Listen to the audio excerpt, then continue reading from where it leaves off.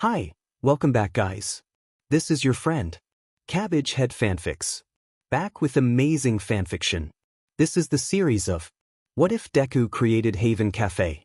Now before starting, please give this video a like and subscribe to the channel if you want more videos like this. Now let's get into the fanfic. If he hadn't been definitively diagnosed as quirkless when he was 4, Izuku would have suspected that he had some sort of trouble attracting quirk. Or that his quirk made him a literal villain magnet. After all, why else would he happen to be in a tunnel at the exact second a person, at least he thought it was a person, made out of slime oozed out of a sewer grate? He wasn't even sure how he had gotten to this area. He hadn't been near Aldera since he took his graduation tests a year ago. He'd just been wandering, lost in thought, until a voice said something about using him as a puppet, and thick slime started to force its way down his throat. Then All Might had saved him. All Might, the #1 hero.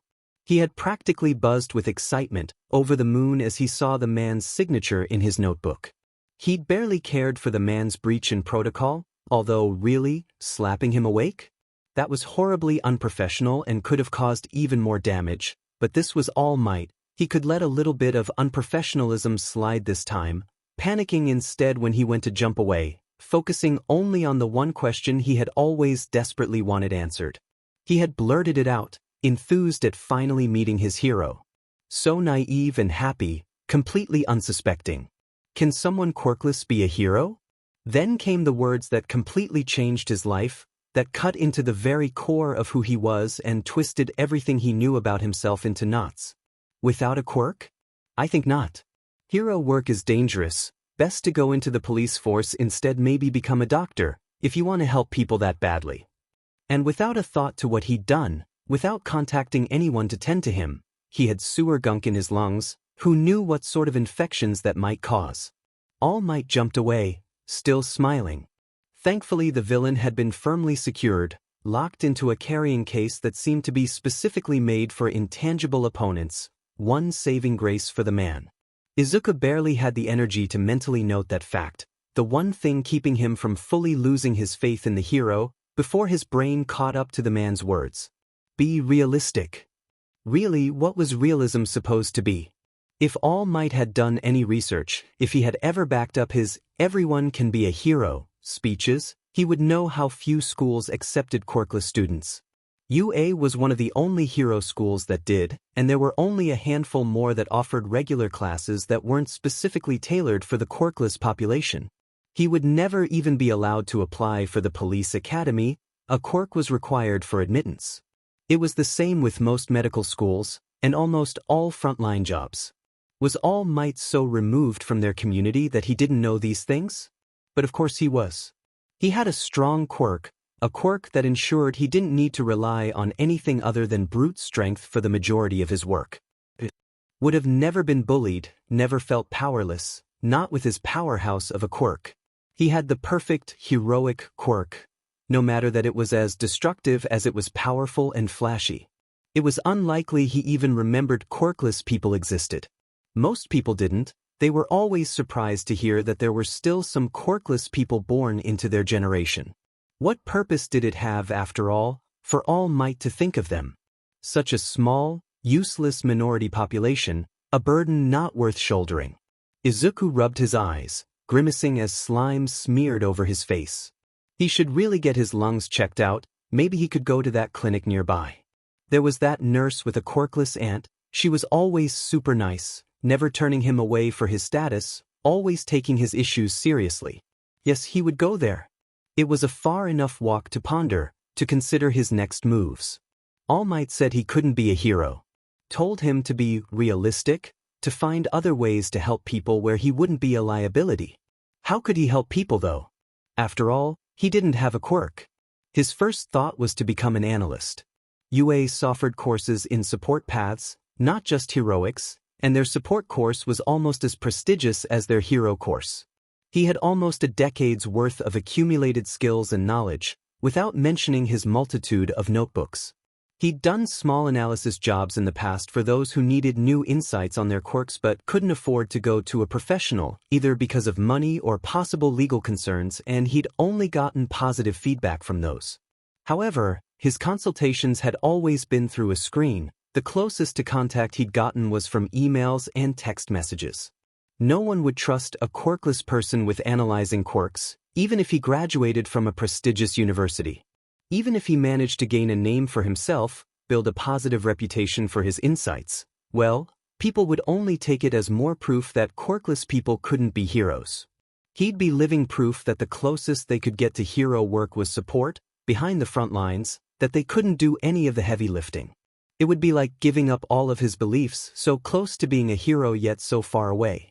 He'd be in UA's halls, but not like he'd always dreamed. No, he couldn't rely on his analysis. He couldn't go to UA either. He didn't think he could bear it. Even with the scant possibility of acknowledgement during the sports festival, it wasn't worth feeling the crushing pain of seeing the hero students and knowing that he could never be like them. That he could never be a hero, just a helpful side piece. No, he would have to find some other way to help people. But what other way was there? He couldn't do anything on the front lines, be it law enforcement, medical services, even counseling for victims was out. Almost everything was barred to him. He had checked.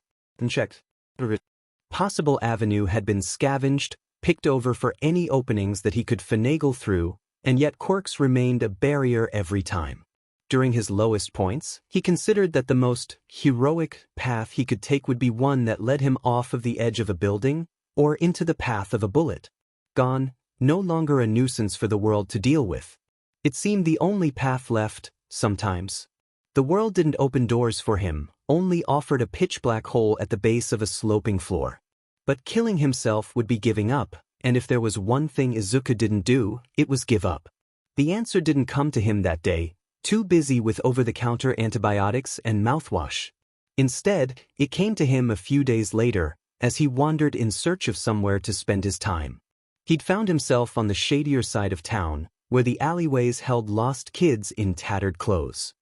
He gave 500 yen to a girl with no shoes, and she held the money like it was precious, darting away as if she were scared he would take it back.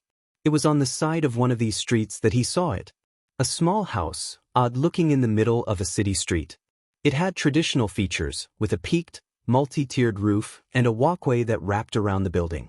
It had windows in the front, instead of traditional shoji, but he could see the sliding panels along its sides.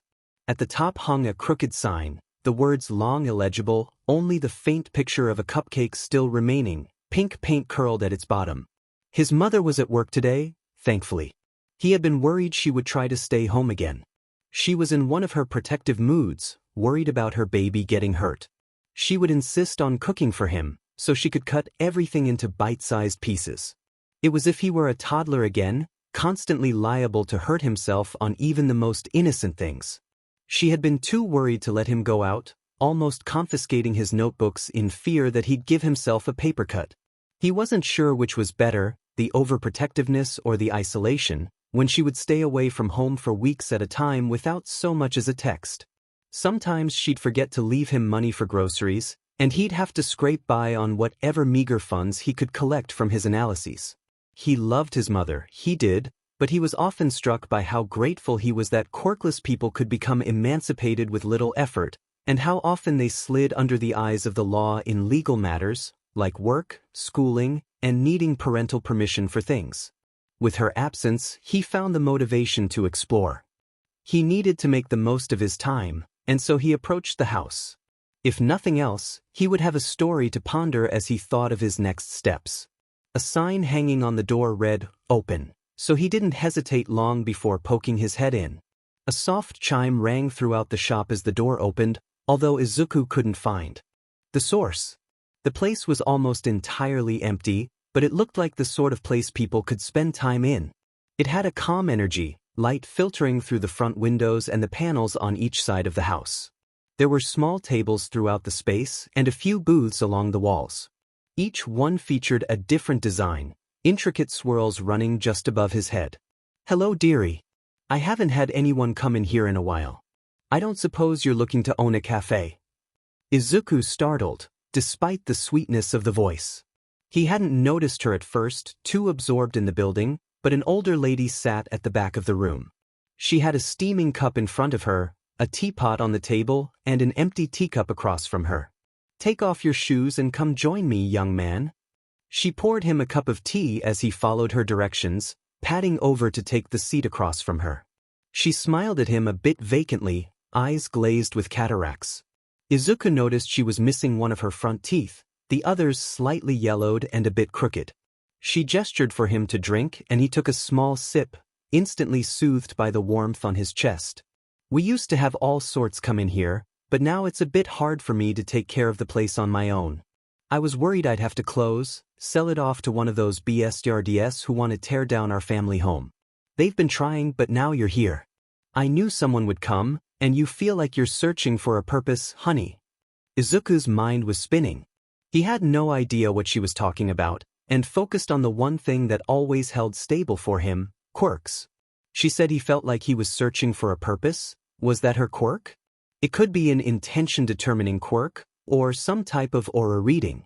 Perhaps she was like a seer, considering that she had implied that she had expected him, had said that she knew someone was coming. But future-seeing quirks were so rare, it was highly unlikely she'd be sought after by all sorts of agencies, and with this place being so quiet. And a fast mind too. You'll do nicely, I think. And no quirks needed, just an old lady's intuition. No quirks here. Her grin turned mischievous, and she brought her leg up to waggle her foot at him. He pet his head, then his eyes widened. You're quirkless? He breathed. Have been since the day I was born. Now, I needed to find someone I could trust to take care of this place. It's been in the hands of the quirkless for generations, and that ain't gonna stop now. She tossed a set of keys at him, which he barely caught, clutching them against his chest. All you gotta do, sonny, is sign a few papers. Don't need your mama or nothing. We're quirkless after all, we can slide under the law. Sign a few papers for what? His mind was spinning too fast to bring any coherency to her words. For you to own the place, haven't you been listening? It's always been a haven, and a haven it'll. The structure is perfectly fine, will be for another 100 years at least. You've got furniture and some basic appliances in the back, and the kitchen's a beaut if I do say so myself. You'll probably need some new gadgets to keep up with all those other places, although that part shouldn't be your focus. I'll leave you a bit to start you off, but you gotta make the place your own. I'll leave the logistics up to you, I'm too old to worry about that sort of thing. Giving me this place? Why? His voice pitched up, catching and breaking with a squeak. He winced as the lady laughed, holding a hand splayed over her stomach. Oh, sonny. Call it the whim of an old lady? I just want this place to go to someone who will uphold it. You'll do nicely, I think. Strong spirit, to make it this far, you're perky and young. Motivated, if subdued by the world. This place will do you good, and you'll do it good in return. I'm sure you want to be a hero, we all did at one point. You've got a good heart, so let me tell you a secret. She leaned in until her nose was inches away from touching his. Saving people is more than just saving their lives. Saving people means saving their souls. You gotta make them feel safe to keep them safe. A body is nothing without its personality. Saving a body isn't important. She leaned back, still grinning, although tears shone in the corners of her eyes, one slipping down her cheek. You remind me of my grandson. He was quirkless too, always blamed me for contaminating his genes.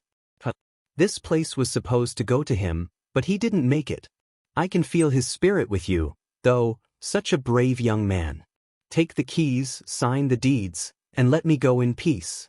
I couldn't leave before I saw this place move on as it should. This woman had seen much in her life. Despite the cloudiness in her eyes, the vacancy, her perception was crystal clear. She might not actually be able to see the future, but there was something in her that knew how things would go. How this decision would go. It was the certainty of a woman who knew that she was soon going to die, but had lived her life in a way that she would not feel ashamed of. Not magic, not a quirk, just learned wisdom. Izuku took a pen from the table, the lady pulling out a small folder. Inside were only 3 sheets, held together with a tiny pink paperclip. She handed the papers to him, and he read them over. They were almost criminally simple, the transition from one quirkless person to another practically invisible in the eyes of the law. She was right, they were essentially nothing, one quirkless the same as another in any legal matter. And even as that hurt them, as that let them be hurt, it also let them live. They lived in the loopholes, in the in-betweens, and he wouldn't want that to change. His pen made dark streaks on the paper, scratching against the surface in practiced motions. The whole transaction was finished within 10 minutes, the lady placing the papers back into their folder. Happiness radiated off of her as she waved the folder in his face, ruffling his hair with the breeze. "Thank you. Take care of this place, and be the hero you need you to be." With that she was gone, the chime absent as she exited the building, still barefoot. Izuku watched her until she faded from view, then stared up at the ceiling. This was not how he had expected his day to go. He had expected to go home empty-handed to a quiet apartment, to spend another night alone other than the smiling faces of his heroes. Instead, he had a cafe to get up and running. He'd sell some of his hero merch. All Might's smile had been looking faker and faker, and he wouldn't mind getting rid of it entirely. He could keep some of his other merch, maybe add that as a personal touch to the cafe. Either way, he needed to get home and get to work. He locked up as he left, making it only a couple of steps before the sign fell down behind him with a loud crash. It had splintered, completely beyond repair. He still couldn't make out the words that had been imprinted on it, even at this distance. The cupcake had managed to survive intact, however, and he picked up the jagged piece. He unlocked the door and set it inside, before relocking the door. That sign had been part of the lady's haven, and he would keep at least part of it to remember her, to remember the first person who had put their trust in him, who had believed in his abilities, even if she had barely known him. Her last act here had been to soothe his soul, her own heroic deed. She had made him feel safe, given him a place to make safe. She'd managed to give him a purpose. He had come in looking for guidance, for a path to follow. He didn't know how she had realized, but she had given him that.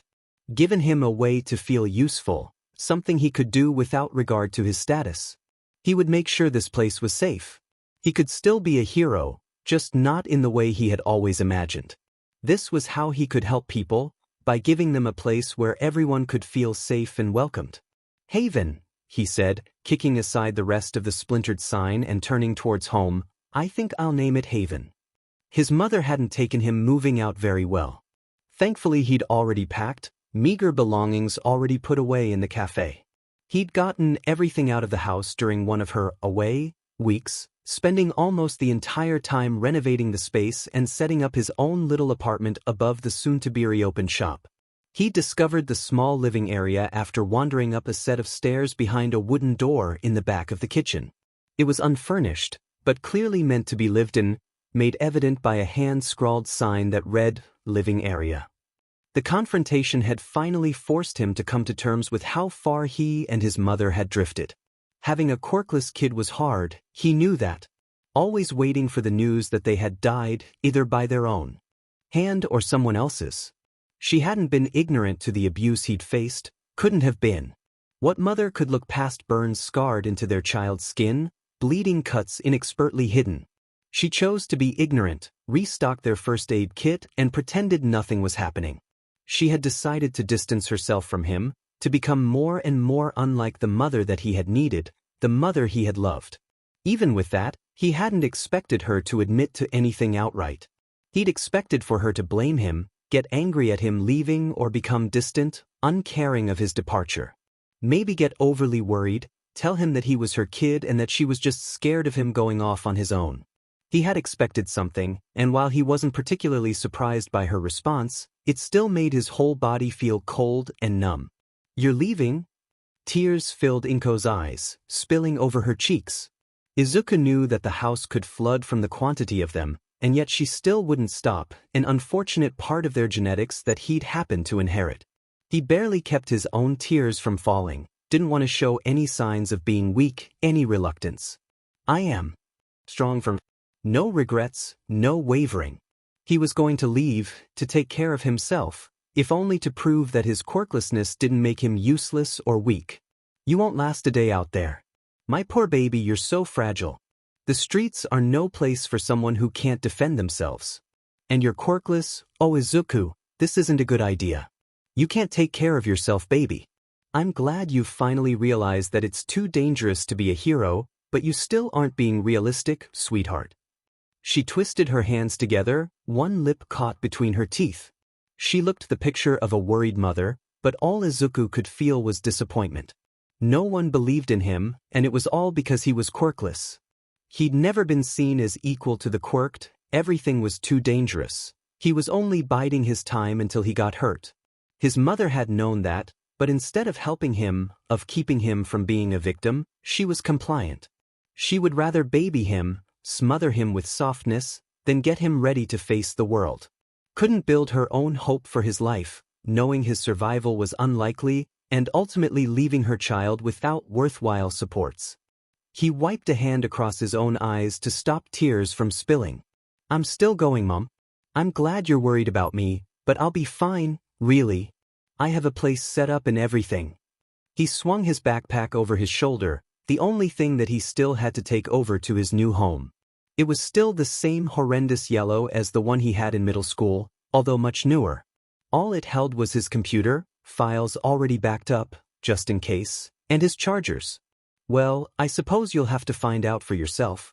You've always been a precocious boy. I'll be waiting for you to come back, baby. Don't worry. I'll keep you safe, you'll figure out that you need me. Izuku nodded, lips sealed tight. He couldn't risk responding, didn't know what would come out of his mouth. He didn't want to hurt his mother, no matter how much hurt she had caused him. She just wanted her baby to be safe, unaware of how damaging her efforts were to him. She hadn't known the effect her apologies would have, her babying meant to be sweet. He had to repeat that to himself, lest his anger overcome him. She had only wanted to keep him safe, keep him close. It was well known that quirkless kids didn't live long, she'd only been doing her best to make sure he would be one of those who survived past teenagerhood. This is why we don't survive. Because instead of support, instead of encouragement and training, we're infantilized. We can't even rely on our families to tell us we have worth. We're quirkless, so we'll never amount to anything, even in the minds of those closest to us. It doesn't matter that we are unlimited by quirks, that we could be the most versatile on the playing field, more well-rounded because of its absence. Quirks are power, and without one you are nothing. Worse than nothing. Don't ever forget that again. His hands tightened around the straps of his backpack as he walked out the door and down the apartment stairs. It was bright out, people walking by oblivious to his internal conflict. None of them knew he was quirkless, none of them would ever know if he didn't tell them, if the little pieces of his body didn't give him away. At the same time, he could probably figure out the quirks of the people passing by, just on the limited analysis he could observe in the minute or so they were within his line of sight. There were always signs, unconscious inclinations towards certain behaviors. Quirkless people didn't have those little tics, only the slump of a person who'd been constantly beaten down by life. He wandered a bit, aimlessly, unwilling to go back to the café right away. So far, he'd only felt happy within its walls, and he wasn't yet ready to taint it with this sort of negative energy. With his hopelessness. Instead, he found himself at Dagoba Beach. Once beautiful, the beach was now a sprawling dump, piles of litter and half-trashed appliances stretching out as far as the eye could see. He didn't even come close to reaching the top of the piles, wouldn't even if he hadn't had such a small stature. Izuku wandered between the mounds, taking in the variety within the junk. Occasionally he would stop to examine some object that didn't seem to be too damaged, gathering bits and pieces of pretty broken things. He found he held a fondness for any shade of green. A shiny gear caught his eye, and he reached for it. It was slightly beneath a larger pile, but he figured that removing the small piece wouldn't be enough to topple it. All it would need was a little tug, and he could add it to his collection of possibilities for his cafes. Right as his fingers brushed it, he was jerked back, a hand firmly grabbing onto his shirt. He wheezed as the wind was pushed out of him, landing in an undignified pile in the sand. He stayed there, something dull poking up into his spine, staring blankly at the sky. It would take forever to get all of this grit out of his hair. It was just as bad as glitter.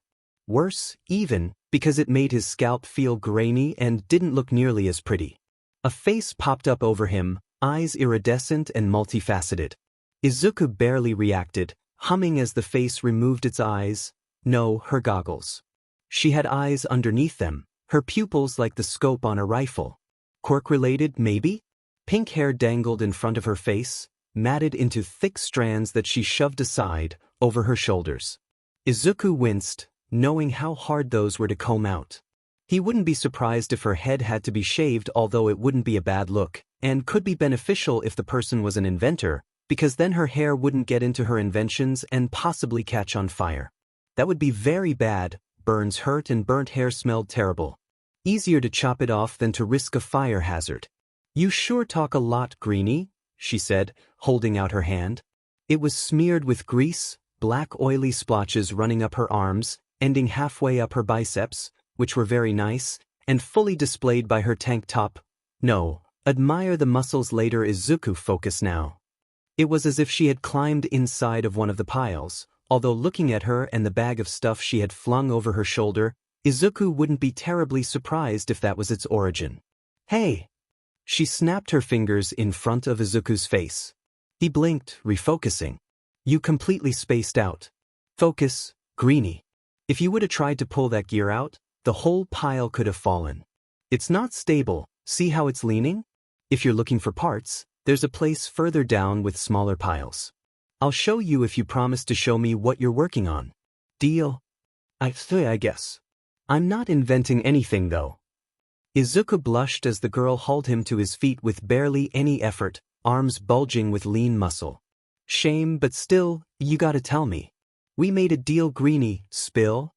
She vibrated with energy, and Izuku noticed that her eyes were honing in and out on various parts of him, her pupils growing and shrinking, lingering over his half-hidden scars. He fought the urge to cover them with his jacket, figuring that would only make them more suspicious at this point. "I'm trying to set up my café, and I just wanted to make it more personal, you know?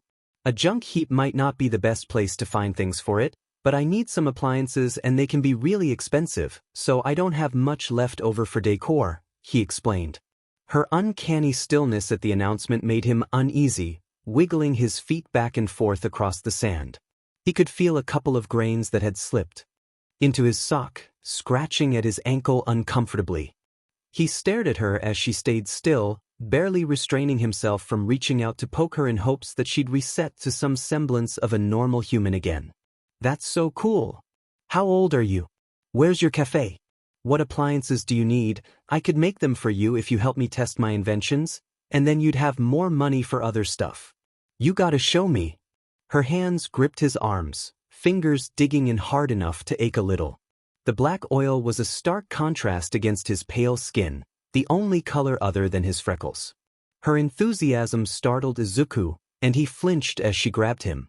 His eyes focused on the ground, noting that they were almost toe-to-toe. The girl really had no care for personal space, did she? I guess? Sure. "It's not that good yet, it's kind of a mess, really. I just got it and I'm in the middle of reorganizing." "I should probably know your name first, though? I'm Midoriya Izuku. I think that I forgot to tell you, with the yanking and possible death and all. Hatsum Mei, inventor extraordinaire, future CEO of Hatsum Industries. So, Midori, where's this cafe of yours? Maybe I can help you set up. Ooh, do you make good coffee? I could go for some coffee right now." She took his hand, swinging their arms back and forth as she led him through the piles of junk, following a winding path that Izuku never would have noticed on his own. His mind finally caught up to the situation as they exited the dump, and he blushed like a tomato. He was holding a girl's hand, and she wanted to come to his home? Not that she knew it was his home, just that it was a cafe he owned, but either way, she'd be where he lived. And she didn't know he was quirkless. She didn't know he was quirkless. As much as he wanted to hide it, finally have a friend, even if she was a little crazy, he knew that would only blow up in his face. She'd feel betrayed he hadn't told her, and hate him, and oh Cammy, she could make machines. What if she wanted to test some of the bad ones on him? What had he gotten himself into? Whoa, slow down. You talk really fast, Midori. I am not caffeinated enough to follow along that fast right now. So, again. But slower. Well, at least it would only crush a momentary hope. Waiting to tell her later would only prolong the inevitable. "I'm quirkless. I understand if you want to leave She cut him off almost immediately. Why would that make me want to leave? I don't think that has any effect on your cafe. Oh, did you think I thought you had like a coffee brewing quirk or something? I didn't, although that would have been cool as hell. Izuku stopped in his tracks, staring at her. She stared back, confused. Hey, I'm not mad you don't have a coffee brewing quirk, I still want to go to your cafe. Come on, why are you stopping? She tugged at his arm, but he dug his heels in, forcing her to drag him across the sand, feet leaving furrows. You don't care? It was barely a whisper, just loud enough for her to hear. Her brows furrowed, eyes showing even more confusion. Then she seemed to come to a realization, and Izuku braced himself. She'd finally realized. Maybe it hadn't registered before with how few quirkless people there were. People sometimes forgot they existed. Did you think I was going to be mad 'cause you're quirkless? She asked, tilting her head the other way, like a dog hearing a sound. He didn't meet her gaze and flinched hard, his whole body jolting as she grabbed his chin. He closed his eyes tight, scrunching up his face, waiting for the blow. Maybe she would just smear oil across his face and call it a day. He might get off easy. Hey, look at me. His eyes snapped open, meeting hers. He didn't know her well, but that tone seemed uncharacteristically subdued. She didn't look angry though, just sad. She was going to be like his mother instead, tell him he needed to be taken care of. He couldn't do that twice in one day. He'd almost rather she beat him up instead. I'm not mad at you. Anyone who has been is an idiot. Quirks are tools. If you have one it can help, but it's not necessary. I can use a rock just as well as a hammer, right? Quirks are like that. All I can do is zoom in on things anyway. I don't give a shit if you have a quirk or not. All I care about is if you're still willing to show me your cafe and listen to my tech babble. She tapped his nose, smearing oil across his cheek absent-mindedly as her thumb rubbed over it. Izuku stared at her, mouth gaping as he unconsciously leaned into the gentle touch. She didn't care? Was this some sort of joke? Was she going to laugh at him and tell him he was an idiot for believing her? I'm going to give you my number for now, we can exchange them. I still want to come to your cafe, but I want you to be comfortable with having me there. I can give you time, I understand your reasons for not trusting me, and I'm not mad. She met his eyes with an intense stare, as if she were dissecting him. Was this what he looked like when he was in the middle of analyzing quirks? He could understand why people had called him creepy, but the look actually suited her. No. Well, yes, we can exchange numbers, but no, I do want you to come over. Please. Oh, Cammy, he sounded pathetic. But she smiled, letting go of his face to grab his hand again. Let's go then. If you change your mind let me know, but I want to see what you need built. And I can help decorate. I paint really well, and I can carve stuff, gotta make the machines look good. Her hyper-cheerfulness was a bit addicting, Izuku decided. He immediately felt his anxieties easing, swept up in Hatsume's madness.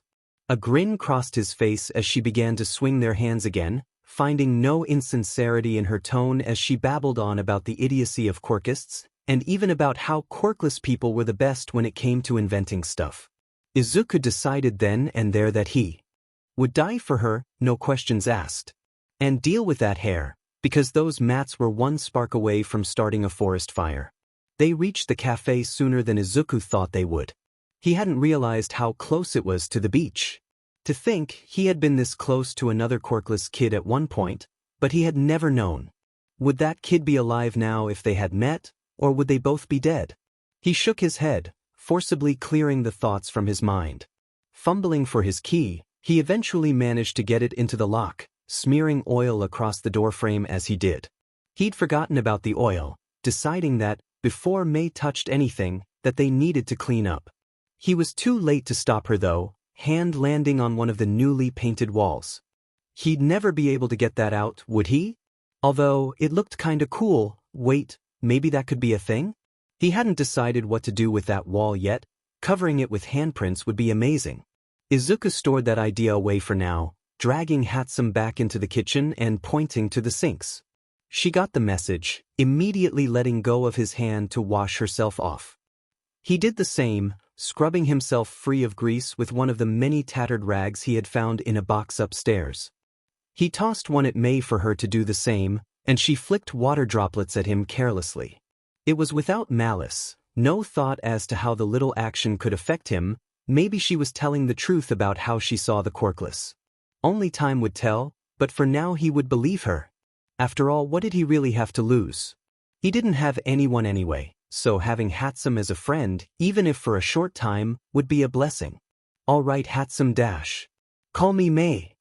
May, how about I show you around? She practically skipped around the place, pulling a pencil from somewhere in her hair, which, what else was she hiding in there? And scribbling down notes on a tiny, stained notebook that she tucked back into her coveralls. He hadn't noticed that either. He was slacking. Normally he would have been over the moon about a new person to study, a new quirk to figure out, but in his shock he had been unable to focus on that aspect of the situation. She winced looking at the coffee makers, scribbling so hard Izuku was afraid she would break the pencil. He had a feeling that the cafe would be getting a full technical renovation. Hatmei didn't seem like the type to leave things half done. They eventually ended up upstairs, where Izuku's stuff was. He'd already unpacked, clothes neatly put away in his closet, notebooks lined up on a bookshelf.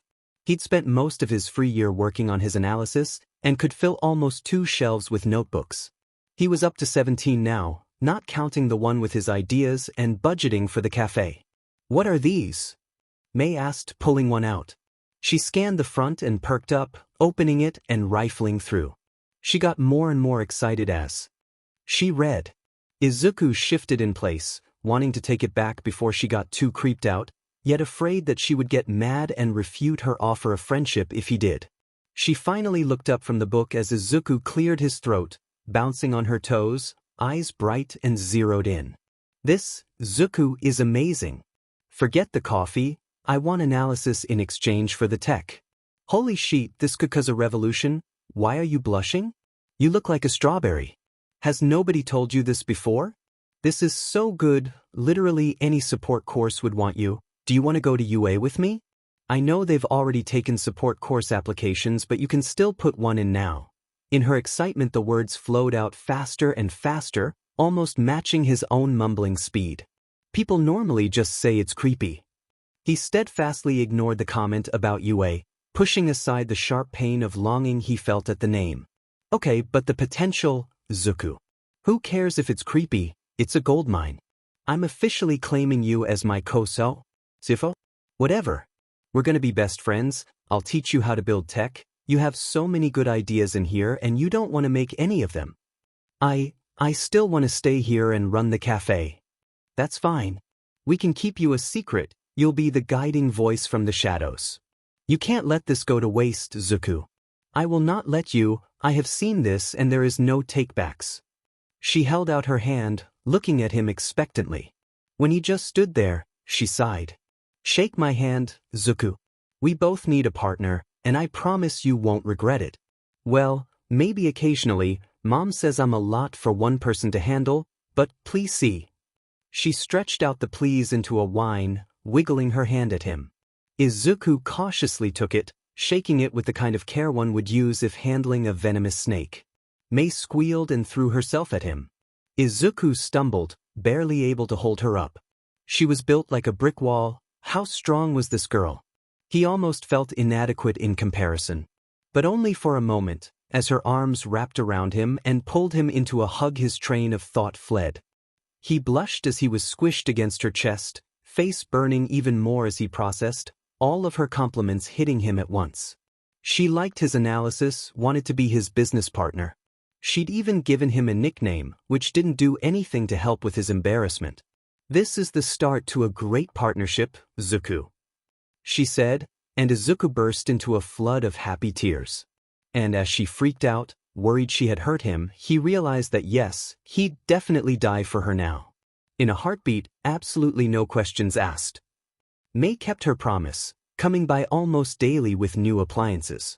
Izuku insisted on supplying her with coffee and snacks, partially in payment, partially because he knew that she would forget to eat otherwise, and mainly because he needed to work on making said coffee and snacks so that he could open his. He was aware that he would need to hire help at some point, but for now the place should be small enough that he could run it on his own.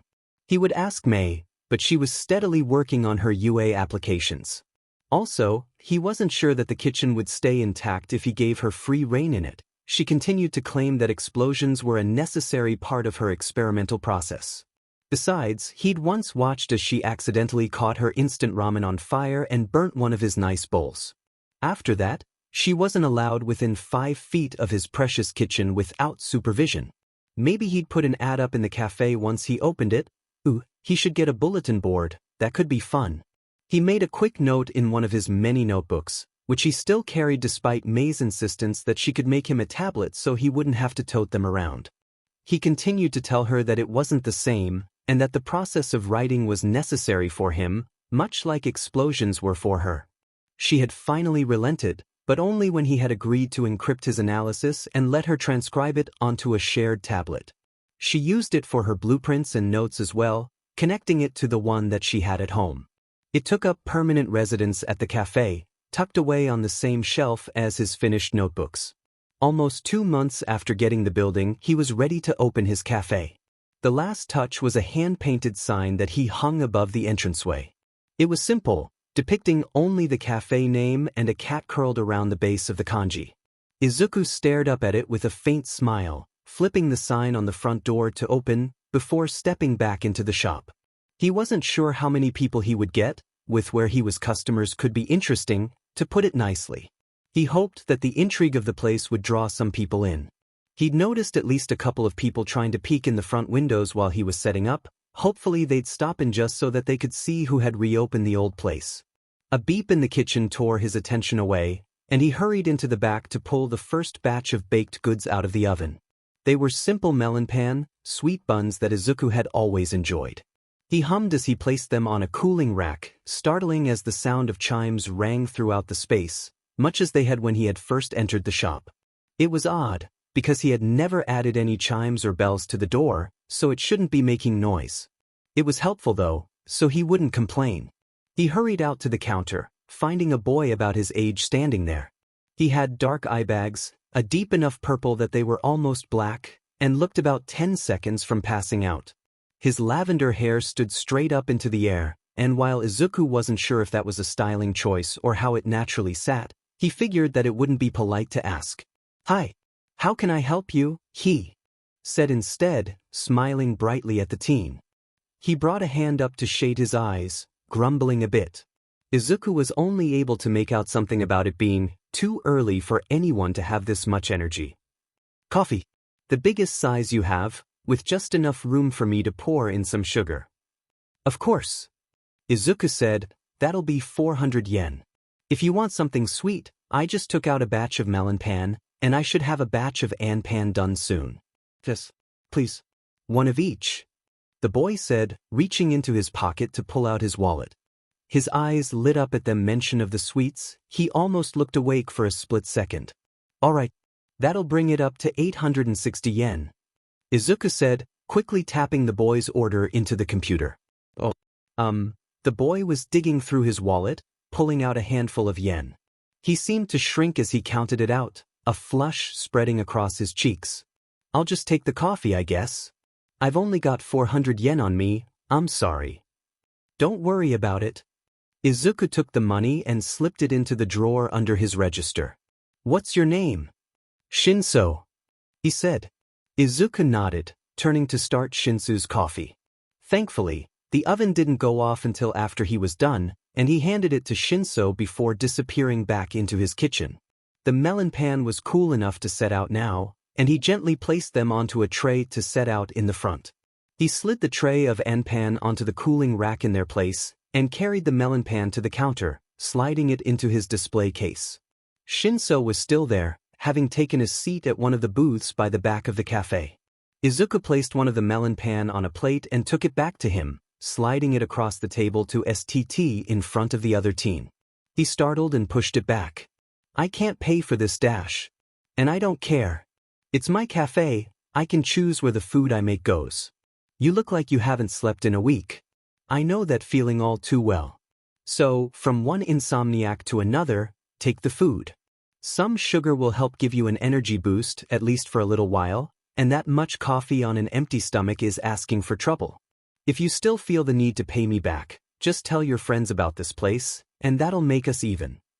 I don't have, Shinso hesitated, cutting himself off.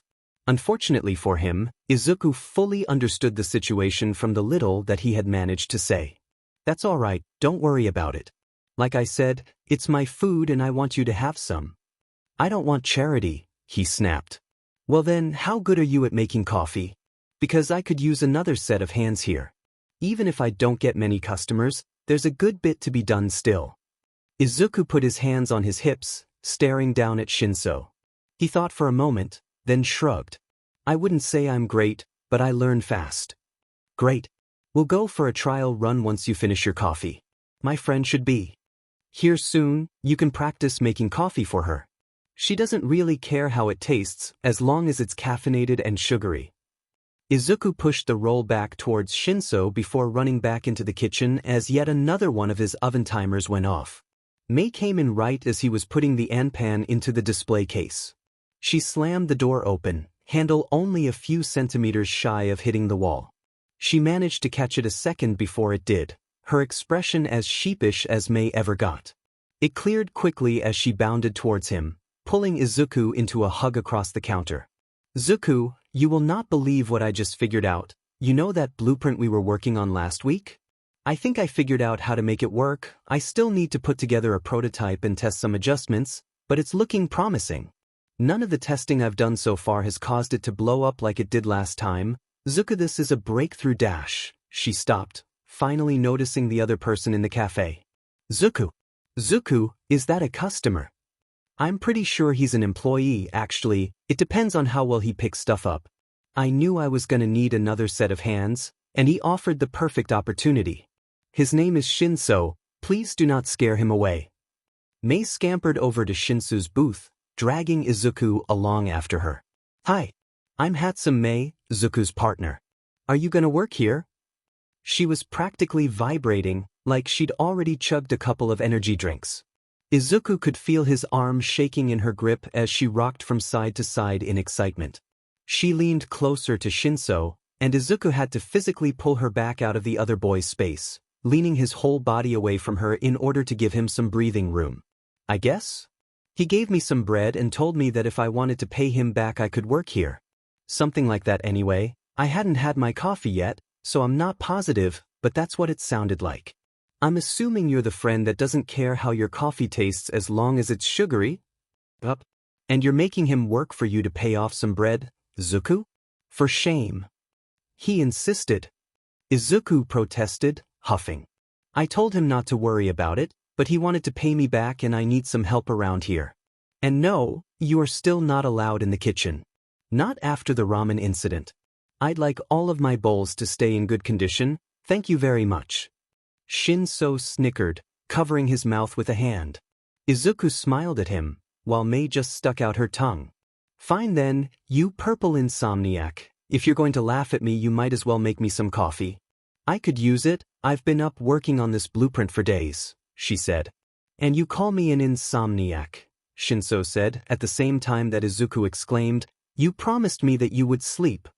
Izuku ushered Mei over to one of the booths, making her lay down before he went to help Shinso. With any luck, she'll be asleep before we get done. She needs it. Izuku taught Shinso how to work the machines, guiding him along as he pieced together Mei's monstrosity of a sugared coffee. He set it on the table next to her. She was, unfortunately, still awake and working. She chugged it down while drawing on her tablet, something that looked eerily similar to a rocket launcher, if a rocket launcher had a child with an extremely large sword. Izuku decided he really didn't want to know what it was, and slipped away to keep teaching Shinso. Okay, that went pretty well.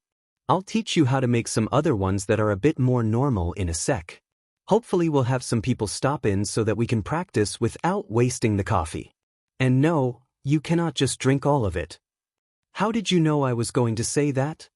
Shinso asked. Izuku simply pointed over to Mei, who had somehow gotten her hands on one of the pastries and was happily munching away while sipping another coffee. Literally, where did she pull that from? He hadn't seen her come over to use the machines. Who was he kidding? He needed to stop questioning Mei's methods and instead focus on stopping her before she drank enough to give her heart palpitations.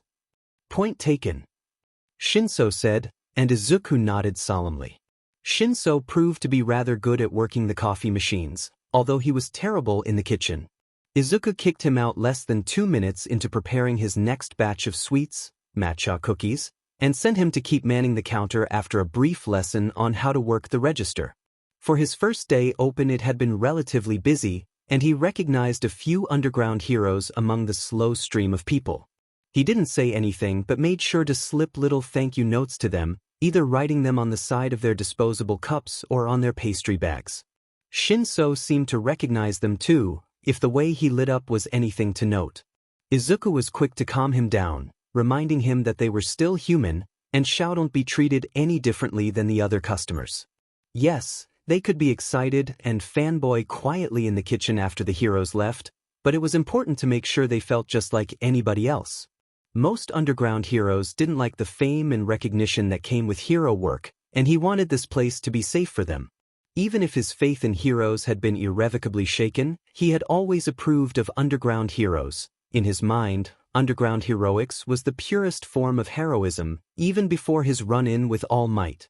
He told Shinso something similar after one left, a new hero whose quirk allowed her to disable enemies by showing them their greatest fear. Shinso had stared at him for a long moment, before asking, "You don't think her quirk is villainous?" Izuku examined him for a moment. Shinsu's voice had been quiet, scared, both afraid of the answer and hopeful about its implications. The realization hit Izuku in an instant, the lack of friends, the timidness, how tense he was, his reluctance to owe Izuku anything. No quirk is inherently villainous. Any quirk can be used to harm, it's a tool. It's like saying a gun is evil, the gun itself isn't, it doesn't have a brain or free will. The person wielding it decides if it is used for good or evil. It's the same with a quirk, she uses hers for hero work, and therefore it is made good via her actions. Shinsu's shoulders slumped, his entire body relaxing. Izuku smiled at him, laying a hand on his shoulder. "If you want to talk about it, just tell me. I can't promise to fully understand, but I'll get more than you think I might. This place is safe, protection for anybody who needs it. Neither Mei or I care about the public's views on quirks, it's just another excuse for bigotry to run rampant. The quirk hierarchy is idiotic, supporting those with heroic quirks no matter how villainous they act, and beating down those with weak or villainous quirks simply because they exist." "How could you understand?" Shinso asked, voice cracking. "Personally, I don't have a quirk. Mei has a weak quirk, it lets her zoom in on things. We understand more than you might think." "Oh." Shinso wiped a hand across his eyes, which were beginning to glisten suspiciously. Izuku handed him a tissue, thumb brushing back and forth on his shoulder in an attempt to soothe him. "Anything you need, we will help you with. I've got a lot of legal loopholes working for me, and Mei is a maniac with far too many guns and a propensity for fire. I've got room upstairs for at least one more futon if you ever need a place to stay. I might have just met you, but trauma buddies have to stick together." Shinso laughed, shaking his head. "I might take you up on that offer, and I promise I won't kill you in your sleep. Should probably finish trauma bonding first though, before you make any decisions about it. I don't want to get set up and have you send me away again.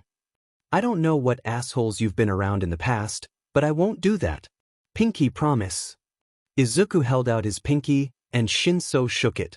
The two barely managed to keep a straight face as they slowly shook their joined hands up and down, dissolving into snickers the moment they let go. "I was about to close up anyways, I'm planning to open during the morning and at night, so we've got some time to chill. Wanna come upstairs? We can all swap stories," Izuku offered. "Sounds good." "Hey Mei!" Izuku yelled. Her head shot up with an audible crack, and she stared blankly at the two of them. Her hands kept moving over her tablet, continuing to draw even as she split her focus. "You want to come trauma bond?" He'd forgotten how fast she could move when she really felt like it. Shinso watched her climb up the stairs on all fours, turning to Izuku with a look of pure terror. "I know, but we're a package deal. Come on, the trauma bonding will help. Izuku spread out his spare futons, one of which.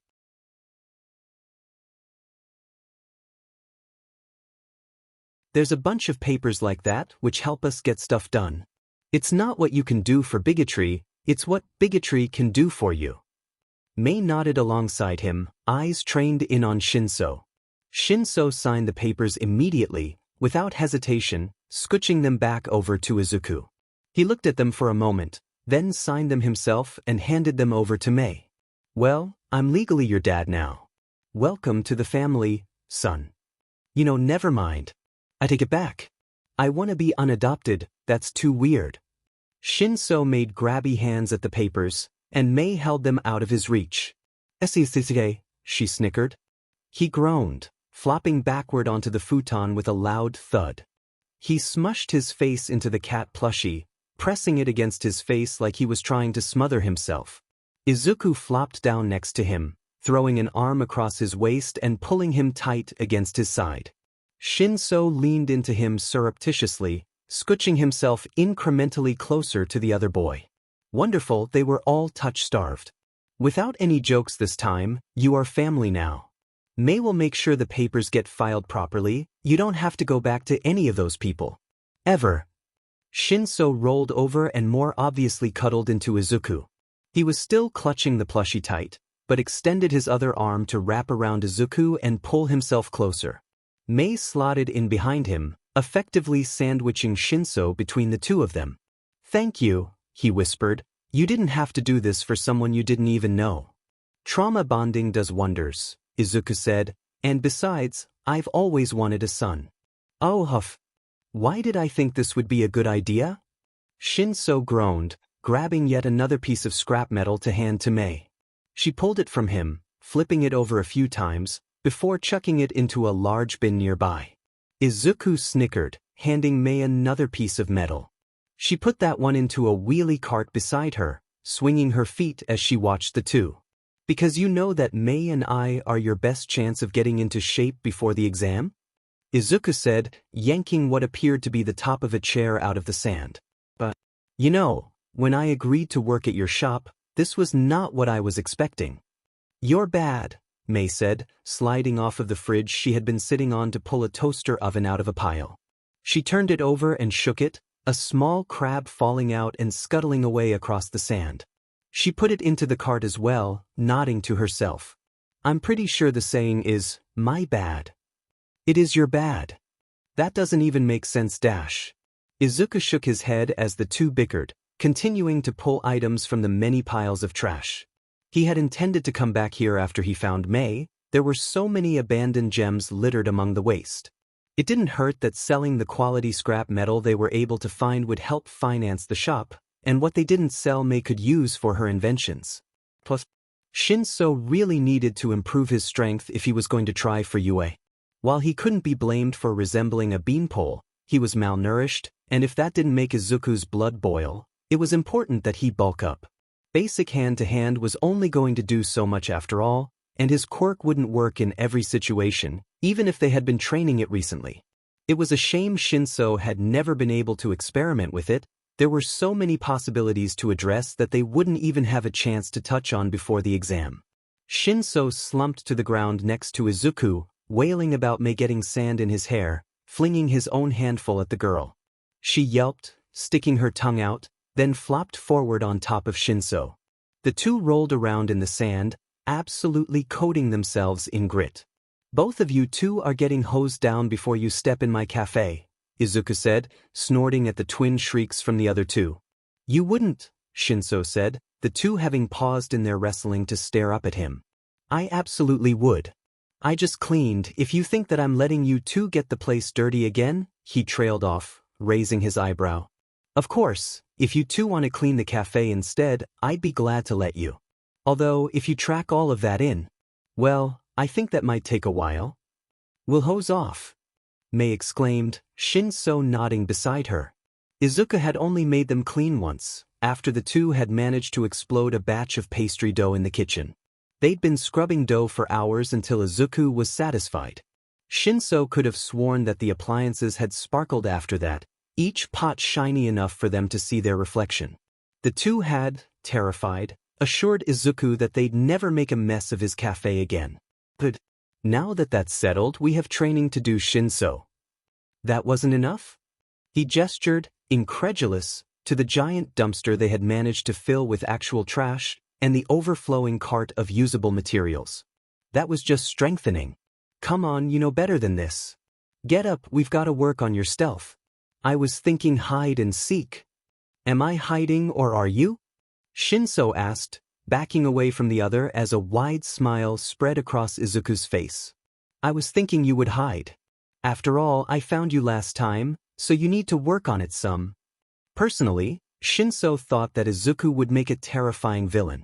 The gleam in his eyes as he talked was, quite frankly, terrifying. The absolute joy in his tone? Sickening. Especially as the boy pulled a wooden spoon from somewhere in the trash pile and slapped it against his hand. Maybe you just need motivation. This won't hurt you too bad, but it's a good incentive to stay hidden. Izuku chirped. Shinso shuddered, sprinting away as Izuku covered his eyes and began to count. Trying to stay on the rubble was hard, but he knew any footprints in the sand would tell Izuku exactly where he was. Hiding. Not that he could stay hidden for long anyway. Izuku had an uncanny ability to tell exactly where he and Mei were at all times. It was another one of the reasons Shinso was glad that Izuku had decided to open a cat cafe and hadn't descended into villainy. He'd repeatedly tried to convince the other to take the hero course test with him, but Izuku had refused. It was too sensitive of a topic for Shinso to push, and he swore that if he ever met All Might he'd punch the dumb blonde in the D-dash. He was so absorbed in his thoughts that he missed the quiet footsteps behind him, yelping loudly as a crack rang out, his arms stinging madly. You can do better than this, Shinso, Izuku said, swinging the spoon, held only by the tips of his fingers. I'll give you an extra 30 seconds this time, try to stay hidden longer than 2 minutes. He giggled, and that spurred Shinso back into action, the hair on his neck standing straight up as goosebumps covered his arms. That giggle was far more menacing than it should be, like a child in a horror movie. Izuku might protest against it, but he was terrifying. Especially when he didn't mean to be. The rest of the afternoon followed in kind, Shinso sporting various purpling bruises as they walked back to the cafe. Their bin had already been picked up. Izuku had managed to convince a nearby company that cleaning the beach would help with customer turnout, and they were paying to have any unwanted scrap disposed of. It was a win-win for their group. They got to train and find useful materials, while helping everybody nearby. According to Izuku, it was the kind of project a hero student would take on, and so Shinso had dove in without hesitation. He only partially regretted it now, muscles aching, his whole body sore and sticky with sweat. Izuku barely seemed fazed, skipping along next to him and humming brightly, spinning his newfound weapon in one hand. They had forgotten about Izuku's promise to hose them off, both Shinso and Mei shrieking as he turned the spray towards them. It was ice cold, and while soothing on their heated skin, it was still a shock. They ran around for a little bit before giving in to the inevitable, soaked to the bone and looking like drowned rats. Shinsu's hair hung down around his face, and the water streaming down from Mei was muddy brown. When did you last shower? Shinso asked her, staring at the blackened water with disgust. About a week ago, not that long. Not that long, Mei, what the actual F-dash, you need to shower more. No wonder your hair is such a disaster, and how do you not have more acne? Oh, you don't shower either. I shower after I work. Do you not think about what your inventing gets on you? How much radioactive bullshit are you coated? Wait, how much have you inhaled? She waved him off, flicking water in Shinsu's direction. It's not a big deal. I wear a mask for any particularly volatile projects. I have never seen you wear a mask and half of the stuff you've made with me explodes. What is your idea of volatile? She shrugged, spluttering as the spray intensified, Izuku having moved closer to spray her down more thoroughly. We are having a talk about this, Mei. Your physical health is important, Izuku said. Mei wilted, and Shinosu didn't blame her. Izuku's disappointed voice was the worst. As for you, Izuku turned to focus on Shinso, go through the back door, and get yourself cleaned up. We've gotta open soon, it took longer for us to get back than I expected. Got it. Thanks, kiddo. Izuku called after him. I am literally older than you, you green menace. Shinso shouted over his shoulder. Is that any way to talk to your father? I will take your bones, Izu, I swear. After they had all showered, Mei looking suitably chastised, and having agreed to let Izuku untangle her hair, it may have taken him almost 3 months to get to this point, but finally he would be able to fix that absolute disaster. He had told her that if he couldn't unmat it he would be shaving it. No, she didn't have a choice in the matter. They began the process of reopening the cafe. Izuku had insisted that they would be a mostly nighttime and early morning cafe. With the area they were in, it wasn't abnormal for customers to wander in at 1 or 2 in the morning. That was actually when they were at their busiest. It was a heavily patrolled area, not by limelight heroes. No, there was no fame to be had by patrolling here, but there was an array of underground heroes that most people had never heard of. They could stop in while the cafe was filled with other patrons and almost nobody would spare them a second glance, blissfully unaware of their existence. Of course, there were those that recognized them, either because they had been saved or because they were hardcore hero fans. They, however, were also aware of the cafe rules. Don't bother those who don't want to be bothered, being one of them. Izuku had thrown people out for irritating heroes that had just gotten off shift, tired and obviously too overwhelmed to tell their fans to go away. Izuku refused to let them thank him. He was only doing his job as the owner. It would be against the purposes of his place to allow people to be harassed when he could prevent it. He did need to hire someone else to help out though.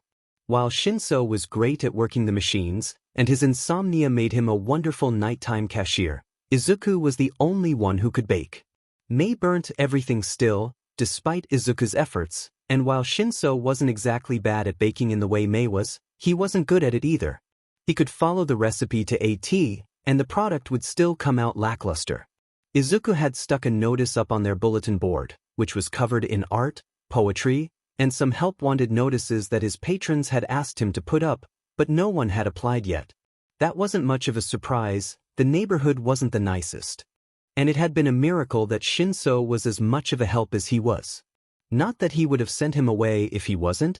Shinso had been family from the second he started insisting that he didn't want to be in Izuku's debt. The night went smoothly, at least for a while.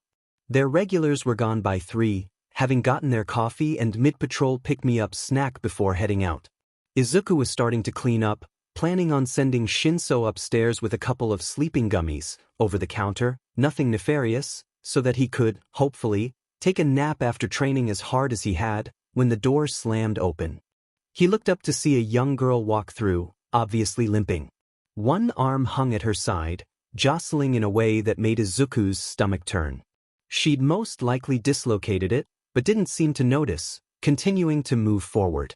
Her steps were slow and stuttering, feet dragging across the floor, scuffing her already dirty school shoes. And she was absolutely covered in blood. It couldn't have all been her own, there was too much for that, and she was liking it from her uninjured arm frantically. She looked up as Izuku moved towards her, eyes dilating as she lunged towards him, stopping a foot short as she tripped and fell to the ground. Hey Shinso! Izuku called, wiping his hands off on a towel. Yeah. Can you grab one of the blood bags from the fridge? We've got a customer and I think she needs them. Shinso walked out from the kitchen, a pastry in one hand, the blood bag in the other. He stopped in his tracks as he saw the girl, swearing softly as he took her in. She was still trying to move towards Izuku, dragging herself forward with her one good hand. Her nails scrabbled along the ground, scratching roughly as she tried to gain purchase, not stopping even as one of them broke and left bloody trails wherever that finger touched. Here, Izuku said, pulling the blood bag from Shinso and holding it out to the girl. She grasped at it, her grip proving too weak to bring it towards herself.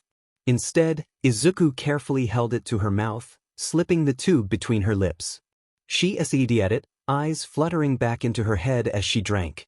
She made little pleased whines as it disappeared, her whole body slumping relaxed. She seemed to regain her strength as she drained the bag, hand grabbing tightly to Izuku's wrist. He didn't try to move her, simply let her hold on while she fed. Grab another bag for us, all right? It's definitely a quirk issue.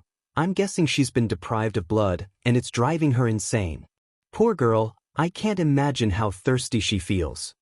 The hand that the girl wasn't holding reached out to scratch her scalp, carefully undoing the tight buns on either side of her head. Her hair fell around her face in frizzy curls, bits of flesh sticking to the strands.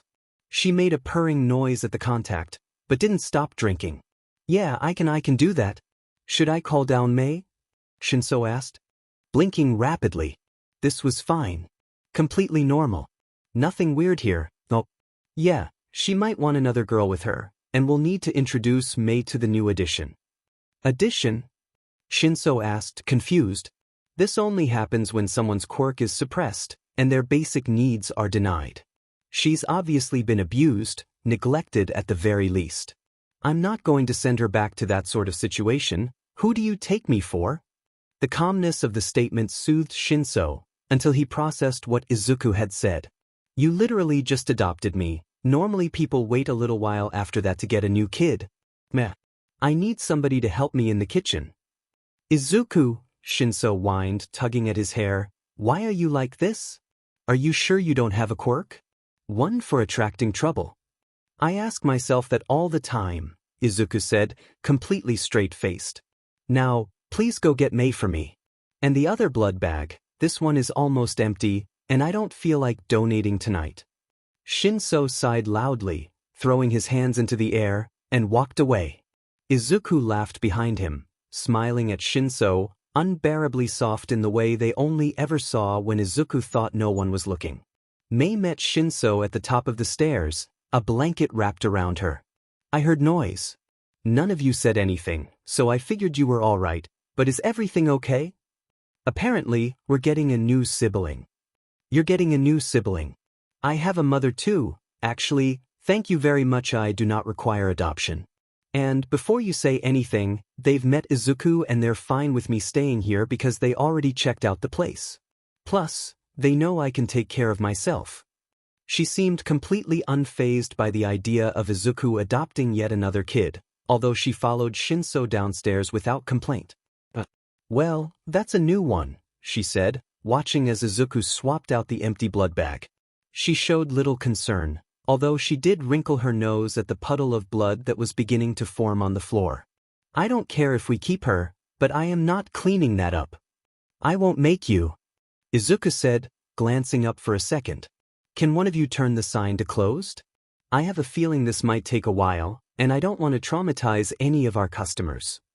I don't see why not, Shinso muttered, but he walked over to change the sign. One of their regulars was standing outside, and Shinso waved, opening the door a crack to stick his head out. Hey, we've got a bit of a situation, so we're gonna be closed now dash. He can come in, Izuku interrupted, having scooped the girl into his arms. He was sitting on a bench with her practically in his lap, curled into him like a cat. I'll need help putting her shoulder back in place, and he's the best one to have here if her quirk goes haywire. Considering I don't know what it is, extra precautions would be good. The man stepped in, nodding to Shinso as he closed the door behind.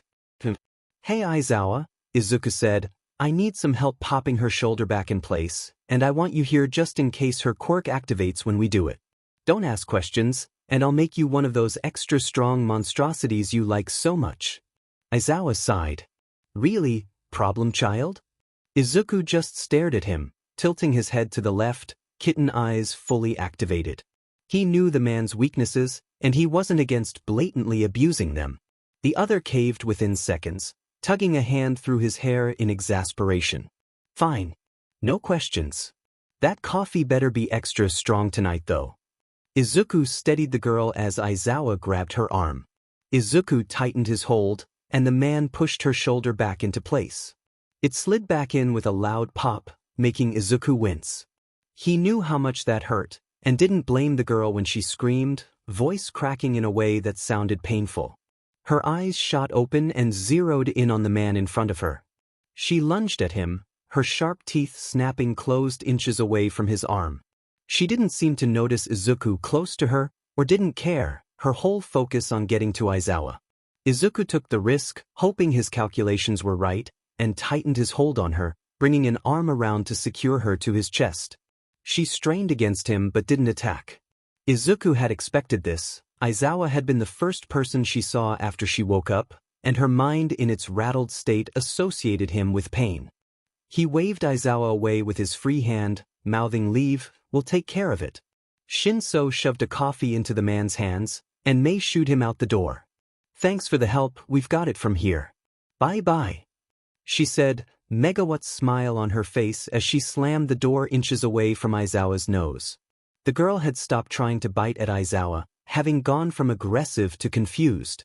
She looked around, eyes focusing on the arm around her and following it up to Izuku's face.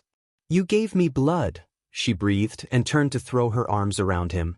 Izuku looked at his friends, eyes wide and pleading.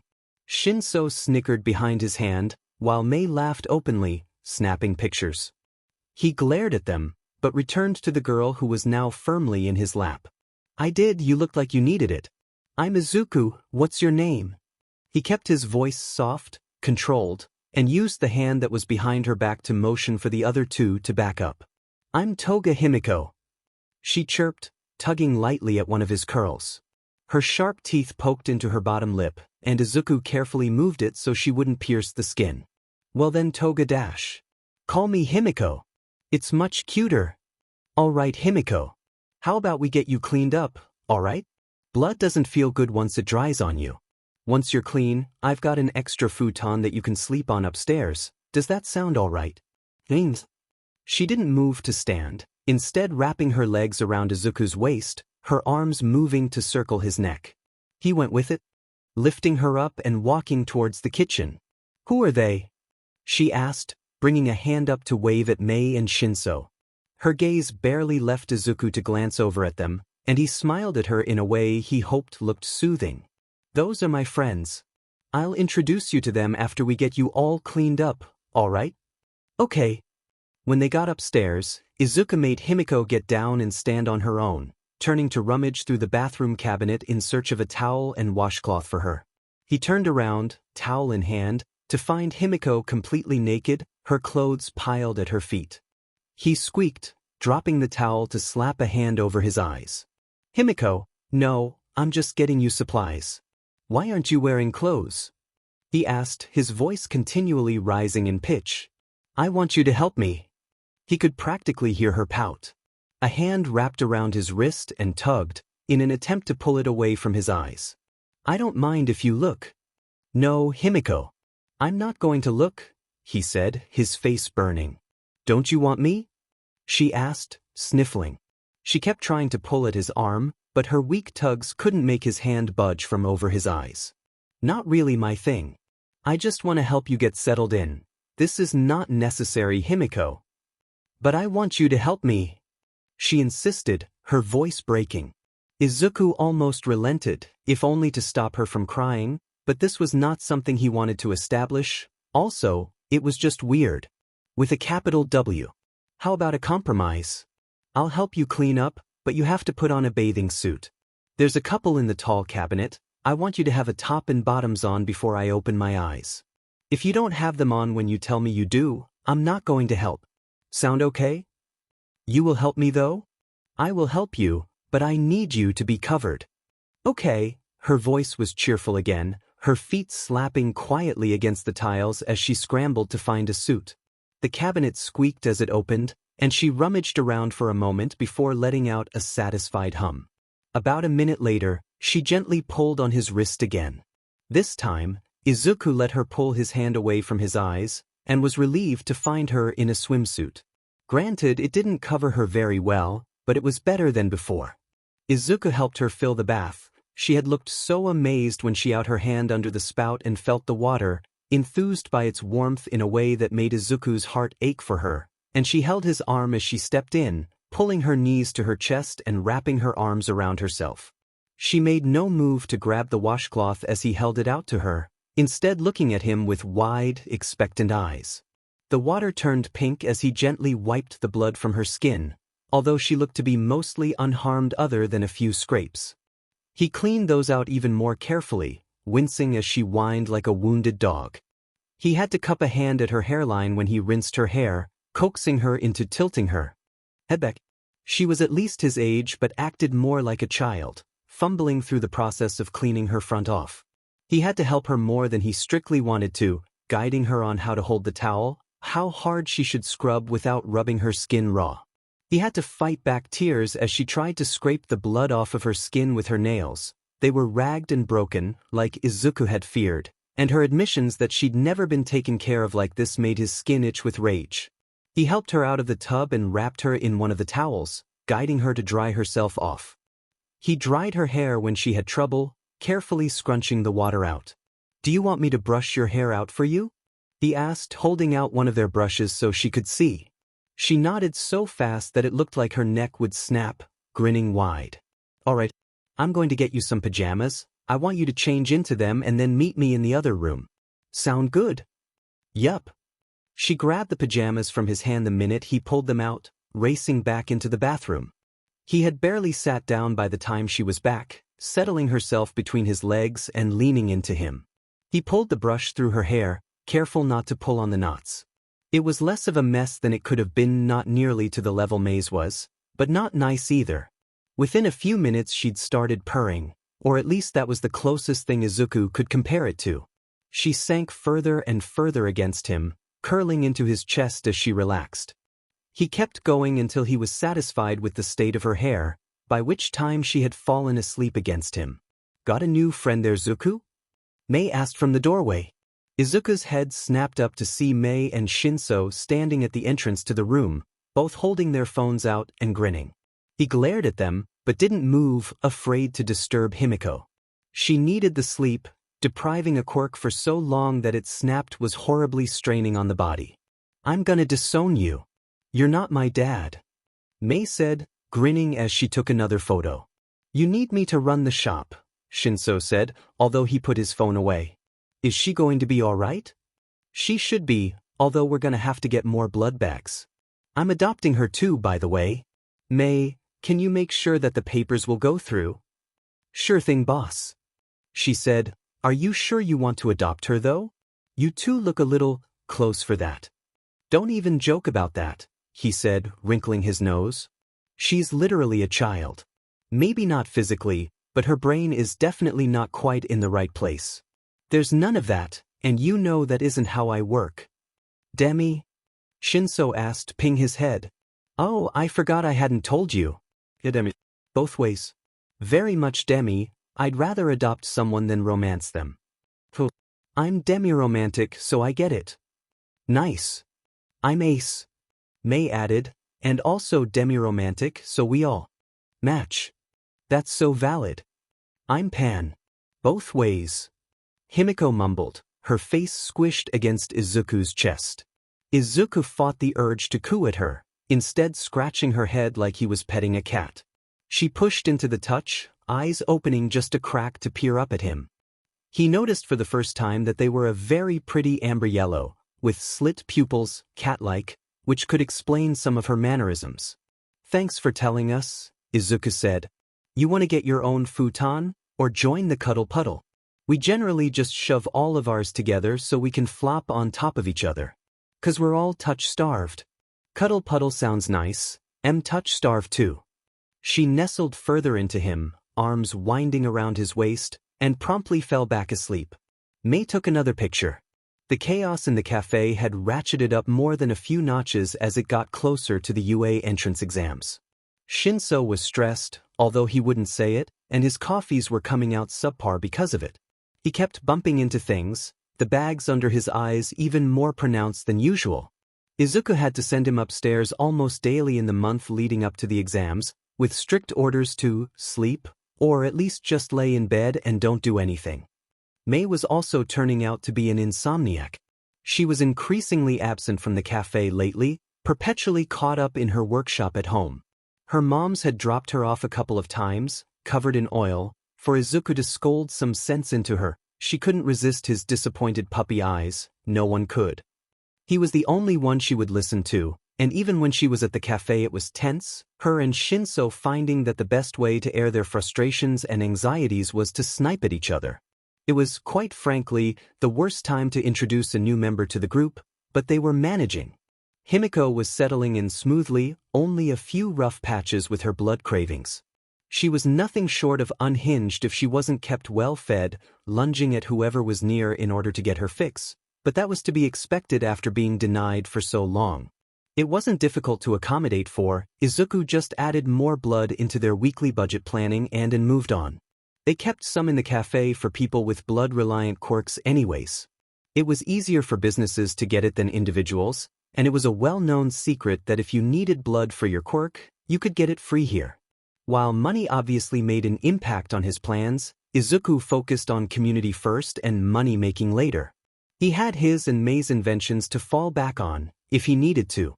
Thankfully Himiko got along easily with Mei and Shinso, a match made in heaven. Her and Shinso, she was essentially a cat in human form and Shinso was weak for that. It was concerning, however, that she showed a certain infatuation for Izuku that ran much deeper than her casual friendship with the other two. He wasn't sure if it was that he had been the first one in a long time to show her kindness or something else, but he was trying to discourage it either way. It was cute as a crush, sure, but he was worried it would lead to something more concerning in the long run. Enough Yandra stories started out with cute infatuation, and while her penchant of following him around like a lost duck was amusing, he was not going to foster that type of dependency.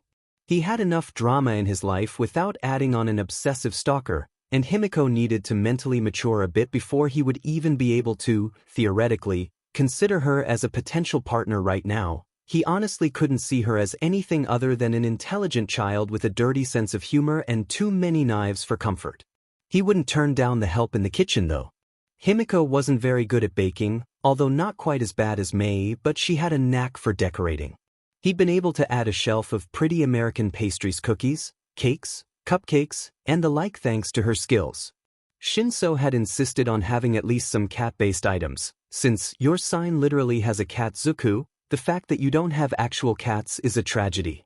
Izuku had caved on this at least, making paw-shaped pastries to appease the other. He was also looking into the idea of having cats in the cafe, but he wasn't going to tell Shinso that until he was sure it was feasible. There were a lot of hoops to jump through, and he didn't want to give the other any false hope, just in case he couldn't manage it. Cats would be a good idea. The pros that came through could use some decompression, and he himself wouldn't object to having some kitties around.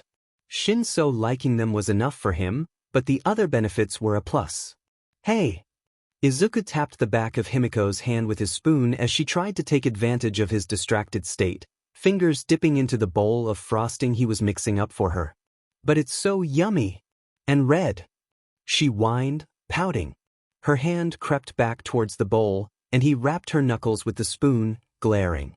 I know, Himiko, and you can have the leftovers, but we can't put our hands in the icing we put on sellable goods, alright? Just wait a little bit and it'll be ready for you to use for decorating. Fine. She liked the tiny bit she had managed to scoop up from her fingertips, sighing dramatically when Izuku pointed to the sink as she did. By the time she had finished washing her hands to his satisfaction, the frosting had been put into icing bags for her to use, almost a full rainbow at her disposal.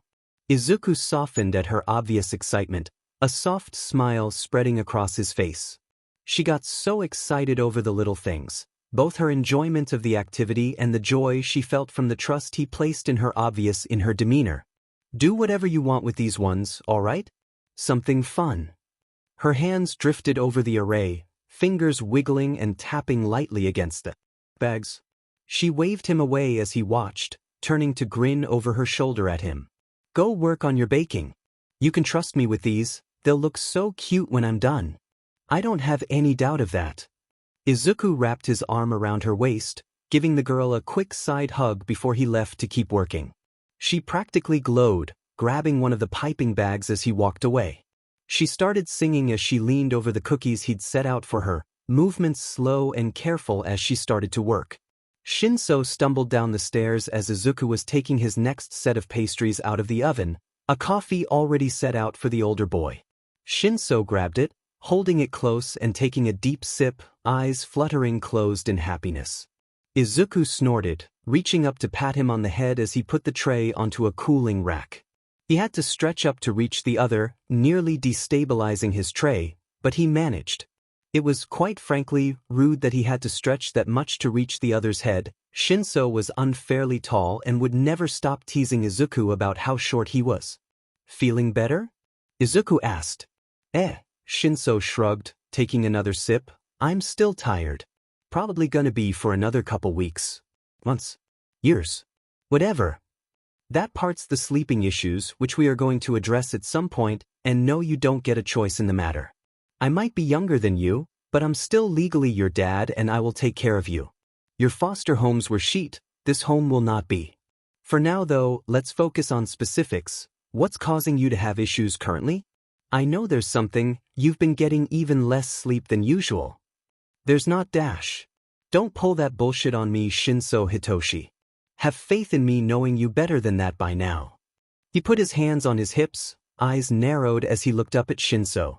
You've been stressing about UA since I met you, don't even try to pretend you aren't worried about the exams. They're less than 3 weeks away at this point, you've been studying constantly and I know you've been training more than we agreed on. That's not dash. Shinso. Hitoshi. Don't lie to me. You have more of a mom voice than any mother I've ever met. I'm taking that as a compliment, but don't try to dodge this discussion. Shinso stared at his feet, shuffling slightly. He took another drink from his coffee, closing his eyes, and nodded slightly. I'm scared. It was barely a whisper, but Izuku heard it fine. He didn't move, waiting for Shinso to continue. The other looked at him for a long moment, although Izuku wasn't sure what he was looking for, reassurance, understanding, sympathy. He seemed to find it though, because he squeezed his eyes shut before continuing. What if I fail? Or they don't take me because I have a villain's quirk? I don't want to be a villain, Zuku. His voice broke, and Izuku physically restrained himself from pulling Shinso into a hug. What if everyone's right about me? What if I can't be a hero? Hitoshi, Izuku cupped his face in his hands, noting the way Shinso practically nuzzled into him. You are not a villain. If they turn you away because of that, I will personally tear them to shreds. Alright? If you fail, you can make it in through the sports festival, just like Eraserhead did. He had a quote-unquote villain's quirk too, and look where he is now. But you won't fail. You don't need a powerful quirk to be a hero. You need heart, compassion, you need to care about the people you're protecting. A hero isn't made by their quirk, they're made through their desire to help people. And you have one of the kindest souls that I've seen. I've seen you cry over stray cats, you can't leave the cafe without getting wrapped up in somebody's problem, and you barely blinked when you learned I was quirkless. That's what a hero is. A person, not a quirk. UA will see that. And if they don't, they're idiots. Shinso had started crying about halfway through Izuku's impromptu speech. He wiped Shinsu's tears away with his thumbs, scratching his fingers along the base of Shinsu's head. There was a pause, then Shinso was pulling Izuku into a hug, squeezing him tight enough that it was hard to breathe. Izuku only squeezed back, resting his head on Shinsu's chest. He let the other sag against him, simply adjusting himself to accommodate for the other's weight as he slumped deeper into the hold. Thanks, Zuku. You don't need to thank me. I just told you the truth. Yeah, well, most people telling me the truth say that I'll be locked up before I hit 20. Give me their names and I'll make sure they don't make it to 20. Shinso choked on a laugh, burying his face in Izuku's curls. His tears vanished into the mess of Izuku's hair, only slightly darkening the places where they fell. The two stood there, content to hold each other. They reveled in one another's comfort, having been unable to find it in the past. Understanding was hard to come by for people like them, and when they found somebody who got it, they kept that person close. Besides, neither would deny the fact that they were touch-starved, all of them were save for May. Odd, how she had the most stable home life out of all of them and was, arguably, the most unhinged. Speaking of May, snickering could be heard from the entrance to the kitchen. Izuku turned his head to glare at her for interrupting their moment, but that only made her laugh harder. You look like an angry kitten right now, Zuku, she snickered. That's my thing, no fair, Himiko pouted, appearing from where she had been decorating. Izuku extracted himself from Shinso reluctantly, taking the tray from her. Thankfully, there was nobody in the cafe at the moment.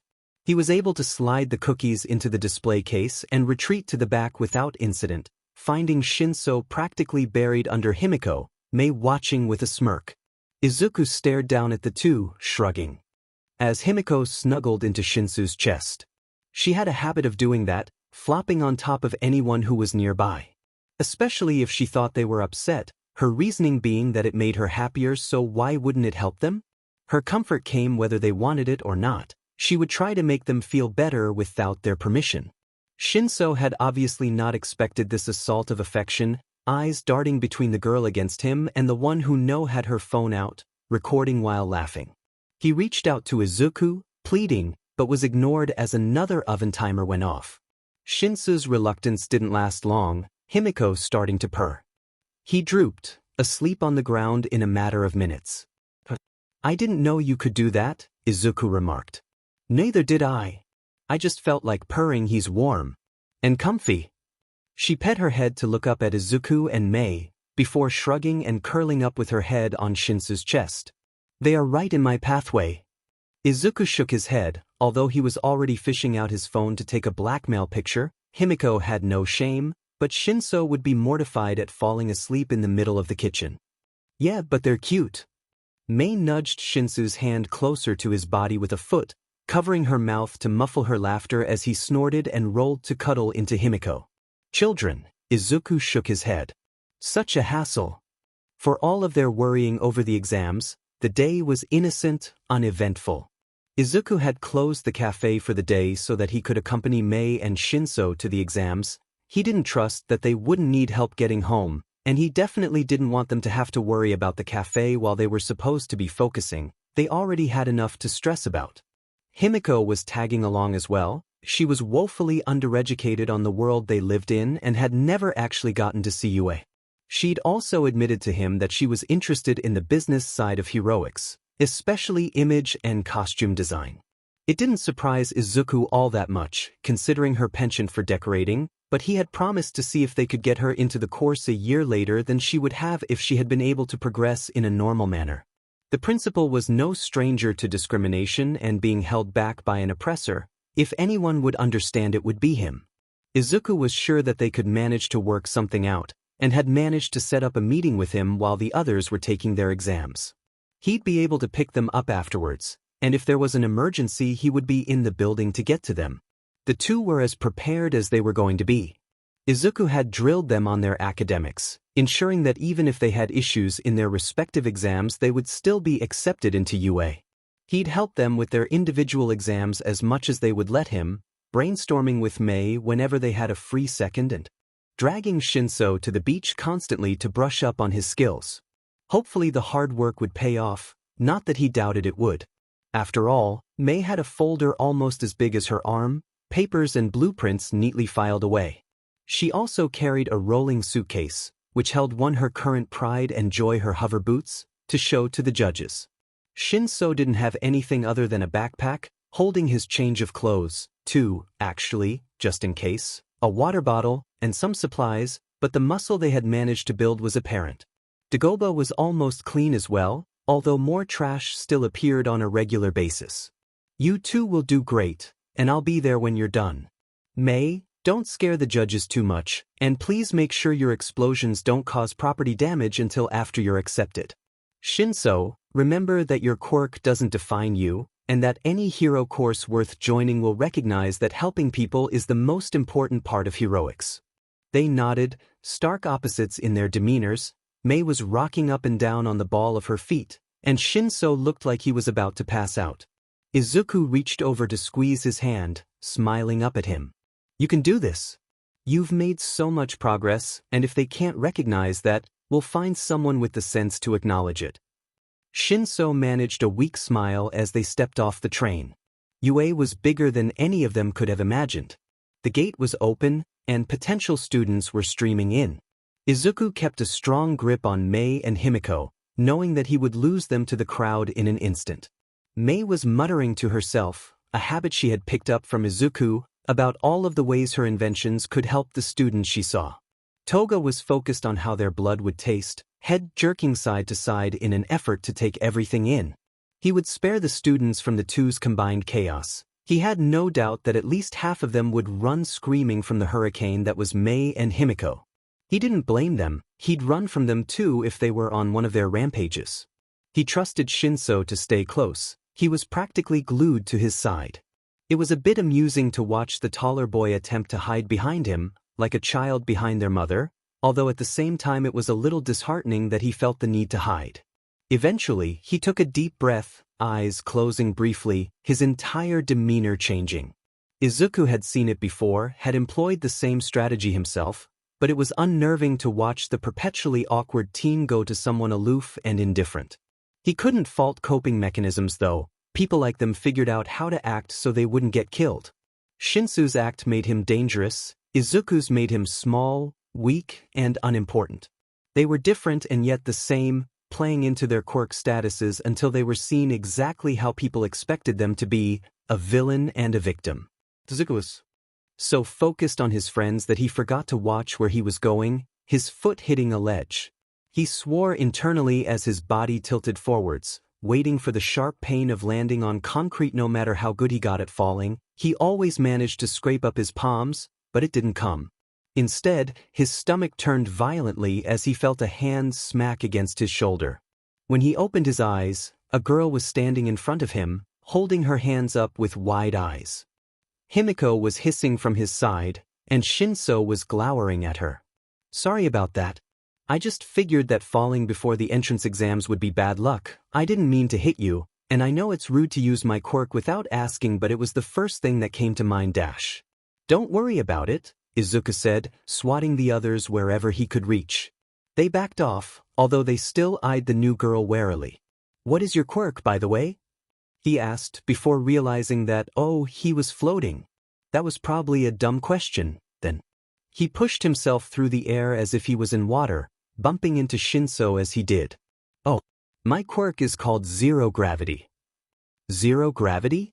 That's interesting. If I had zero gravity, I'd be floating all over the place. I feel like it would be more correctly termed gravity manipulation, although I'd need to see it more for that.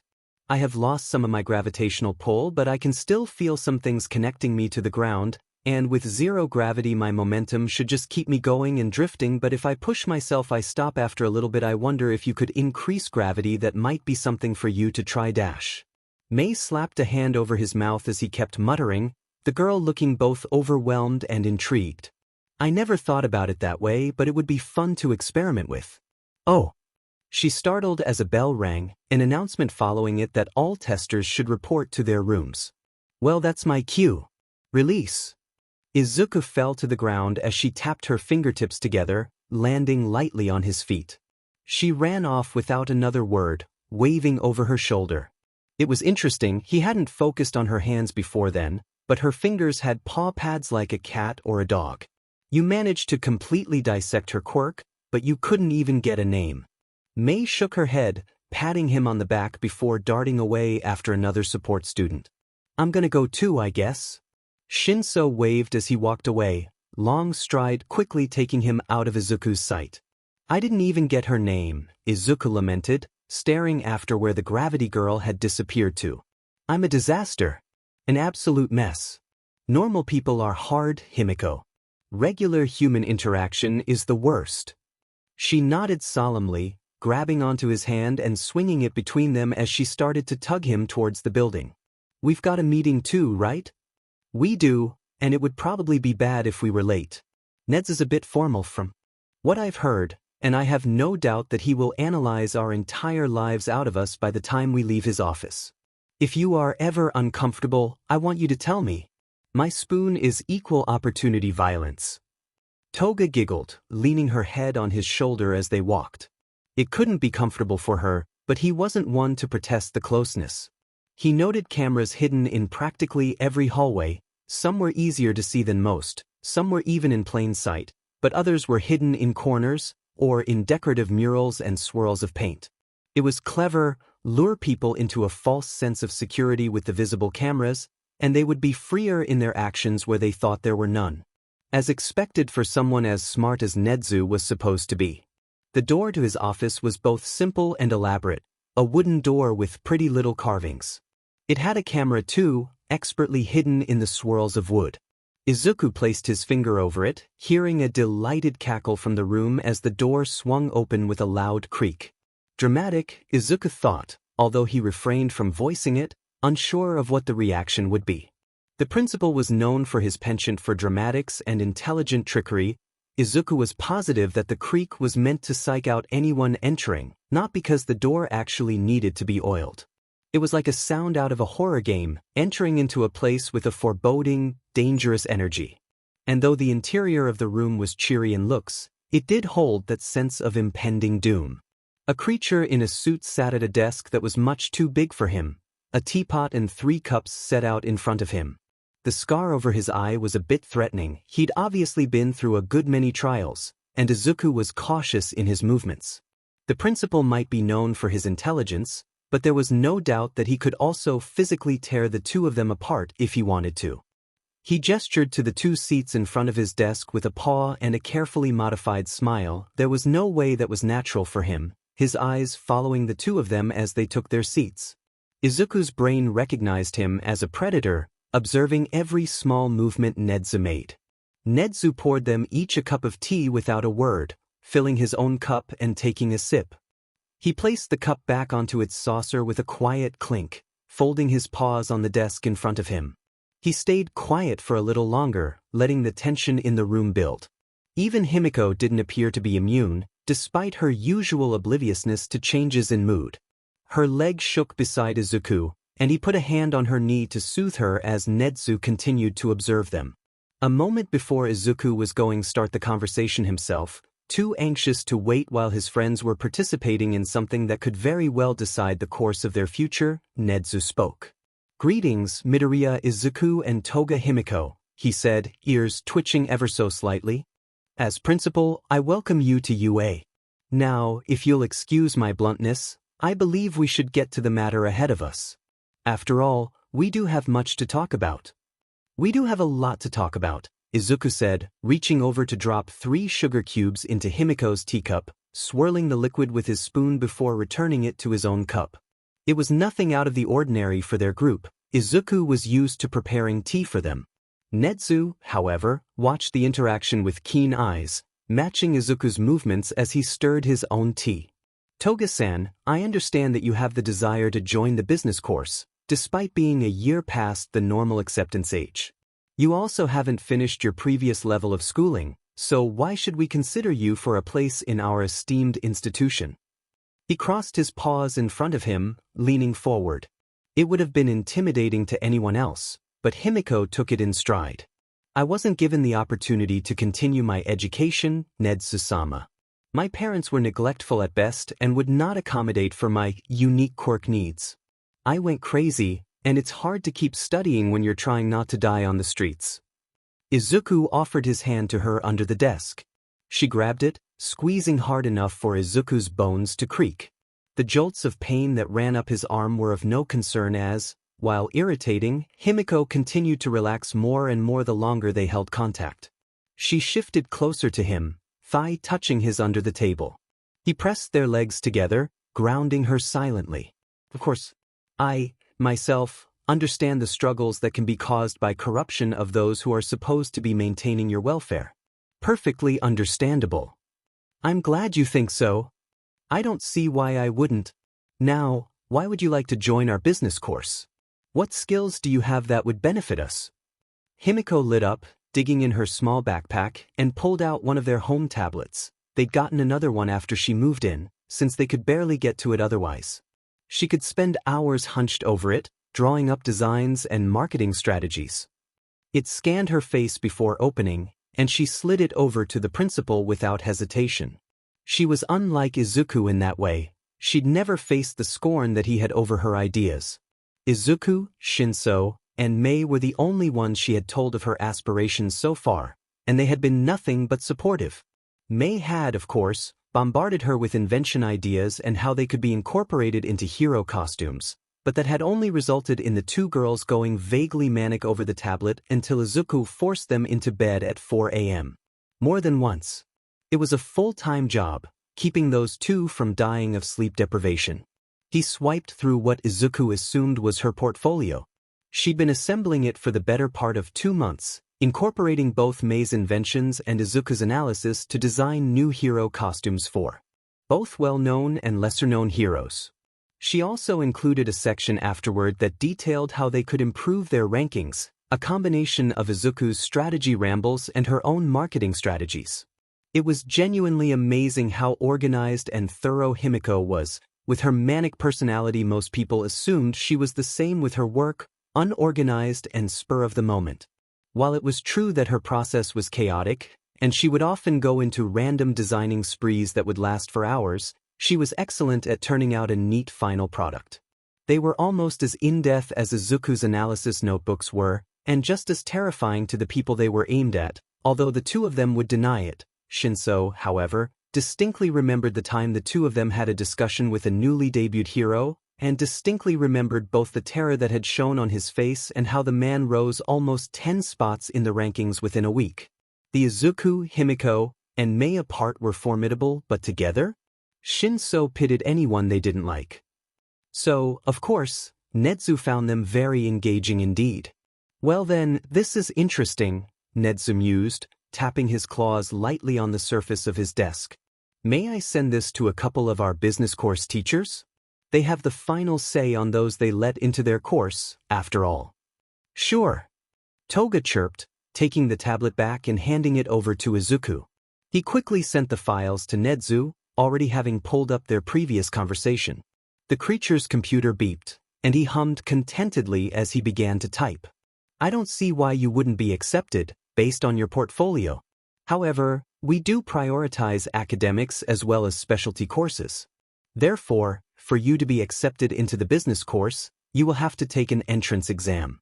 We can get a room prepared for you, and you will give a presentation on your portfolio to a small group of our teachers.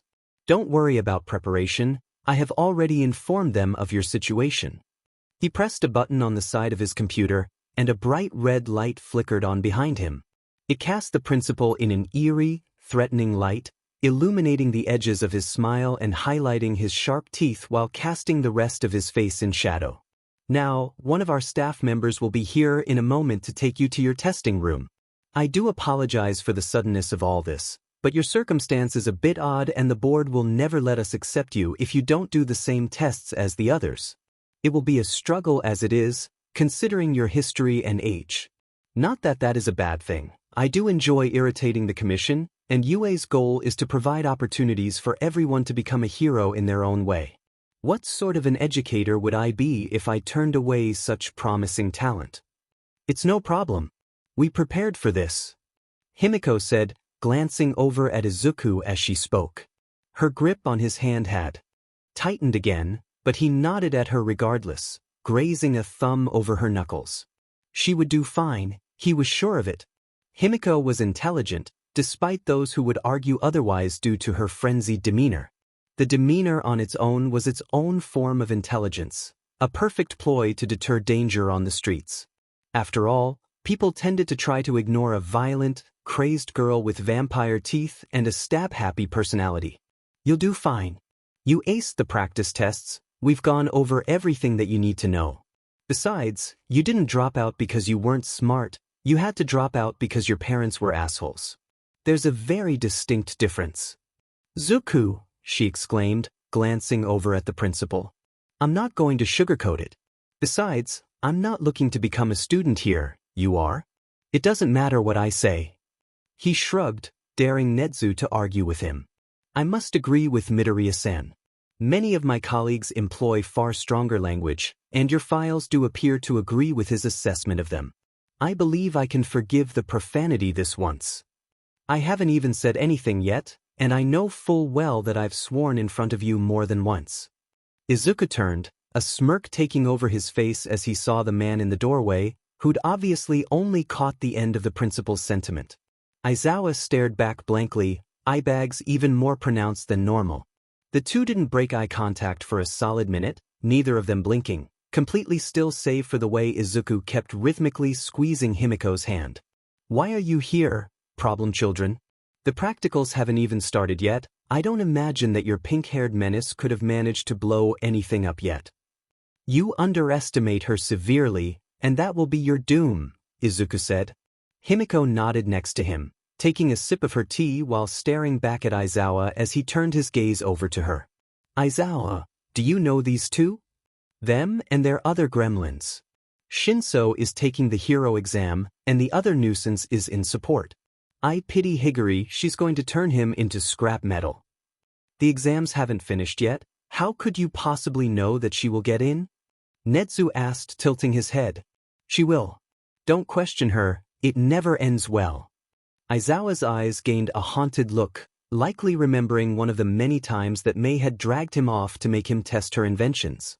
He'd only tried saying no once, and consequently found that was not an option as she shoved a knife into his hand and directed him to stab one of the walls. It hadn't exploded, Izuku would have banned her from the café if she exploded it again, but it had overflowed with a sticky fluid that required a special solution to dissolve. It worked wonderfully, the only problem was that it spewed so much goo Aizawa's hand got stuck, and Mei hadn't put together the dissolving solution yet. From then on, Aizawa cooperated under the terms that she explained what she was going to do before she did it, just to prevent any more incidents. After all, the other underground heroes that came in that day had gotten years' worth of blackmail material on the man, stuck to the wall by fluorescent pink goop. Blackmail in the form of showing his soft side was also extremely effective, as well as hilarious. Mei had sent pictures of him passed out with Shinso halfway on top of him to his friends, and when he woke up to the bombardment of texts from them he'd glared so hard he'd scared off some of the other customers. Mei, of course, was unaffected, and proceeded to do the same thing a few weeks later. I see. I hope so. Aizawa looked a bit skeptical, but continued. Anyways, why am I here? Toga-san is applying to our business course. It's a bit of a late decision, but she will be taking the exams today with the other students. I understand they're doing presentations first, I've added her to the end of the schedule already. That doesn't explain why I'm here. Business is Namuri's thing, and I want absolutely nothing to do with that cult of hers. You are going to escort Toga-san to her test. I would have sent Yamada, but he's with the Hero Corps students, and this really can't wait. So little time in the day after all. I'll take her down. Aizawa sighed deeply, likely lamenting losing his nap time. Izuku could understand the amount of times he'd almost stabbed Mei for waking him up less than an hour after he'd closed the shop for the day. Well, it was enough to be concerning, really. Toga hopped up, hugging Izuku and plopping a kiss on his head before running after the teacher, who was already leaving the room. She caught up to him easily, grabbing onto the corner of his shirt as she started to babble away. Probably bothering the man with another one of her ploys to get him to improve his media presence. She never seemed to stop trying to convince him that he would be better off if he played nice in the few interviews he did participate in, mainly for UA, rarely as his hero persona. He always acted annoyed, but the fond way he would ruffle Himiko's hair as they talked in the cafe indicated otherwise. Izuku wouldn't be surprised if the man tried to adopt both her and Shinso. They'd grown close since Himiko showed up, but he'd have to fight Izuku over custody. The man might be a hero, one that Izuku deeply respected, but he would not hesitate to take out his kneecaps if he tried to take away Izuku's kids. Aizawa could get his own if he wanted them that badly. Well then. Netsu clapped his paws together and Izuku jumped. He still hadn't managed to break the bad habit of getting caught up in his thoughts and forgetting his surroundings. He turned back to the principal with a sheepish smile, feeling his face burn with a blush. It is admirable for you to escort your friend here. However, if you aren't going to take one of our exams, I am going to require you to leave. Nothing personal, just policy. Izuku placed his hands on the table and leveraged himself up so he was taller than the principal, glaring down at him with nothing short of scorn. He bit his cheek to keep from saying something he would regret, taking a deep breath before he responded. 1. They're my charges. Secondly, no way in hell am I leaving them. I know UA's injury rates, no matter how much you or the commission try to bury them. I'm not leaving my kids unless I'm sure that they're going to be taken care of, and while I trust UA as an institution, I know how easily institutions can ignore the students they don't approve of.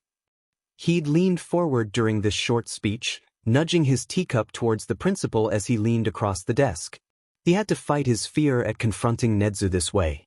He knew the creature's intelligence and influence. Getting on his bad side was a death wish. At the same time, he wasn't going to let any of them get hurt again. Especially Himiko and Shinso. Mei could take care of herself, but the others were too used to accepting discrimination to take matters into their own hands, so he'd do it for them. I am sorry that you feel that way. We don't allow caretakers to stay for the exams either, I'm afraid. You will still have to leave. Nedzu was still calm, sipping at his tea without any agitation. Of course he wouldn't feel threatened by a quirkless teenager. He had influence Izuku could never dream of having. However, people tended to overlook the benefits that came with quirklessness. For all of the discrimination that came with it, there were benefits. Like being able to adopt Shinso and Himiko. And those benefits were what he was relying on right now. He wasn't going to leave this building without them dragging him out of it, unless the others were by his side. Did you know, Izuku asked, leaning back, that quirkless people can't be charged with most crimes? This society is so focused on quirks that it ignores the existence of those without them. For example, I can't be judged for vigilantism, assault, breaking and entering. Quirkless people are seen as too weak to commit crimes, even though some of our most dangerous villains have been quirkless. This wouldn't be important, of course. I'm sure you already know these things. The thing is, there's a relatively hidden clause in one of the older laws, from when we were just barely becoming the minority, that granted us guaranteed protection in government buildings. Because, of course, we're just too weak to take care of ourselves. And UA, as much as you hate to admit it, is part of the commission. After all, a funneling ground for all of their new lackeys has to be funded and protected. He bared his teeth in the facsimile of a smile, fighting the buildup of anxious tears as he leaned back. So, Principal Nedzu, I'm asking for asylum in UA until my OI protectors are no longer within its walls. Nedzu considered him, his whole body going still other than his ears, which twitched in what could be either excitement or anger. A minute passed, then another, but Izuku refused to break. Until his friends were official students, UA wasn't legally bound to take care of them. He would know. He'd researched every little loophole in UA's laws and policies while his friends were studying for the exams.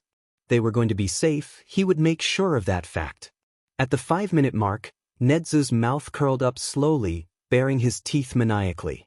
It was much more real than the smile he had displayed earlier, and the laughter he broke into was both terrifying and genuine. Midoriya-san, I believe we will get along wonderfully. He wiped up the tea he had spilled on the desk during his laughing fit, pouring himself another cup with one hand and pulling a board from under the table with the other. Would you care for a game of chess? He asked, smile still spread across his face. I would love to, Izuku replied. The two parted amicably, Nedzu inviting Izuku to come back later. Somehow his analysis journals had been brought up, and Izuku had shown Nedzu his on-the-go version, a physical notebook that he kept in his bag at all times. If he had thought Nedzu's excitement over Himiko's work was significant, his reaction to the notebook was even more so. His tail had even started wagging as he read. He'd also tried to convince Izuku to join the support course multiple times throughout their chat. Izuku refused each time, citing his responsibility to his café and brushing off Nedzu's suggestions that he get someone else to manage it. He'd given up on UA by now. It wouldn't do to entertain pipe dreams.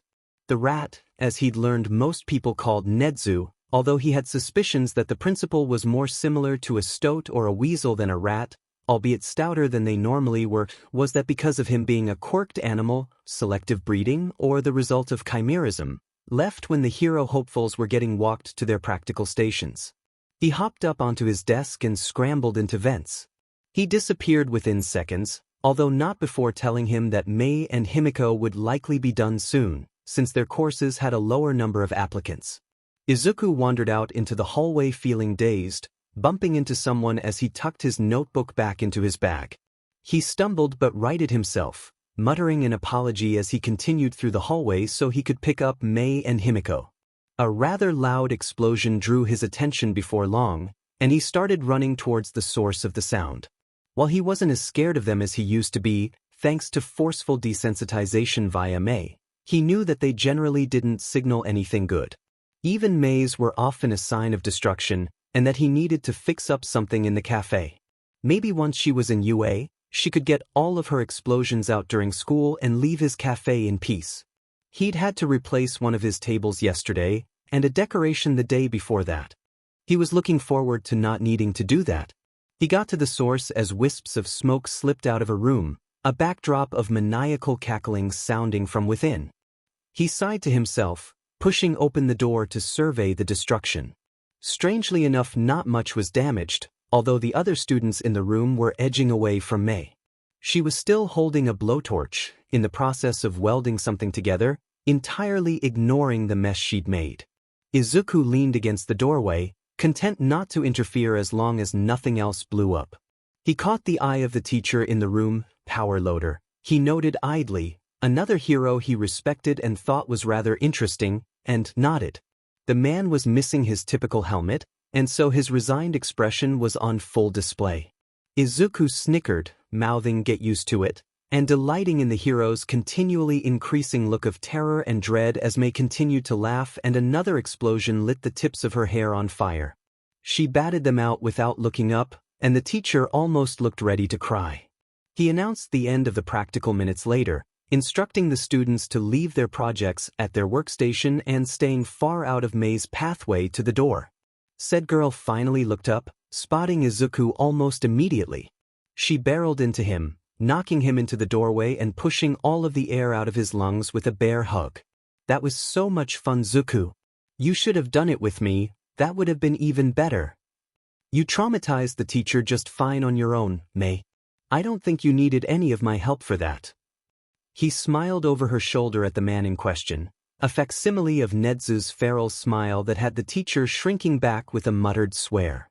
"Good, he should be afraid. And inventing is always better with you here. You have so many amazing baby ideas. Anyway, how'd the meeting go? Is Himiko gonna be able to get in? Did you have to threaten him?" "She's testing right now, and only a little. He seemed to enjoy it anyways, so I'm not really sure if it constituted a threat." He guided Mei out of the room, waving to power loader as they left, leaving the man to recover from the natural disaster that was Hatsum Mei. "Zuku!" A body slammed into him from the other side, arms wrapping around both him and Mei. They teetered precariously for a moment, almost falling, before regaining balance. "How'd your test go, Himiko?" Mei asked, leaning across Izuku's chest. "Good. Midnight was there, and I got to give her my redesigns for her costume. I think she liked them too. She smiled at me. I want to look as pretty as her." Himiko continued to ramble, Mei occasionally chipping in with her own experiences of terrorizing the judges for her presentation. Apparently zooming straight at someone's face with hover boots was a little bit traumatizing for the person you were charging at. Who would have guessed? "We can wait outside for Shinso, he'll come off of one of their battlegrounds." Izuku led the two outside, slumping against the building with their arms still wrapped around him. He leaned his head on Toga's shoulder, humming as she started running a hand through his hair, lightly tugging on his curls. She liked watching them spring back into place. Her own hair was straight, so the way his curls worked fascinated her. She liked to play with his hair, especially now that it reached to the base of his neck and had enough length to mess with. She'd mess with Shinsu's whenever she could as well, his hair surprisingly stiff even without any hair gel. He'd half dozed off on her shoulder when Shinso plopped down in front of him, plastering himself to Izuku's chest with a groan. Shinso buried his face in Izuku's neck, the soft breath making him squirm. He poked the other boy until he shifted, moving his face to Izuku's shoulder instead. "How are you, Shinso?" Izuku asked. "Hitoshi. You can call me by my first name. Can't forget I believe I forget dash," he whined, stumbling over his words. F dash dot.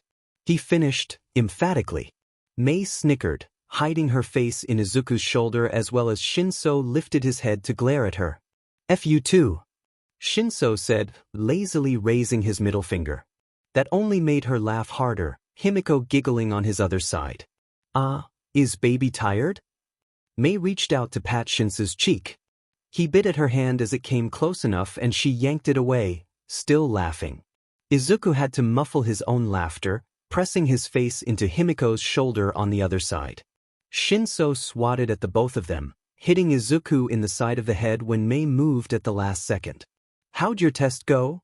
Izuku asked, hopeful that might save Mei and himself from Shinsu's annoyance. It worked, but not in the way he had hoped. The other boy deflated in his lap, grabbing onto Izuku's shirt for support. "I only got 3 points. We were supposed to destroy robots." "I can't destroy robots. My quirk doesn't work on robots, and they were too strong to break apart many. I got in a few lucky hits with a pipe, but I'm not gonna make it in." "Did you take care of the other examinees?" Izuku asked, lightly running his fingers across Shinsu's temples. The boy nodded, keeping his face buried in Izuku's shoulder. He could feel tears soaking his shirt, and the shuddering gasps Shinso was making were evident. Himiko reached over to soothe a hand down his back as well, petting him like a cat. Shinso always got affectionate when he was stressed like this, eager for all of the kind reassurance that he had never got at his old home. "Remember what I told you? How helping people is what matters." Izuku waited until Shinso nodded before continuing. "If they're any sort of hero school, they'll recognize that you were helping people. What type of place would they be if they went off of strength alone? So many heroes would be assholes who didn't get their jobs done for sheet. Like Endeavor." Shinsu laughed, the sound gurgled through tears. Izuku raised Shinsu's head, wiping away his tears with his sleeve, before squishing Shinsu's cheeks between his hands. "Let's go home, okay? I've got some new treats for you all to try. I knew you might need a pick-me-up. And there's no point in worrying until you get the results, so let's keep doing what we normally do. You can worry about the exams in 2 weeks when you get your letter, okay?" "Yeah, alright." "Himiko, Mei, are you two coming?" "Yup." They chirped together.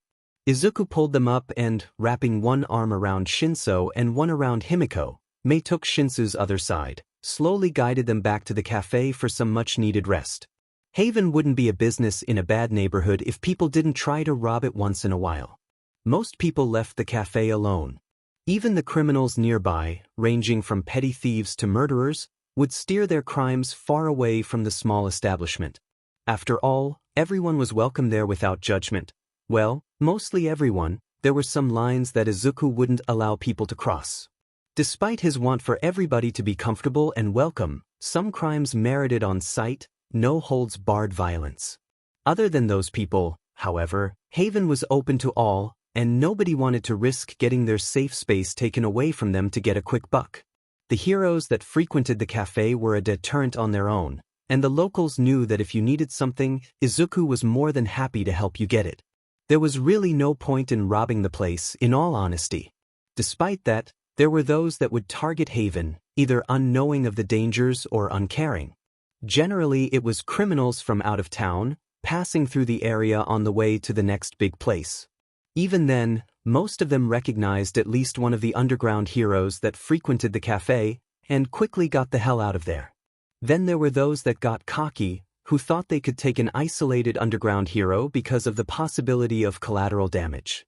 They saw the weak-looking barista, a tiny boy with green hair and a bright smile, and knew then who they would take as hostage.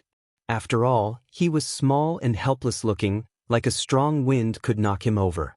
The faint scars showing from the edges of his clothes painted him a victim, and a victim wouldn't fight back. That was always their mistake. On this specific day, Izuku had sent Hitoshi, Mei, and Himiko upstairs after they'd spent the night playing games together. They had complained that he had been up too, but he assured them that he was fine, having fallen asleep multiple times over the course of the night. It wasn't a lie, but he was exhausted, movements more sluggish than normal and his brain chugging along at half of its normal speed. It would explain why he didn't notice the new visitor walking through the doors, nor the apprehensive tension through the room. Izuku didn't even notice the man stepping closer than was necessary until he was behind the counter and looming over him. "Hey there, little boy," he purred, "how about you do me a favor, and hand over whatever you've got in that register there?" Izuku blinked, processing for a second longer than the man was apparently comfortable with. He snarled and wrapped a hand around Izuku's throat, sharp fingernails pricking the sides of Izuku's neck as he cut off circulation. Izuku heard a shout from one of the others in the room, but waved them away with a barely there flick of his wrist. "Really? You think this will help you any?" Izuku stared up the man's arm, pinging his head the best he could against the other's grip. Of all the places you could have decided on, you chose here. Here, with 2 underground heroes, 1 vigilante, and 3 minor villains in the room. Are you suicidal? Do you want to get caught, Yasui Koichi? Known as Silverclaw, your quirk is a minor transformation, one that allows you to grow your nails into metal claws. Impressive how far you've managed to get, but you've reached a dead end, my friend. Petty crimes and subpar fighting skills won't get you far in this place, against the people here. Oh yeah, brat? What are they going to do to me? I could puncture your artery before any of them could so much as take a step. Koichi laughed, his grip tightening a fraction. Izuku's head began to feel fuzzy from the lack of oxygen, and he sighed out the remainder left in his lungs. They are going to do nothing. I, however, he smiled brightly, seemingly unconcerned about the hand around his throat, am a bit more of a threat to you at this time. His hand snapped forward, a loud crack echoing from the impact point. Koichi shrieked in pain, high-pitched and whiny. Izuku smacked him again and he let go of the boy, stumbling away into the back counter. Izuku raised his spoon again, bringing it down on the man's hand as he reached to grab a nearby mug, probably to use as a weapon. Koichi's hand fell back to his side, at least partially broken, and Koichi let out another howl of pain. The blows kept coming, littering Koichi's pale skin with raised red welts. The heroes in the café stood back, both confident in Izuku's abilities and afraid of his prowess with his improvised weapon. Stepping in between him and his target only guaranteed that they'd get hit as well, and none of them really felt like risking that possibility. Koichi vaulted the front counter, beelining for the door.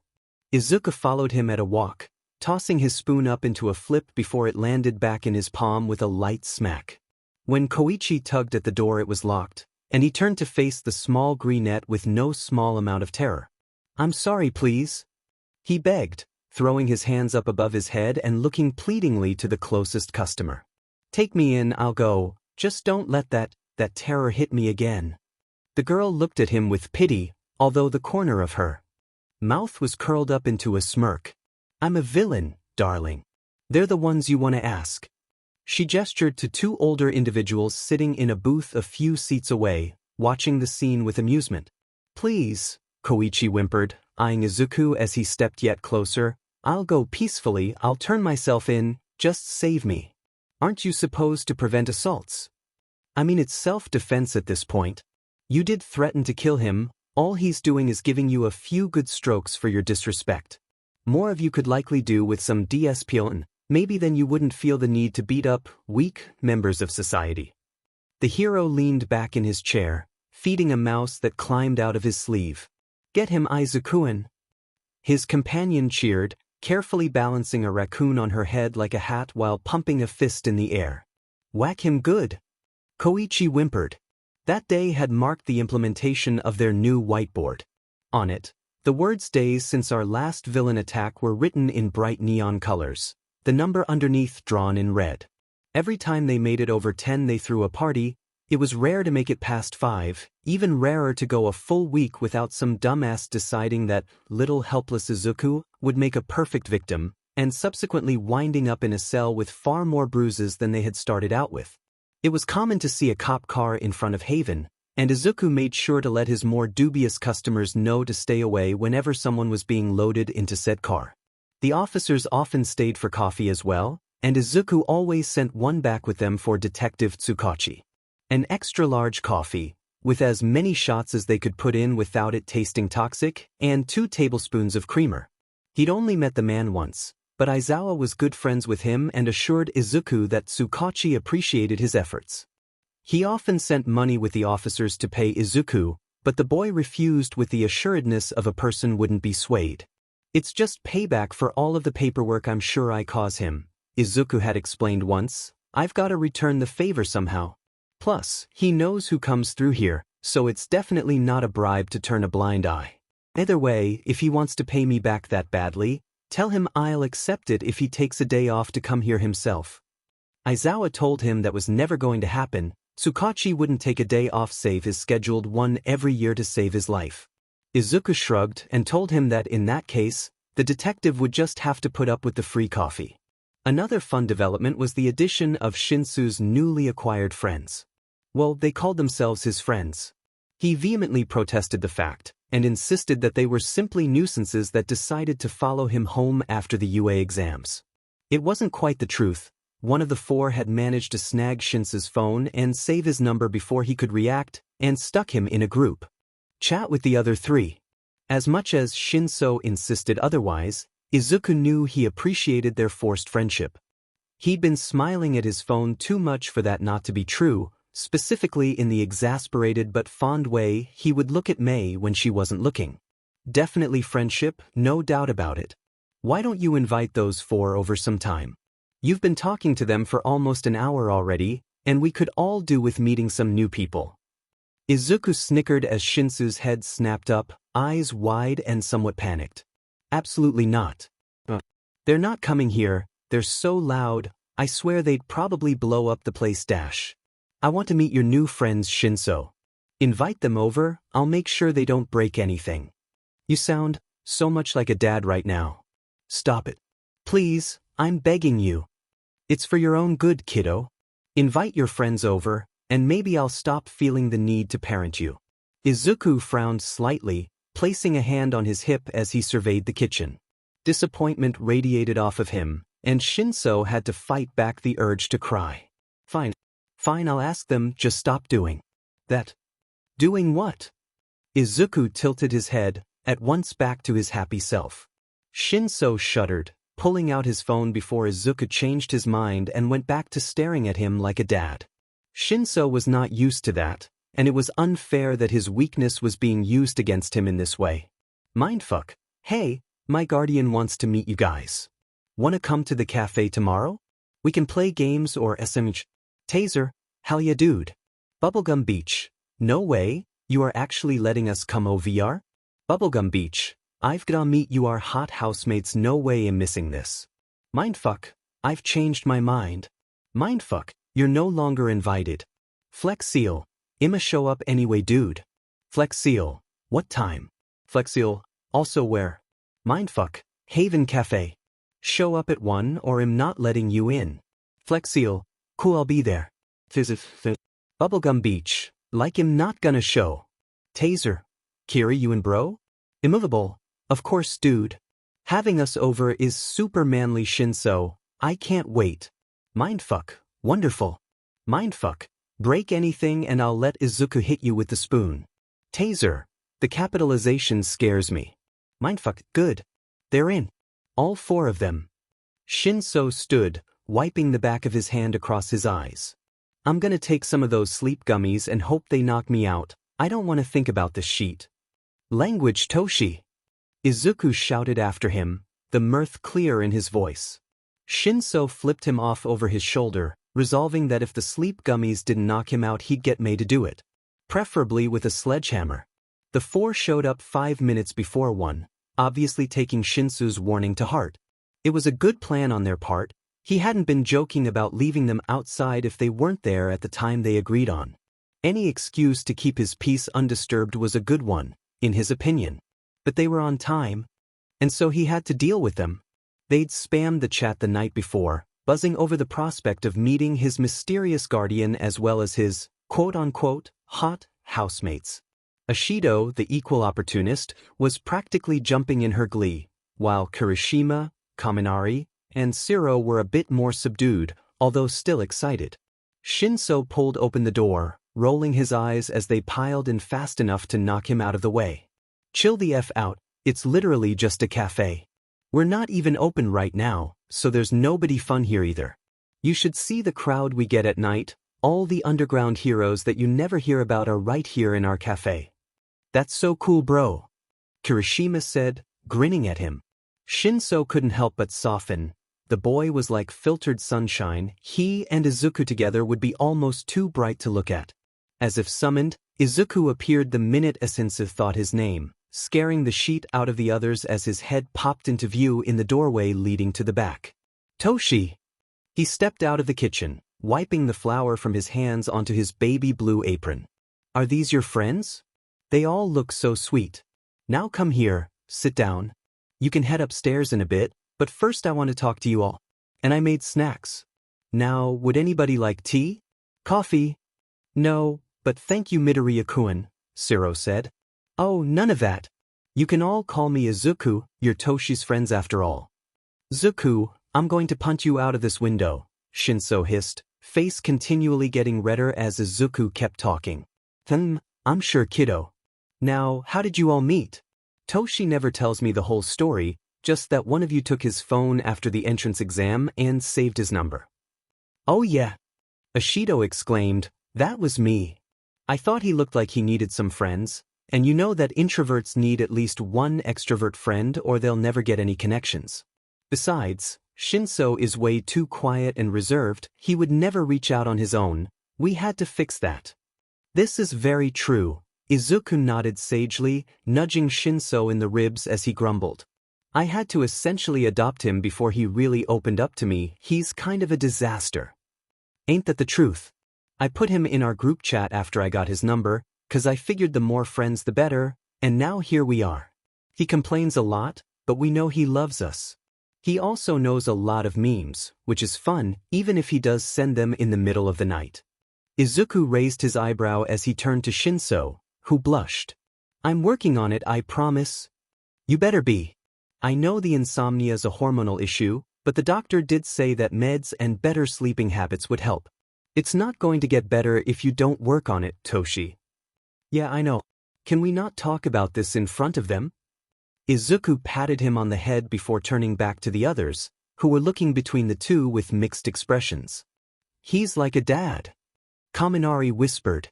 Shiro and Kirishima nodded, while Ashido tapped her chin thoughtfully. Is Izuku-kun your guardian? She asked, fixing Shinso with a stare. He squirmed, opening his mouth to speak, but Izuku cut him off. Up. Shinso's mine, legally. So's Himiko. She'll probably show up by the time you all get settled on upstairs. Her and Mei went down to the bookstore for a bit. Himiko wanted a new sewing book, so knowing them they'll show up with around 7 unrelated books and forget which one they went for. Holy shit, you are a dad, Shiro murmured. I try to be. Now, do you want to go upstairs and play some games? We just got Mario Kart and I know the best way to start a friendship is by ruining it, right? Absolutely, Kaminari grinned, and I'm a whoop all of your buttes. You want to play too, Izuku-kun? No, he doesn't dash, Shinso insisted, but Izuku cut him off. It was beginning to get annoying, and Shinso flicked his side in retaliation. I would love to. Don't look so disappointed, Toshi, I'm still 15.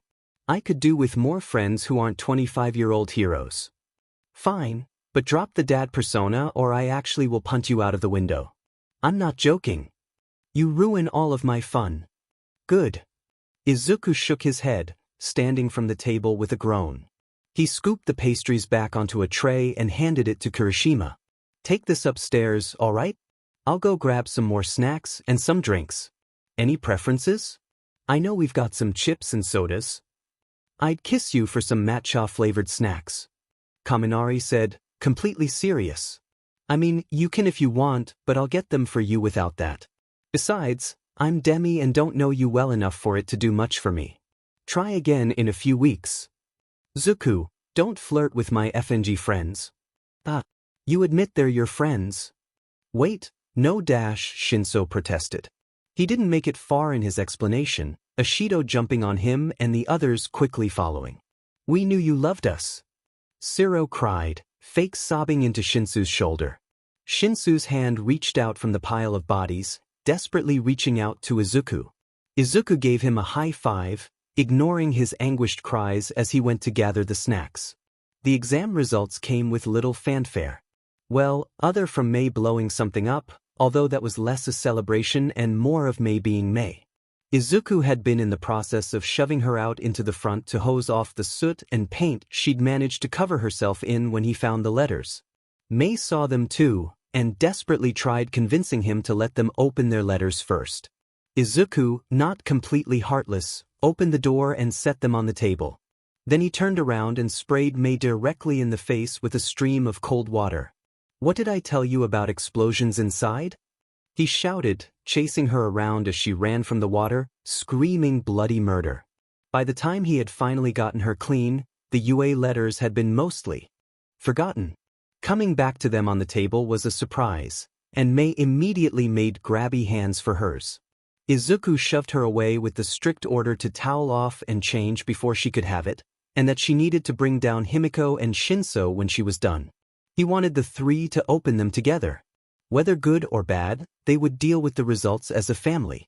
Celebration or planned destruction would both make amazing bonding activities. The three barreled down the stairs, almost knocking each other down in their haste. Izuku sighed but handed out the letters, the three holding them like they might explode. Well, more careful than an explosive, too many of their things exploded on a weekly basis for that to be a concern. Speaking of, he needed to update the days since our last explosion sign. They'd almost made it to 5 this time. That would have been a new record. Mei ripped hers open without hesitation, greedily reading the paper. She whooped and punched the air as she finished, handing it over for Izuku to read. She'd gotten in, unsurprisingly, with an 87% on her general test and extremely high scores in her practicals. Himiko was the next to hand hers over, practically glowing. Izuku gave her a high five as he saw the large accepted at the bottom of her paper, pulling her close as she lunged at him for a hug. 78% wasn't bad for as long as she'd been out of school, the glowing remarks about her portfolio more than enough to make up for the slightly lower score. Shinso was the last to open his, hands trembling. Instead of a letter, a disc fell to the table in front of the four. Blue light beamed from it, forming into a hologram of a familiar figure. Young Shinso. All Might's voice boomed from the projection, making Izuku flinch. Himiko hugged him tighter, Mei pulling out a hammer and hovering it over the contraption. Let it play. You can smash it after, Izuku said, voice small. I'm good with her smashing it now, Shinso remarked. Let it play first. Fine, Mei snapped. But the minute it's over I'm gonna smash it so much it won't even be good for scrap. Even though you passed the written test, you got only 3 combat points in the practical exam. This would not normally be enough to enter UA's hero course. I know that, Shinso muttered. Can we smash him now? Keep listening. However, the practical is not graded on combat alone. How could we deny anyone so focused on saving others, to the point of ignoring the consequences to their own success? Why didn't he start with that? Himiko asked, tugging at Izuku's hair rhythmically. He focused on the slight pain as it pulled at his scalp, breathing increasing in speed as All Might kept talking. This is why we have rescue points. To Shinso Hitoshi, for your brave showing, 50 rescue points. All Might paused, statistics flashing up on screen as he let the silence sit. Welcome, Shinso Hitoshi, to your hero academia. Wonderful, Mei said and brought down her hammer. Hit it again, Shinso said. Actually, gimme the hammer. I wanna hit him. It'll be practice for when I beat his butt at UA. He better watch out, 'cause it's on sight for that smiley fucker. Toshi, Izuku whined, you can't fight the #1 hero. FING watch me. I'm coming for his knees. He's too tall to stop me, he's gotta be that tall to hold all of his bullshit audacity. All I gotta do is duck and he'll swipe right over my head, he's got no chance. I'm gonna pull his spine out of his butt and nobody can stop me. Toshi no dash. Toshi yes. The other 3 said in unison, staring Izuku down until he sighed and slumped into Himiko's arms. I give up. Don't get arrested, I don't want to have to bail any of you out of jail. I've got the money, but that's way too much effort. Aye, Captain, Shinso said. Mei, prepare the goo bombs. And the flamethrower. We can stick him down and then I'll burn off his D-dot. I'm leaving, Izuku groaned. I'm too tired for this sheet. Plan your maiming some other time. I want cuddles without talking about All Might. In any capacity. I don't even want to hear his name again. Absolutely. Cuddles are necessary and we will happily provide. I'm still gonna burn off his D, though. You do that, Toshi. You do that. Many would argue that the most stressful part of getting into UA would be the entrance exams. They only took so many out of the thousands of hopefuls. After all, and scores would only do so much when most of their departments relied on a stalwart dedication to the hero profession in some shape or form. To many, it was smooth sailing after you passed the entrance exams, not that students didn't get expelled, and rather frequently at that, but those statistics were heavily ignored. Students only had to continue the work that they had already done and continue to prove that they have the qualifications to benefit hero society. Easy enough for the top students in Japan. However, what most didn't count on was a feral, mother-henning Izuku Midoriya. Mei had managed to escape his rampage, showing up with one mother in tow to prove to Izuku that she had already been fully prepared for the day ahead. She had exchanged polite greetings with Izuku before Mei was left at the café, waiting impatiently for the other two to stumble downstairs. Her sadistic streak definitely extended to watching the other two fall into Izuku's traps, especially when they were half asleep and barely processing the world at large. Besides, it never hurt to have a little bit of blackmail. Shinso hadn't been difficult for Izuku to pull into his trap. The smell of coffee brewing brought him down, half awake and barely wearing his uniform. Izuku managed to fully straighten his jacket and even properly do up his tie before the sleepy boy managed to blink the haze from his eyes. He barely looked down at himself, instead deciding to sip on the coffee and let Izuku fuss as he wished. It was futile going against him. Despite Izuku's small stature and the fact that he appeared to lack any and all muscle mass, the boy was certainly something to contend with whenever he got into one of his moods. Besides, the spoon sitting innocently on the counter was enough to make Shinso think twice about raising any objections. He didn't need a rerun of their beach training right now, thank you very much. Himiko was a bit harder to bring down, peeking her head around the wall at the top of the stairs and hissing whenever any of the others tried to get close to her. It was a bit unusual, since she normally soaked up attention like a pleased cat, but something was distinctly off with her this morning. It took Izuku far more bribes than normal: her favorite drink, a blended cherry and blood smoothie, 2 blood jelly-filled pastries, and the offer to brush out and pin up her hair, to coax her down to the kitchen. She was right to be wary, as the instant she involved herself with her food, Izuku pounced. Armed with only a few hair ties, colorful butterfly clips, and a bedazzled brush, he wrestled Himiko's unruly hair into neat buns on each side of her head, fussing over the sweater she decided to wear instead of her jacket. He wasn't necessarily surprised, so instead of bothering her about it, he simply straightened her tie and collar, tightening the knot just beneath her throat. He stepped back to examine the two, blatantly ignoring Mei, who had foregone the uniform entirely and instead wore a black tank top and dark green overalls, her green jacket temporarily around her shoulders. Izuku had no doubt that it would end up tied around her waist sooner rather than later, but decided that if her mothers had given her the go-ahead it would be fine. Instead of adjusting her clothing, he liked his thumb and wiped away a smudge of soot that had somehow made its way onto her cheek, wrestling her down so that he could run a hand over her newly shaved head. Mei swatted at him, but didn't make much of an effort to buck him off of her, grumbling half-heartedly as he latched onto her back like an overeager koala. "I'm so glad you finally shaved it, Mei," he chirps, reveling in the soft bristles no longer matted to her scalp. "It won't get in the way of tinkering with your inventions anymore. Or catch on fire. Yeah, whatever, a-hole. You're lucky I haven't come to take yours off too. So, are you ready for your first day?" Izuku asks, ignoring the threat. "Ooh, line up so I can get a picture."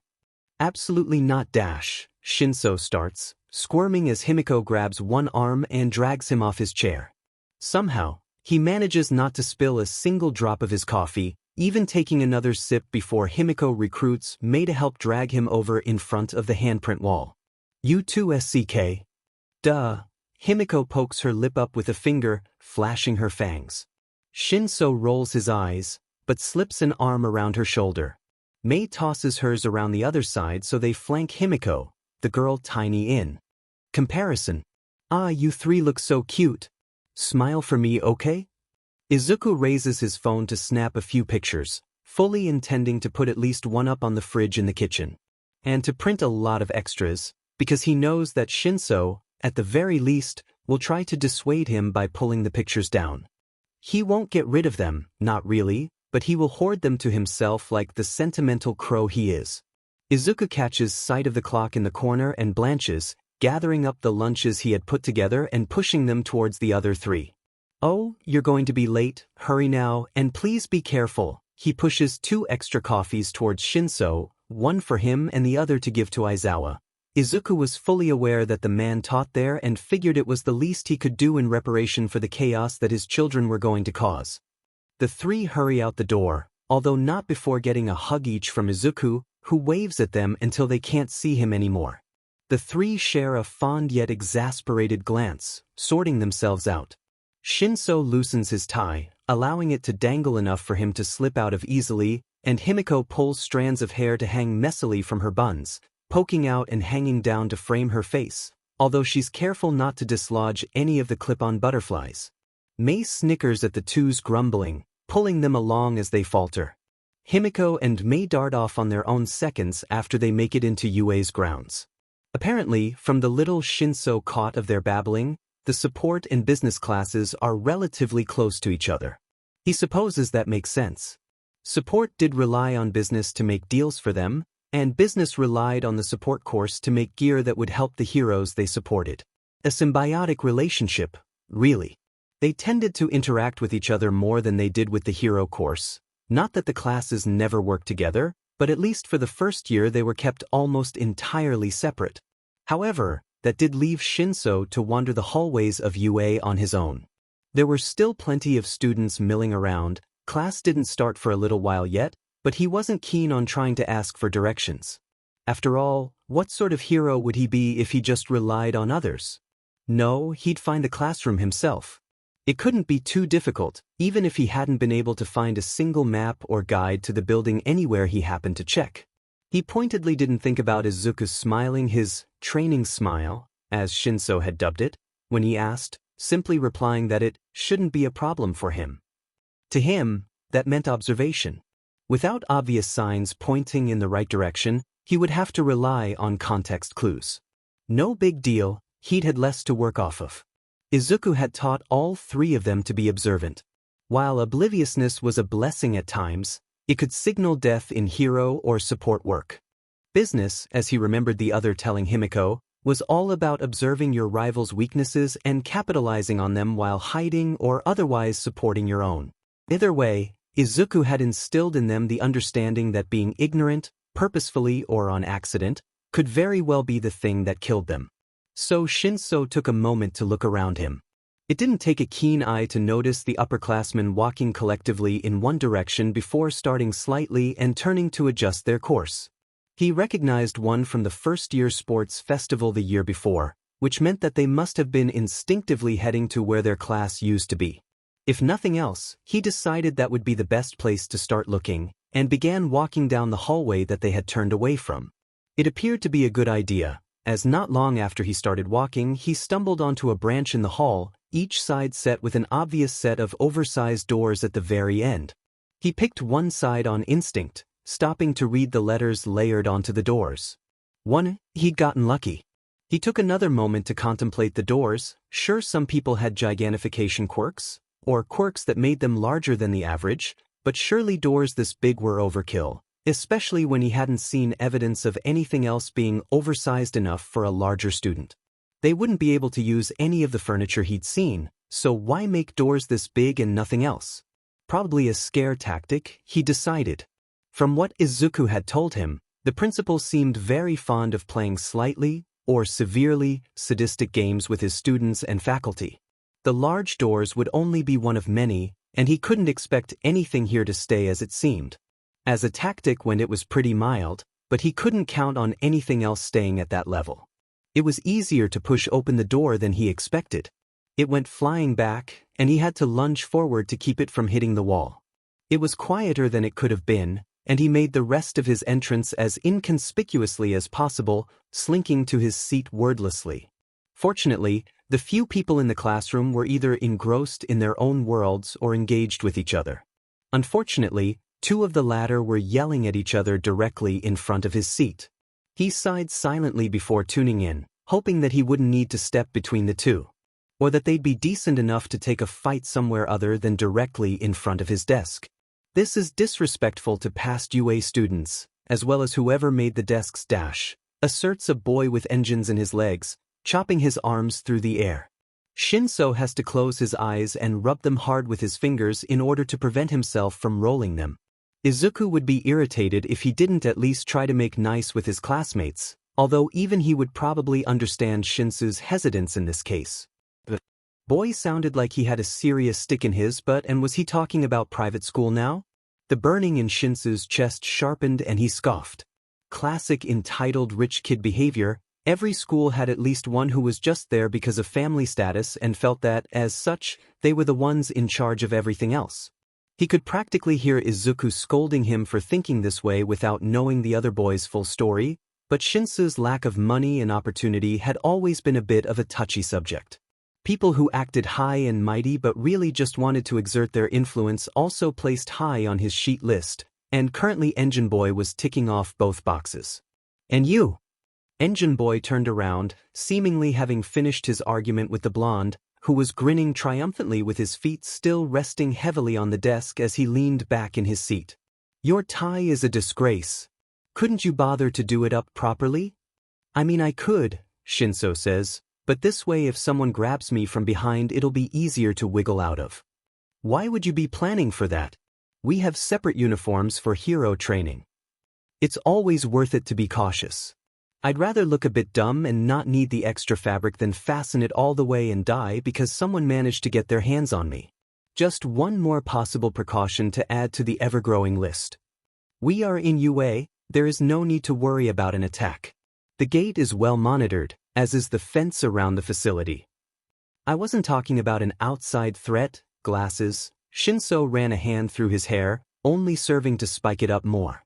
Taking a long sip from his coffee, he blinks lazily up at the boy still standing over him. He isn't sure if Glasses is trying to look like a robot or not, but the speechless chopping of his hands through the air reminds Shinso of one of Mei's earlier prototypes. Before it blew up, anyways. Maybe Glasses would blow up too, although that would be a beach to clean up, so hopefully not. His eyes dart to the door as he hears it shift, letting his head thump backwards as he recognizes the people standing there.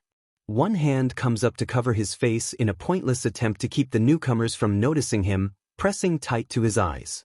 It doesn't do anything to stop them from bounding towards him excitedly. Shinso peeks through his fingers and has to fight back a slight smirk at the sight. He couldn't help but think of Kirishima as an overeager puppy sometimes. If the redhead had a tail, Shinso was sure that he would be wagging it. He stopped a foot from Shinsu's desk, smiling brightly as he leaned forward to pat Shinso on the shoulder. Unfortunately, the more enthusiastic of his new acquaintances filled in soon after, making a beeline to Shinsu's desk and wholly ignoring Glasses, who was still hovering over the group of them. Shinso! Ashido chirped, throwing herself across his shoulders. We've missed you. So much. I'm so glad that we're in the same class. All together. We'll be best buds. Yeah. Kaminari says, trying to get at Shinsu's hair while the other bats him away. It'll be so great to train with you, man. After all, we've seen you in action once or twice, and there's no way you aren't gonna whoop everybody's buttes. Language. Glasses seems to come out of his stupor to scold Kaminari, chopping violently in his direction. We are in UA. It is most disrespectful to use profanities within these halls. He continues on, working up into a full-blown rant and captivating the attention of the other four, who stare at him, stupefied. Shinso, on the other hand, lets his gaze drift around the classroom lazily. He isn't looking for anything in particular, and maybe that's why he manages to catch the slight flicker of yellow sliding through the door. It's gone before he can figure out what exactly it is, but it causes his senses to go haywire. He allows his eyes to drift, movement by the teacher's desk drawing his eye.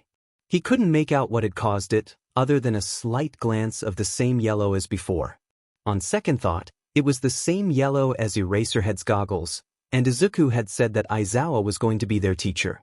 Knowing the man's penchant for both scaring the shit out of them and amusing himself through logical ruses, Shinso allowed himself to relax a bit, contemplatively watching the teacher's desk. Another swift movement, yellow darting up and then back down again in the span of a blink, soothed him slightly more. Definitely Aizawa, and definitely also a test to see which students already had a slight grasp of situational awareness. From a quick glance, very few people seemed to have noticed something was off. Just a large boy with multiple arms and a girl with purple hair and what looked like jacks hanging from her earlobes. Zero doesn't look at the desk, instead leaning over to Shinso and placing his chin on the other's shoulder. What are you looking at? You're acting a little shifty, dude. You haven't even reacted to Cammy flirting with you yet.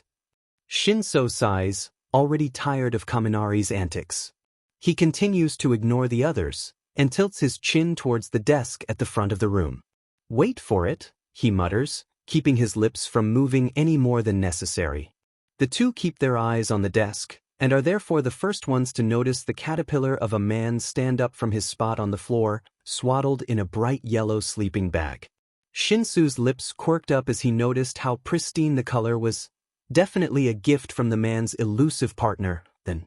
Gods knew that nothing the man bought himself stayed in that good of a condition.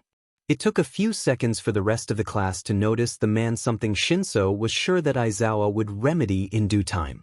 Wait, would he have to call him Aizawa-sensei now? He'd told them after the first few times they met, specifically the night after he came in, half dead and soaked to the bone, cradling an injured cat to his chest, to do away with honorifics. He felt that they were a waste of time that could be better spent on other things. But as a teacher, well, it was only right. Maybe he'd have to recruit Himiko and Mei to his cause of annoying him. He was sure they'd love to partake. As it was now, the room had finally quieted, eyes turning the front of the room. A hand emerged to undo the zipper far enough for the class to see Aizawa's face and neck, including the severe glower punctuated by glowing red eyes. It took most of you 12 seconds to notice me, far too long for a group wanting to go into heroics. Observing can and will make the difference between a successful hero career and dying the second you're out in the real world. Now, throw on your gym uniform and meet me out on the field. Somehow, Aizawa managed to produce 20 uniforms out of the sleeping bag, a feat that Shinso was slightly concerned by. Sure, he'd known that the man was a little slimmer than could be considered healthy, but surely he wasn't actually that small. He waited until after the scramble of his classmates grabbing their uniforms to go up and get his own, observing those who had the same idea as he had, the purple-haired girl from before with the odd ears, a large boy with a head that looked like a rock, the boy with multiple arms, and a taller girl with a black ponytail. Shinso nodded to them, grabbing his own uniform and handing the extra coffee to his teacher. Izuku sends his regards and apologies, as well as an invitation to stop by later and chat. Of course he does, Aizawa grumbled, although if one knew how to look they'd see the small smile that spread across his face. Tell him thank you, but that I'll likely be busy for a while. Shinso nodded, leaving the room without another word. Shinso found himself out on the field first, having changed quickly as to avoid the questioning stares of the classmates that had witnessed his interaction with Aizawa. Word had spread quickly that he knew their teacher, and while most seemed to think little of the information, a short purple boy that barely came up to his waist started complaining about unfairness and favoritism. Shinso shook his head. The decision to let him into the hero course was a group decision and classes hadn't even started yet. How could their teacher already be favoring him? The logic of this didn't seem to occur to his classmate, so Shinso resigned himself to ignoring him and hoping for the best. It wasn't as though he hadn't dealt with far worse during his last few years of school before Izuku took him in and put a stop to it. Being there early allowed him to examine his classmates, who walked onto the field in small groups. Well, the boys anyway. The girls walked out together in one solid mass, huddling in a way that set off a warning bell in Shinsu's head. He ignored the calls of Kaminari, Kirishima, and Shiro. Behind him, walking towards the girls, Ashido, who'd been facing away from him, whipped around with her hand outstretched, shining acid already beginning to bead up on her palm. Shinso held up his hands in supplication, and she relaxed when she took in just who was in front of them. Her arm dropped and the acid splashed to the ground, sizzling when it touched the grass and melting it away into puddles of green. Sorry Shinso, we're just a little on edge. Anything that I can help with? Ashido seemed to consider, shaking her head slightly before stopping and turning to the other girls. They shared a glance, and she turned back to him with a wobbly smile. One of the other boys, the grape-looking one, tried to look into the girls' locker room while we were changing. There's a little hole in the wall about his height, apparently. Yaoyorozu made a stopper for it so we could block it up after Jiro stabbed him in the eye with her jacks, but it's made all of us pretty uneasy. If you could help keep him away from us? I don't think he'll try again so soon, but I could be wrong. He was trying to look up our skirts earlier too. Oh, that's not going to continue. Shinso held out a hand, barely flinching as Ishido clung to it. He'd become closer than he intended to the girl during the many times their group had hung out at the cafe before school started, and had begun thinking of her as a de facto sister, loath as he was to admit it. Even if he didn't see her that way, Mei and Himiko had made sure he drank his respect women juice by the bucketload, and there was no way that he would let some tiny little creep make anybody uncomfortable if he could help it. If he does anything else, please tell me. I have no issues with punting him across this field. I could probably send him pretty far. He's smaller than the punching bags Izuku had me practicing with. Ishido laughed, her shoulders untensing minutely. The others followed her lead, still obviously wary but at least slightly reassured. They followed him over to where most of the class was now gathered, Aizawa-sensei still swaddled in his sleeping bag in front of them. 14 minutes and 24 seconds. You will have to do better than that if you intend to be heroes. I expect you out here in under 10 minutes in the future. He scanned them, taking in the scattered clumps of students. Well then, I suppose we'll start. Bakugo, how far could you throw a ball during middle school? 64 meters, the boy grumbled.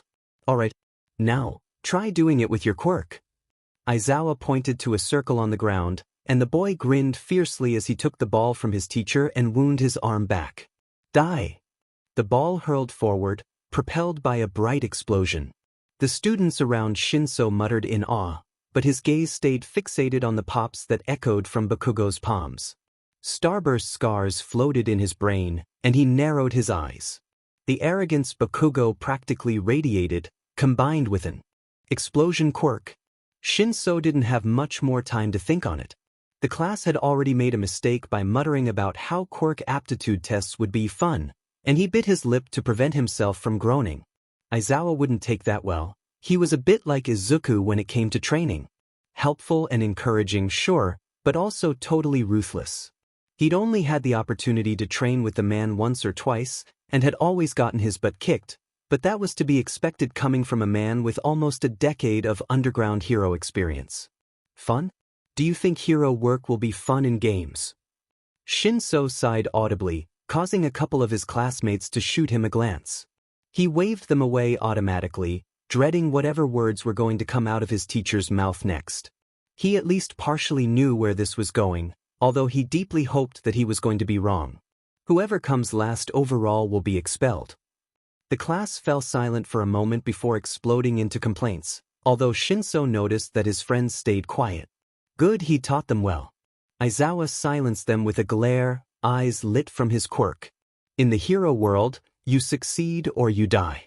There is no room for failure, and if you are unwilling to give your all, you are not welcome in my class. Stop complaining and line up.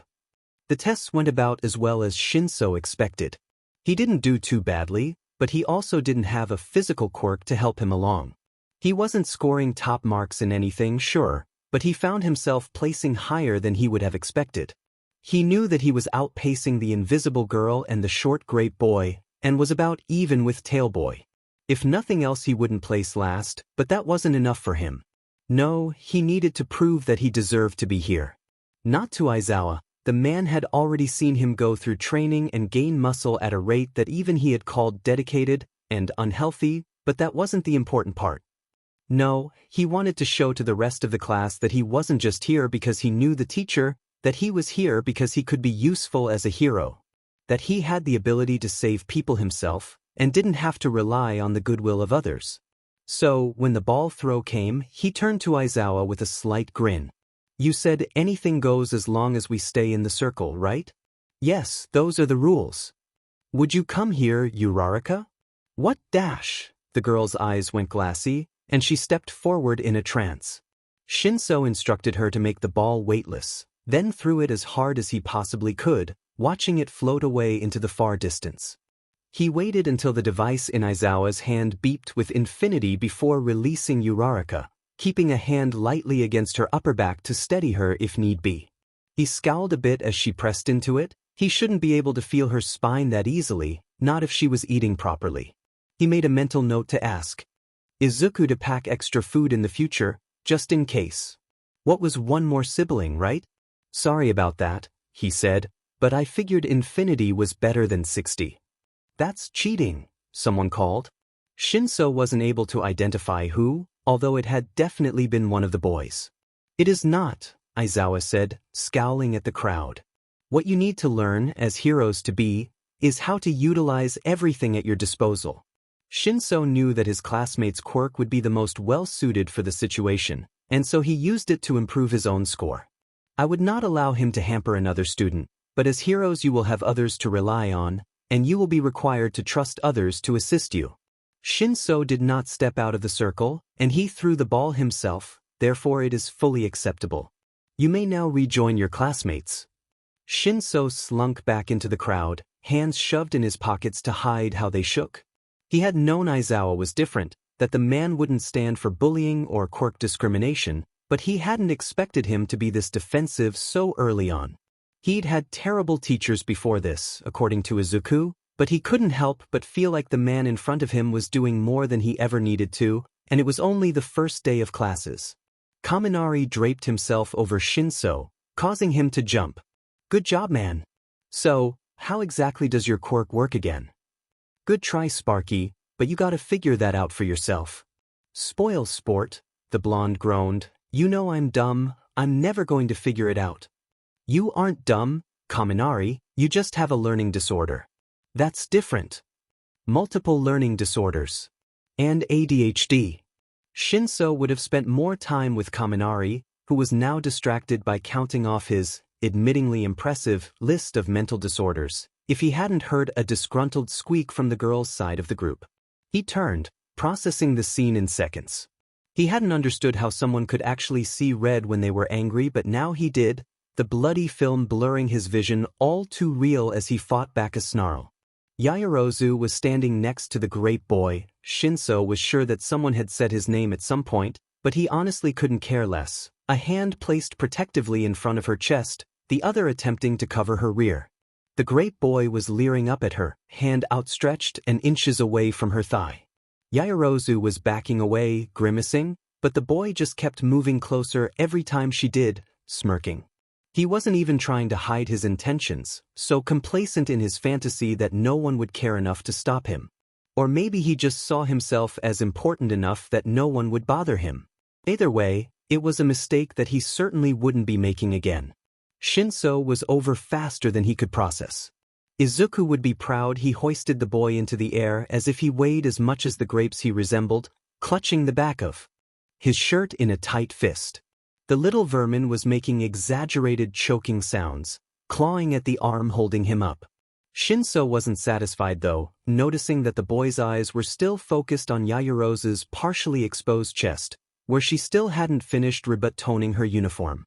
Listen here, you little pervert, he hissed, bringing the boy close enough to feel his breath.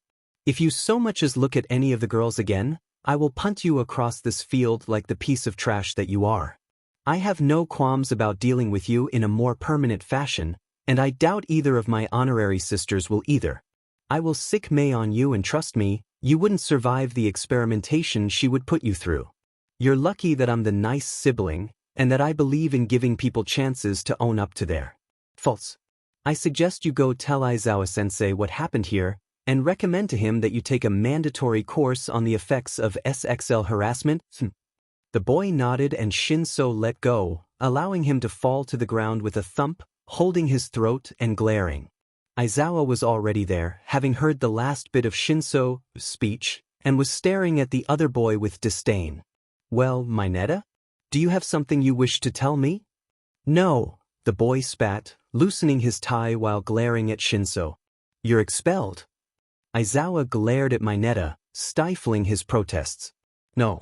You were given the chance to confess and better yourself, but you decided your pride was more important. I refuse to teach that sort of person, much less allow them to become a hero. If you can become a better person, maybe you will be welcome back. For now, however, you may go see Nedzu. Go! Aizawa snapped, startling Mineta into movement. He stood, still grumbling, and stomped off towards the school. Shinso, please note that in the future I will be less forgiving of such forceful actions. Understood? Shinso nodded, taking the reprieve for what it was and fading back into the group of students. That had been enough spotlight for one day, 1 year really. He wasn't keen on having to deal with the others' reactions to that event, and could have almost kissed Aizawa when he snapped at them to get back to their tests. That being said, he didn't regret taking care of the problem. Even when the girls flocked around him, having obviously decided that he could be trusted, he didn't second-guess what he had done. Although, he already missed being able to sink into the shadows where no one would try to interact with him. The rest of the tests passed without incident, and Shinso waited with bated breath for the results to be shown on screen. He had no doubt that Aizawa would expel anyone that he decided hadn't done well enough on the test, regardless of how well they placed. Izuku had told him all about how the teacher had expelled his entire class the year before apparently they had all showed no potential to become heroes. His classmates' worries about expulsion were well-founded, if a bit misguided. After all, they were all eligible for expulsion, not just the lowest scorer. Aizawa wouldn't simply expel the person who placed the lowest, not over a quirk-based test. No, it wasn't the tests themselves that were important, it was how people dealt with them. After all, Aizawa's own quirk wouldn't give him any benefits here, unless he sabotaged others. He'd have to rely entirely on his physical prowess. Even so, Shinso felt a wave of relief when the scores were projected. He hadn't scored very high, but he'd managed to outscore Hagakure, Jiro, Kaminari, Koda, and Kirishima. He felt bad for feeling that way when some of his friends were ranked lower than he was, but it was a fish-eat-fish world and he couldn't afford that sort of sentimentality. Besides, the group had shown at least some ingenuity in using their quirks. For some of them, even managing to pass the entrance exam was surprising. He couldn't help but wonder how Hagakure had managed to do it, since all her quirk seemed to do was make her invisible. Same with Koda, as from what he could tell his quirk was the ability to talk to animals. Shinso doubted that Disney princess powers would have been much help when trying to disable robots, but he supposed that Koda had some advantages just from his latent mutation genes. Hagakure, at the bottom, was shaking. Even though he couldn't see her face, Shinso was sure that the girl was not too far from tears. The urge to comfort her welled up and he pushed it down ruthlessly. He didn't need to take responsibility for anyone else here. He already had his idiots to take care of. He didn't need to start adding more people to that list. Well, Aizawa started, one of his typical grins stretching his face in a way Shinso couldn't help but see as uncomfortable. None of you will be going home. The expulsion was just a logical ruse to see your true potential. I thought that was obvious, Yayarozu said, voice clear among the mumbling and shouted complaints of the other students. Shinso squinted at her, realizing that she genuinely thought their teacher was lying about being willing to expel the lowest placer from the class. He thought about correcting her before shaking his head. He'd let Aizawa have his fun for as long as it lasted. If the class wasn't willing to believe that he would expel them, they would be more likely to show their true colors that determined whether or not they should actually be heroes. Shinso was never against weeding out those who wouldn't last long past graduation. They'd had plenty of small-time heroes come into their café that turned up dead mere days later. And a-hole heroes were almost worse, especially successful ones. There was no telling what the commission would allow their precious figureheads to get away with. The kids around him, and they were kids, he wasn't above recognizing the fact that they were all children, didn't need to be a part of those statistics. Without his background, he might have seen Aizawa as overly harsh, thought the man was seeking to stifle their dreams, but he'd seen Aizawa silently weep after his former students turned up on the news, and knew that all he wanted was to stop the flood of unneeded corpses. He nodded to Aizawa as they filtered back into the locker rooms, sans Mineta, the girls noticeably more relaxed than they had been just a bit before. Kirishima clapped him on the back, leaning in more than he strictly needed to. Hey dude, that was pretty manly out there. Bakugo ched, snarling at them as they looked over. What, you think that little show was impressive? I mean, he did stand up for the girls, Siro said, carelessly stripping off his shirt. And? Buncha wimps if they need mindfuck there to protect them. Hey, don't call him that. Kaminari interjected, wrinkling his nose. Shinsu's great, man, you can't talk about him like that. And asking for help isn't a weakness, even Aizawa-sensei said that. Yeah sure. Needing help makes you weak, that's how the world works, dumbass. Bakugo shoved past them, knocking Shinso hard into the wall. He managed to catch his head before it made contact, but his shoulder wasn't so lucky. Dull pain flared in the joint as he rubbed at it, wincing. Just stay out of my way, extras. DMN, what's his problem? Zero asked, peeling his pants on. He needs a serious chill pill. And maybe some water to put out the fire under his butt. Shinso snickered, although his eyes stayed fixed on the door that Bakugo had walked out of.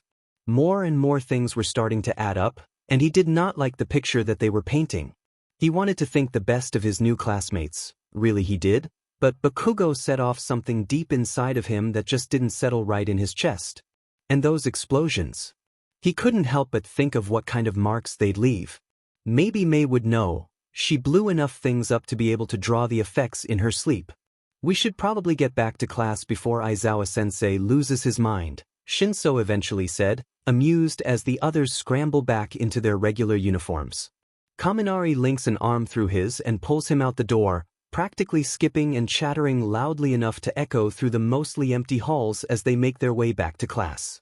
Kirishima, Ashido, and Zero trailed along just behind them, smiling fondly at the two's backs even as they wrestled with the last parts of their uniforms. The cafe was oddly still without Mei, Himiko, and Hitoshi. Izuku moved sluggishly from table to table, cleaning quickly even though his eyes barely glanced to where his hands were moving. They hadn't even been around for that long, only a few months, but they had already become necessary staples in his life.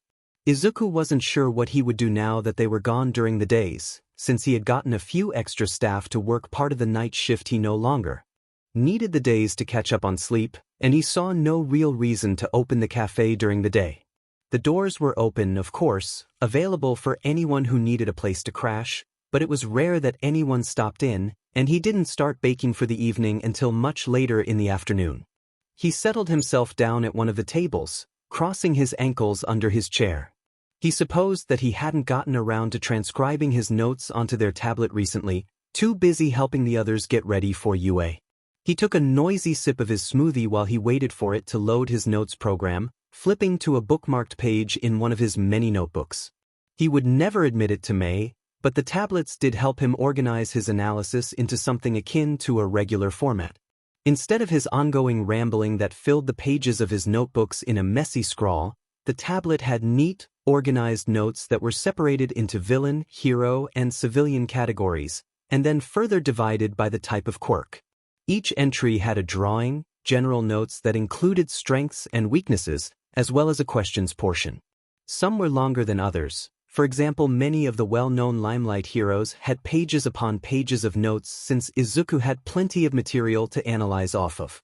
Mei had been actively encouraging him, again, to market his analysis. He'd shrugged her off when she suggested that he offer quirk counseling to their patrons for a fee. He would never make any of their patrons pay for something like that, which could drastically improve the quality of their lives. She'd called him naive, a softie, although there had been nothing in her tone that suggested that it was meant to be taken as an insult. When she brought up the money aspect again, Izuku had laughed, gesturing to their nearly full-tip jar stuffed with yen. Even if he didn't charge for his analysis, many who came in saw fit to pay him anyway. Izuku wasn't going to protest. He knew it was their way of making sure that the cafe stayed open to feed them on their midnight shifts. The tablet dinged quietly and he frowned, stopping in the middle of a costume sketch for Spindle, a new underground hero with a knockout quirk. As he lifted his stylus, a box appeared on screen, all black save for a tiny white rodent icon in the center. Izuku rolled his eyes and tapped on the rat with his finger, causing the icon to expand into an empty chat box. A text box popped up on the screen, holding a simple hello and a link. It shouldn't have been possible for anyone to send messages to this specific tablet. Izuku had refused to connect it to anything, only setting up an app for him to type on and a basic drawing site. Even if he and May had equipped all of the tablets with multiple layers of cybersecurity that should have kept any wannabe intruders out of their files. But if this was who Izuku expected it was, the intrusion wasn't entirely unexpected. Or you tips? Ignoring the link for now. The principal, of course. The other types back, and Izuku sighs loudly. I already told you I'm not interested in becoming a student. That isn't why I have reached out, although I assure you that if you change your mind you will have a place here at UA. No, I have come to request your analytic talents in a different manner. The link should explain everything thoroughly enough, if you are so inclined as to read it. Izuku doesn't bother answering, instead tapping on the link resignedly. The small print hurts his eyes for a moment before they adjust, and he scans over the many lines of text until he finally reaches the end. Then, having finished, he rubs his eyes and reads the document again before returning to the main chat. Nedzu had already sent a message, predicting his first question. Yes, this is a genuine offer, Midoriya-san. It would not require you to be a student, only for you to occasionally work with members of our facility to improve costumes, gear, and training for our students. We will obviously compensate you at a reasonable amount, perhaps 300,000 yen a week? Izuku's eyes bulge and he stares blankly at the tablet. He can imagine the rat sitting behind his desk and cackling over a cup of tea, all too satisfied with his ability to stun Izuku. 300,000 yen a week? He had to be kidding. There was no way that UA's budget was large enough to be able to afford that. Even if it was, why would they pay him of all people to do analysis? Surely there were professionals that could provide much better services. As much as the offer intrigued him, Izuku shook his head and let his fingers settle back onto the screen, quickly typing back a message. I appreciate the offer, Nedzu-sama, but I cannot accept at this time. Being that close to so many heroes and training, assisting them from behind the scenes, well, he'd already promised himself that he wouldn't go down that path. It was like admitting that the quirkless were less than only able to help improve others with quirks instead of being heroes themselves. No, he had plenty of responsibility already. Not to mention that All Might himself was supposed to be a teacher at UA this year, and Izuku was determined to stay as far away from him as possible lest he start crying maniacally and trying to fight the #1 hero. That is a shame. I don't suppose I could possibly change your mind? I know the students would appreciate the input. We try, but all of our staff have other responsibilities that they need to attend to. It makes individualized attention quite difficult sometimes. I know many could do with a better understanding of not just their quirks, but also their importance. You would, I believe, be uniquely qualified to provide them that support. Izuku glared at the words. Nedzu knew exactly how to press at his buttons. The thought of any student being unable to get the help they needed struck a chord in Izuku, reminding him too strongly of his own school days. Thought of Shinsu's delight when they were able to find new applications to his quirk, the literal happy dance that had stemmed from their attempts to control others without a verbal command. He thought of Kaminari, and how profusely the boy had thanked him and May after they built him a battery to hold his excess energy so that he wouldn't go brain dead. The relief that had ghosted across his eyes when Izuku had argued his parents into getting him therapy, the smile he'd come out with when he finally processed the realization that he wasn't dumb, he just had learning disabilities. He remembered the pain that Ashido and Kirishima had been in until he formulated new skin creams to combat the damage done to them by their quirks, the unabashed hug Ashido had given him after he reassured her that her acid wouldn't leak through to his skin unless she focused on letting it out. Izuku thought of Siro, and the talk they'd had in the middle of the night about how sometimes gender wasn't a binary thing and that it was okay if Siro wanted to try out different clothes and pronouns sometimes. He'd comforted them through their parents' dismissal of their quirk and their identity, letting him in through the window every so often to soothe him and slowly work on putting together a case for custody. He'd never been able to ignore other people's problems. Diamen hero complex. Fine, Izuku typed, cursing the rat under his breath, but I have my own terms. I would expect nothing less. Nedzu sent back instantly, as if he had already known. I need to be able to refuse to work directly with students if I feel that they pose a threat to my safety or health. Same with teachers. I will still give them assistance, but it will be through either written correspondence or through a trusted conduit.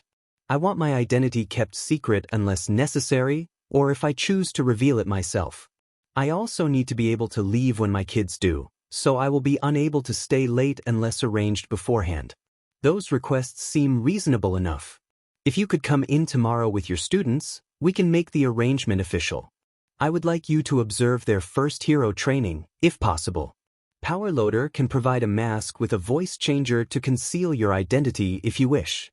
That would be helpful, thank you. Of course. I am looking forward to our meeting, Midoriya-san. The pop-up disappears from Izuku's screen, his half-finished drawing left sitting innocently on its own. He runs a hand through his hair, flipping it out of his face with the fleeting thought that he really should cut it soon, and settled back in. His stylus clicked on the screen as he kept sketching, thoughts elsewhere even as he started filling in the technical aspects. Izuku wasn't dumb, he knew how important of a skill analysis could be. Just a few months before, he would have argued that his abilities were far too insignificant to be considered powerful or helpful. His inferiority complex had been at an all-time high in the days before he met May.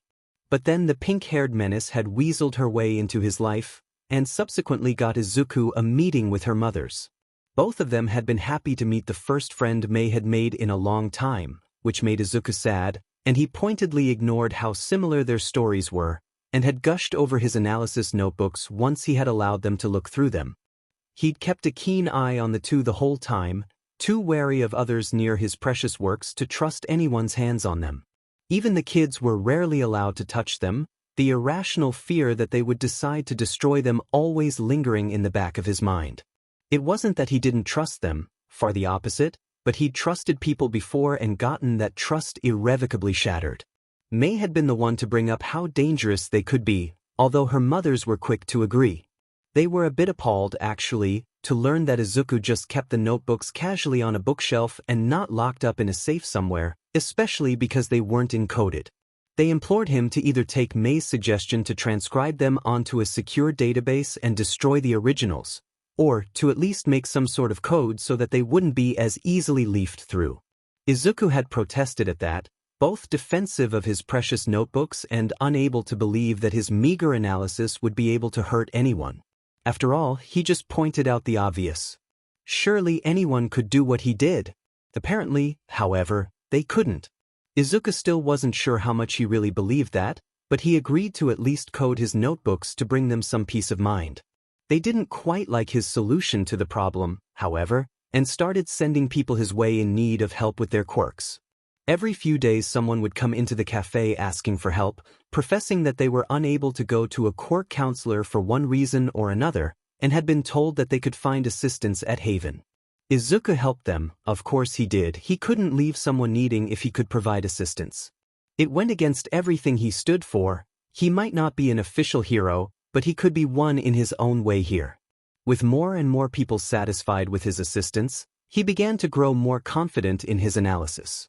He wouldn't have told anybody that he was great, but he accepted that he was good enough at it to be able to help others, and that was all that he ever needed. Demen Nedzu, taking advantage of that to coerce him into Yue. Izuku had no illusions that this was just some small step of a master plan. The being had been far too interested in him during their meeting for his comfort. He had heard stories of the students Nedzu latched onto, most growing to become fearsome opponents in whatever field they decided upon for themselves, most of them business students, despite Yue's focus on heroes. He supposed that they were just the sort of feral that spoke to Nedzu's questionable tastes. He wasn't quite sure what Nedzu found so interesting about him, a cafe owner who didn't even go to Yue, but he resigned himself to finding out. Assisting the students with analysis would have him working closely with both their homeroom teachers and Nedzu, which he was sure the being delighted in. Either way, he wouldn't truly need to worry about it until tomorrow.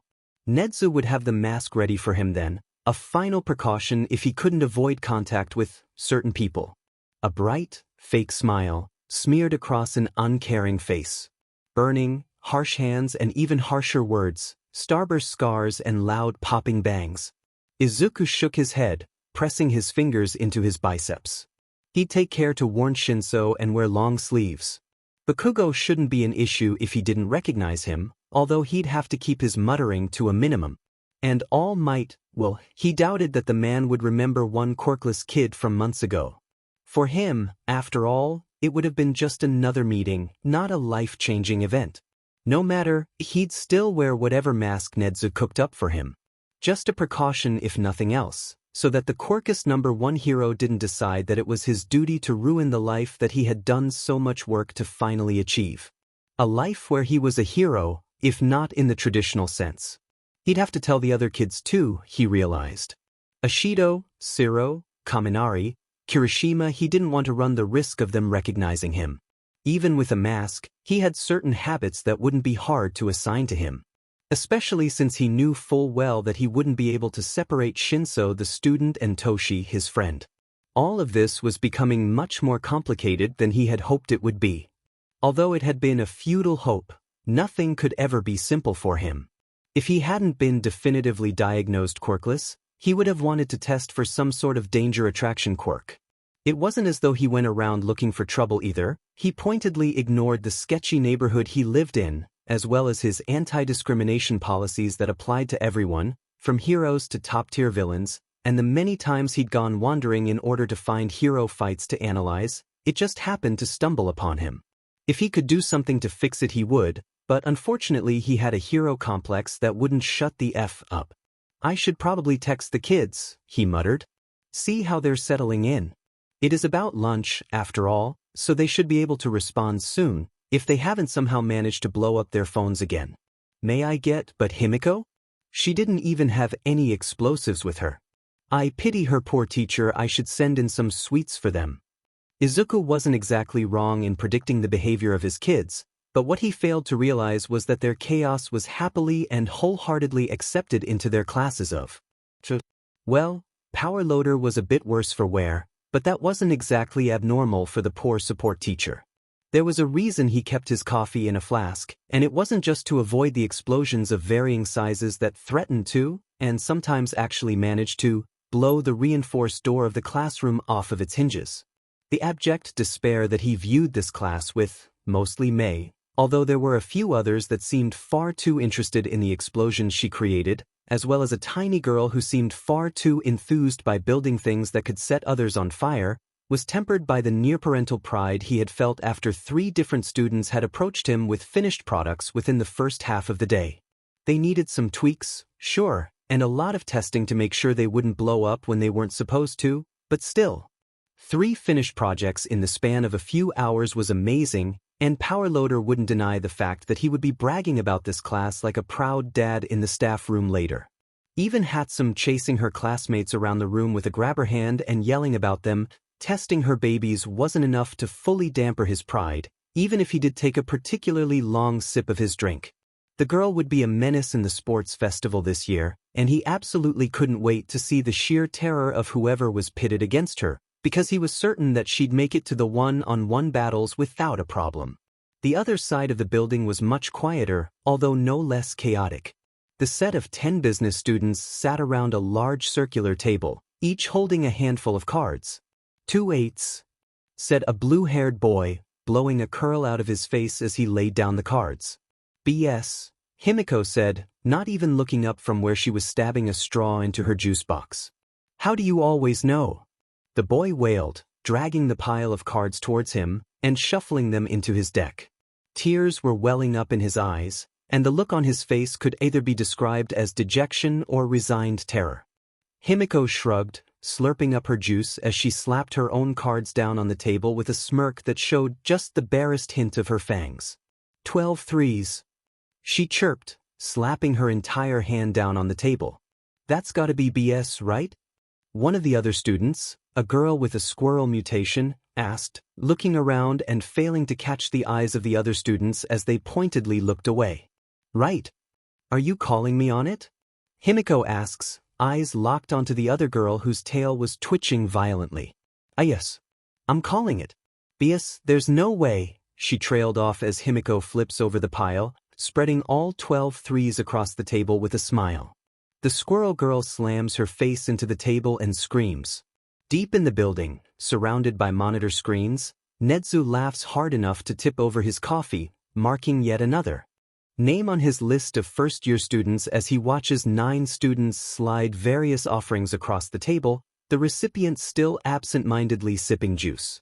Her teacher, firmly in the background, features a feral grin, reveling in the cool viciousness of her new set of heathens. He does so love the business course. At lunch, Izuku got a singular text back from his kids. Problem child 1. Mei's now considered a biohazard, Himiko's started a cult, and I got someone expelled. Izuku smiles at the phone, patting it lightly as he would one of their heads. Day 1, and they're already growing so much.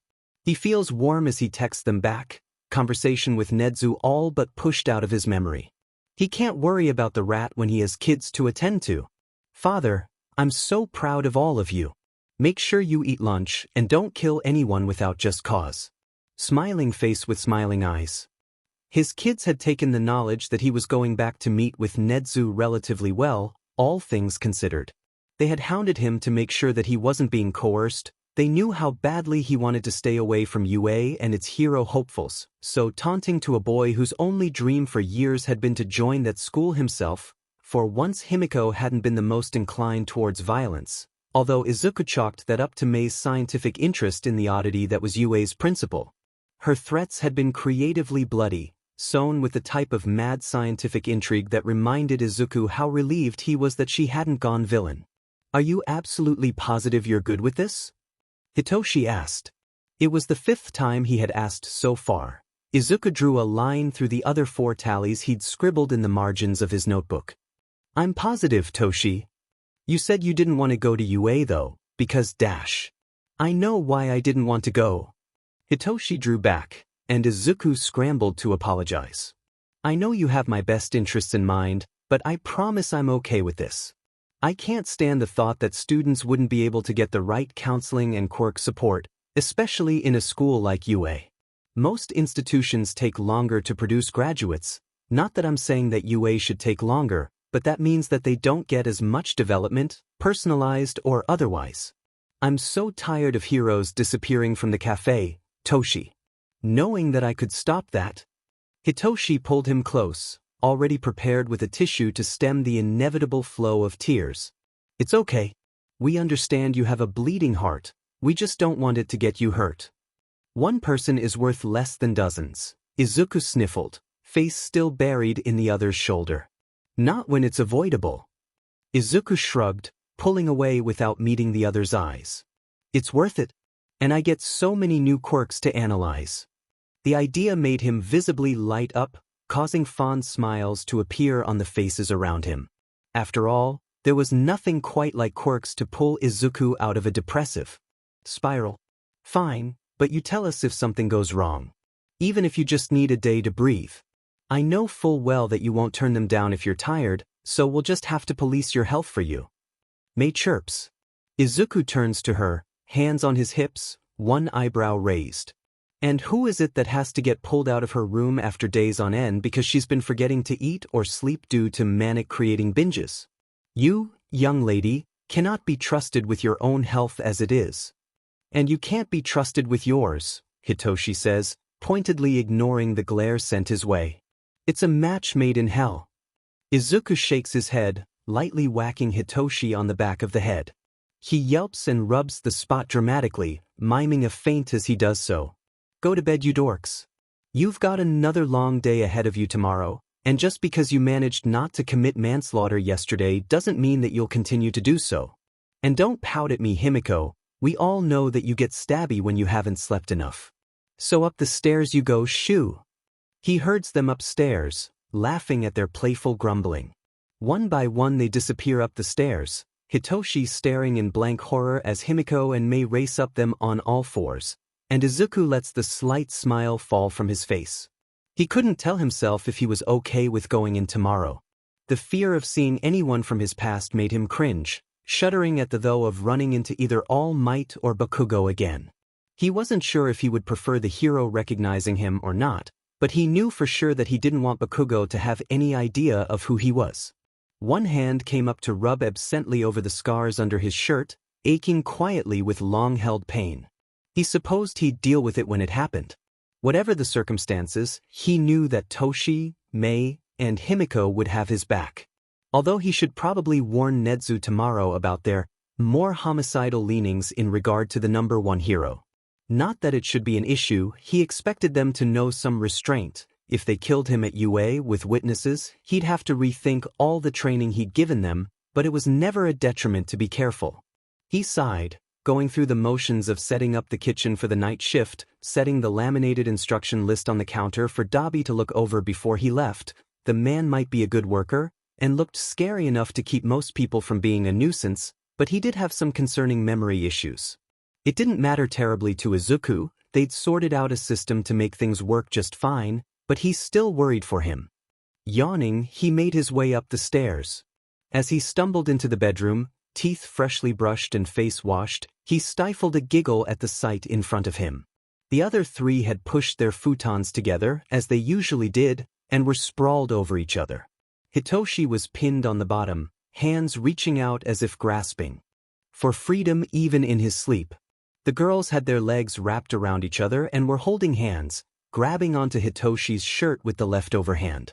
Izuku pulled out his phone and snapped a couple of pictures before sliding his own futon over and cuddling up to them.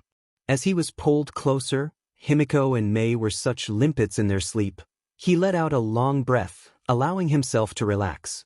He could worry tomorrow, could panic once he was actually within the halls of UA.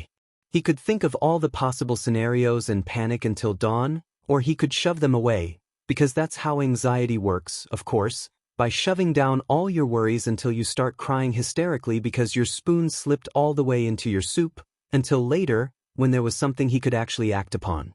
For now, he was fully content just to settle in with his family, and wasn't that still an odd thought, after all these months, that he had a family, and sleep until morning. The morning was just as hectic as the day before. All four teens had managed to forget their alarms, and so woke to the sight of Dabi, the man Izuku had hired to cover the night shift, in their doorway ringing a large cowbell. What the F? Mei snapped, sitting as upright as she could with Himiko half on top of her, rubbing gunk out of the corners of her eyes. She glared at Dabi sleepily, no doubt considering all of the creative punishments that she could inflict on the scarred man that had dared to interrupt her sleep. I normally check in with the boss earlier, but none of you were up and I figured this. He hefted the bell, which rang merrily, would be better than me looming over you in your sleep. I've done a lot of things, but that's just weird as hell. Sheet. Izuku jolted upwards, wide eyes staring directly into Dabi's soul. The man took a step back on instinct, still a bit wary of him. The sweet ones were always the scariest, after all. I'm so sorry, I completely forgot my alarm, Sheet. He shoved Mei's legs off of him, sending Himiko tumbling to the ground in the process. She didn't even stir at the rough treatment, smacking her lips in her sleep and latching back onto Shinso. I'll get these two up, you go take care of the café, Mei said, already starting the arduous process of waking up the others. Shinso, as much as he suffered from insomnia, was a beach to wake once he finally fell asleep, and Himiko was similar to a slumbering bear in winter. Tired, difficult to wake, and just as likely to maul you. Thanks, Mei. Izuku called over his shoulder, already hurrying down the stairs with Dabi in tow, the cowbell clanking with every step. I hate mornings, Shinso grumbled, swapping the strap of his bag to his other shoulder. It was a bit of a struggle, considering he held a cup of coffee in each hand, but he managed it without any sloshing over the lip. He took a sip and let his eyes drift closed, narrowly avoiding a pole with aid from Izuku, pulled him out of the way a second before collision. You say that every morning. And keep your eyes open before you give yourself an entirely avoidable concussion. Izuku pulls him away from yet another pole as Shinso cracks open his eyes and blinks sleepily, cat-like. 1. It doesn't make the statement any less true. The fact that I hate mornings is not going to change, therefore I can repeat it as often as I want. 2. What if I want to run myself into a pole so I don't have to deal with my classmates, who are far too energetic for 8 in the morning? I think I'd prefer a concussion, come to think of it. Maybe then I could get them to shut up. You realize that a lot of heroes are like that, right? Himiko chips in. Whether it's an act or not, most heroes try to be pretty chipper in the mornings, all the time really, to help their image. Unless you're going for a personality-like endeavors, it's almost an inevitability. This is why I'm going underground. I'm gonna be a mini Aizawa and no one can stop me. Especially him. So, should I put a neon yellow sleeping bag on your birthday list then? Izuku laughs as he ducks Shinsu's swipe at his head with ease. Hey, just think of his face, it would be great. While I do appreciate plotting to harass both my teacher and long-term customers, maybe we shouldn't annoy the man who can chuck me out of the hero course? He wouldn't. Izuku chirps, eyes gleaming. I know too much. That's far more concerning than I think it was supposed to be. Don't worry about it. Izuku waves him off as they scan through the front gates, eyes darting up to a camera on the lip of the door. His lip quirks as he waves to a spot approximately a foot to the left of it, which blinks green for a second before fading back into the metal. I knew there was something weird about that camera, Mei mutters. Izuku laughs, threading his arm through hers and pulling her through the gates. Always trust your instincts, Mei. They're almost always on to something. So does that mean I can bite my classmates? Himiko chips in, pulling up to Izuku's other side. Not without informed consent, make sure you ask first, tell them why too. And ask nicely, don't scare them into it, Himiko. Fine. The girl pouted, fangs on full display where they poked over her bottom lip. I'll ask them. Good.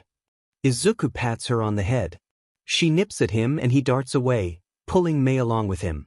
The both of them to stumble into Shinso, who swears and quickly rebalances his coffees while trying to steady the other two with a foot. Don't you have a meeting, Zuku? He asks, desperate to save his coffee from the other three shenanigans. Besides, he'd promised Aizawa-sensei that he'd bring in coffee for the inevitable chaos that he and his family were going to bring, and he really didn't feel like having to explain why he'd arrived without it. Oh no! Izuku straightens up, very narrowly avoiding knocking his head into Himiko's chin, who darts out of the way just in time. He looks down at his watch before blanching. I need to go now, I'm so sorry, have a good day kiddos. And remember, if you going to commit a crime, don't get caught, the other three chorus blandly. Wonderful. Love you. He blows them a kiss as he runs down the corridor, disappearing around a corner in seconds. He really is a disaster, Mei says fondly. Pot kettle. Himiko says. And what does that say about you, you little nutcase? Mei? Himiko. Shinso glances between the two of them before glancing pointedly to the clock on the wall. Neither of them seem to notice, so he kicks them lightly, one after the other. They stop bickering to turn identical glares on him, and he swallows hard before gesturing up at the clock again. We're gonna be late if we stay here any longer. Sheet. Mei yelps, dashing down the corridor with a hurried goodbye thrown over her shoulder. Himiko hurries after her, sending a parting glare over her shoulder at Shinso. It promises violent retribution for his apparent slights against her person, and he really isn't looking forward to lunch today. He clears his throat to refocus, rebalancing the coffees, and trudges away towards his classroom. Izuku waved at the hidden door camera as he approached, smiling as it swung open when he got within a couple feet of it. No need to bother with the principal's normal games, not when the one visiting would be as unfazed by them as a brick wall. Izuku dipped his head in a slight bow to Nedzu, smiling slightly at the tea already set in front of them. He would bet anything that it was already done up the way he liked, just a little reminder that the principal saw everything, remembered everything. He would expect nothing less. Sitting at the chair across from Nedzu, Izuku smiled at the chess set laid out between them. I thought this meeting was strictly for business, he said, fingers trailing along the handle of his cup before he lifted it to take a sip. The faint taste of apple flitted across his tongue, just cool enough for him to drink comfortably. Oh, it is for business, I just see no need for it to be boring as well. Nedzu responded, teeth bared in a facsimile of a human smile. It set Izuku's flight instinct blaring, the expression that seemed so innocent on humans feral and threatening on Nedzu's face. Animals bared their teeth in a warning, after all. A sign of aggression, not of friendship, and there was no doubt in Izuku's mind that Nedzu was 100% an animal, even if one with above-human intelligence. Izuku only shrugged in response, carefully toying with the king on the board.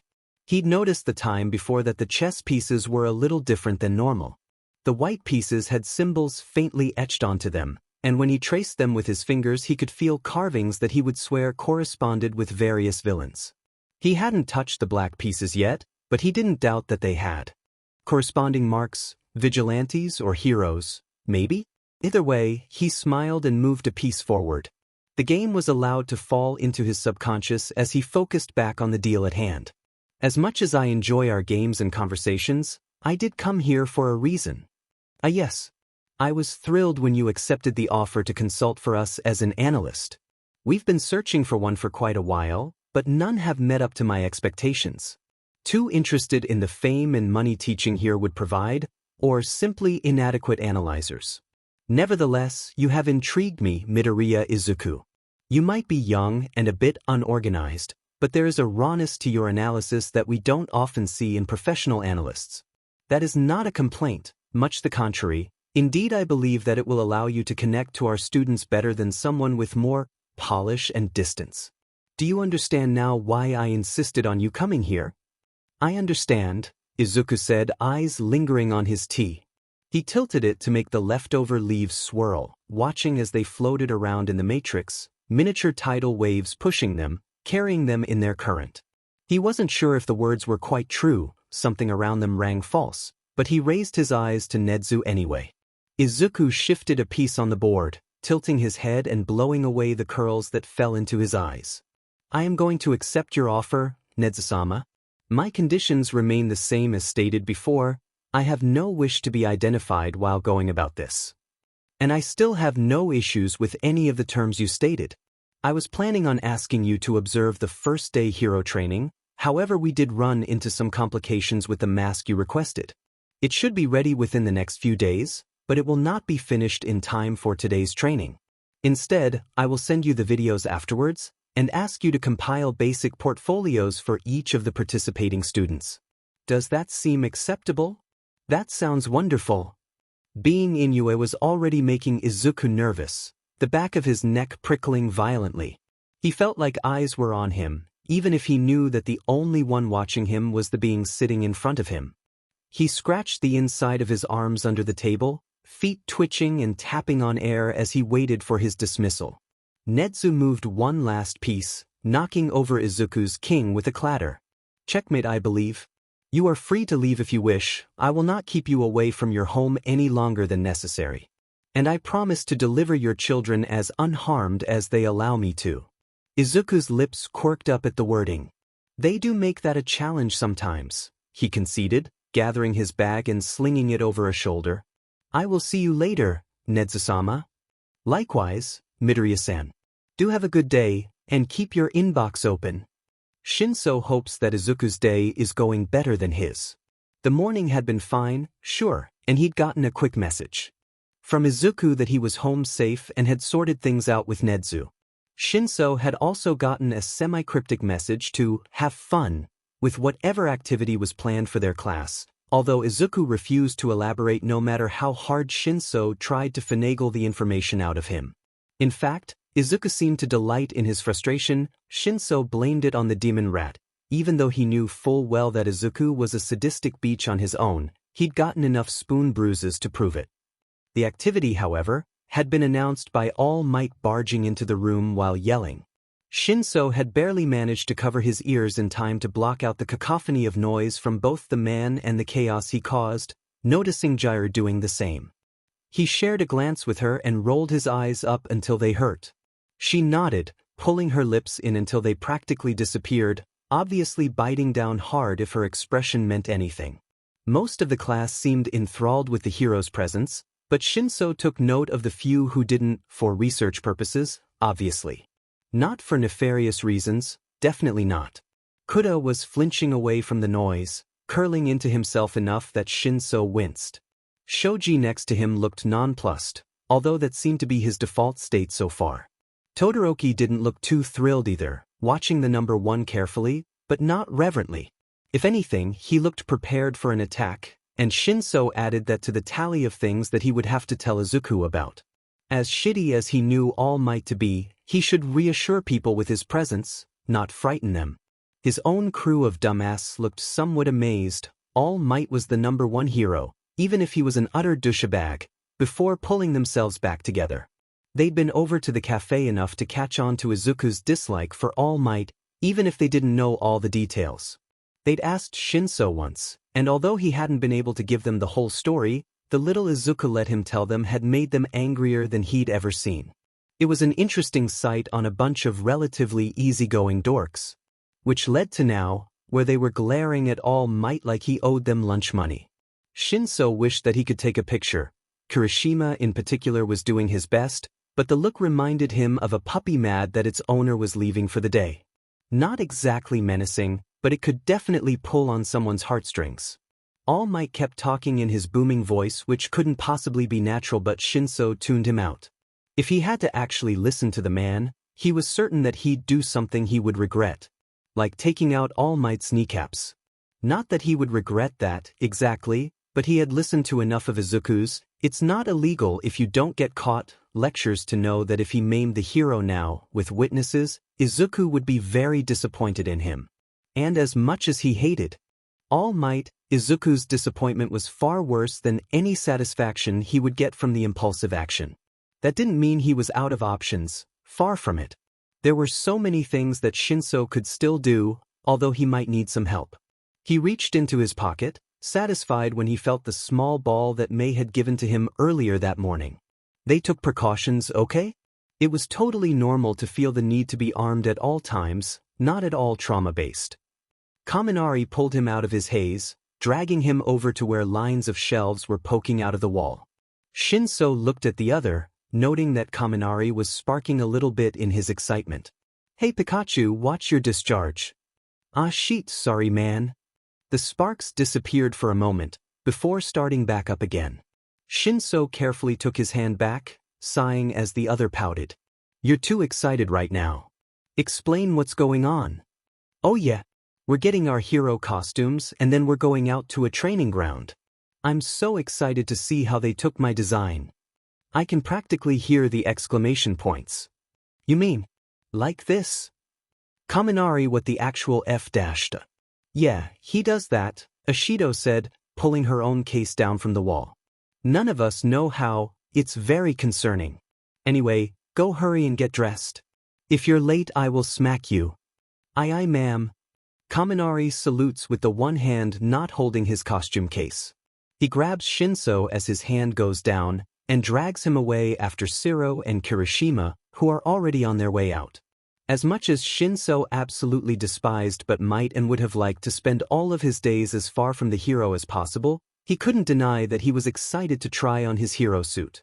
He, Izuku, Himiko and May had all worked on it together, intent on making something satisfactory for an underground hero.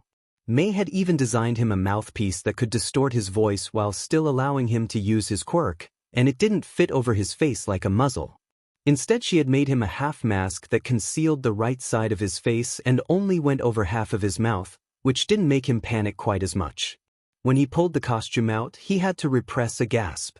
The designers had done a fantastic job, probably because Himiko and May had sent subtle threats with his paperwork about it being exact to their designs. It was relatively basic other than the mask, made up of a black jumpsuit with hints of purple when the light hit it right, but the mask itself was a wonder to behold. May hadn't let him look at the designs other than to show him the general shape of the mask, ensuring that it wouldn't trigger any issues caused by his fosters forcing him into a muzzle when he was younger and couldn't control his quirk as well. He'd even tested the shape by wearing it around the cafe, and a few of their underground patrons had decided to show their support by wolf whistling and telling him that they wouldn't want to meet him at the end of an alley, which he supposed was a compliment, but he could have easily done without the comments. Anyway, she had refused to show him the full design, insisting that he needed to see it with his hero costume for the full effect, which, pulling it out now, he didn't disagree with. As subdued as his jumpsuit was, the mask was what sold the ensemble. The mask itself was pure black, cutting across over his nose and leaving his left eye uncovered. The bottom half had sharp silver teeth curved up into a grin, and they poked out from the mask just enough that someone reaching for his face would manage to get their hands scratched to hell. It was also bulky enough to hide the small bump of the voice modulator, which buzzed against the corner of his lips before calming and settling into silence. "Demon bro." Shinso jumped, bumping into the wall as Kirishima popped out of nowhere.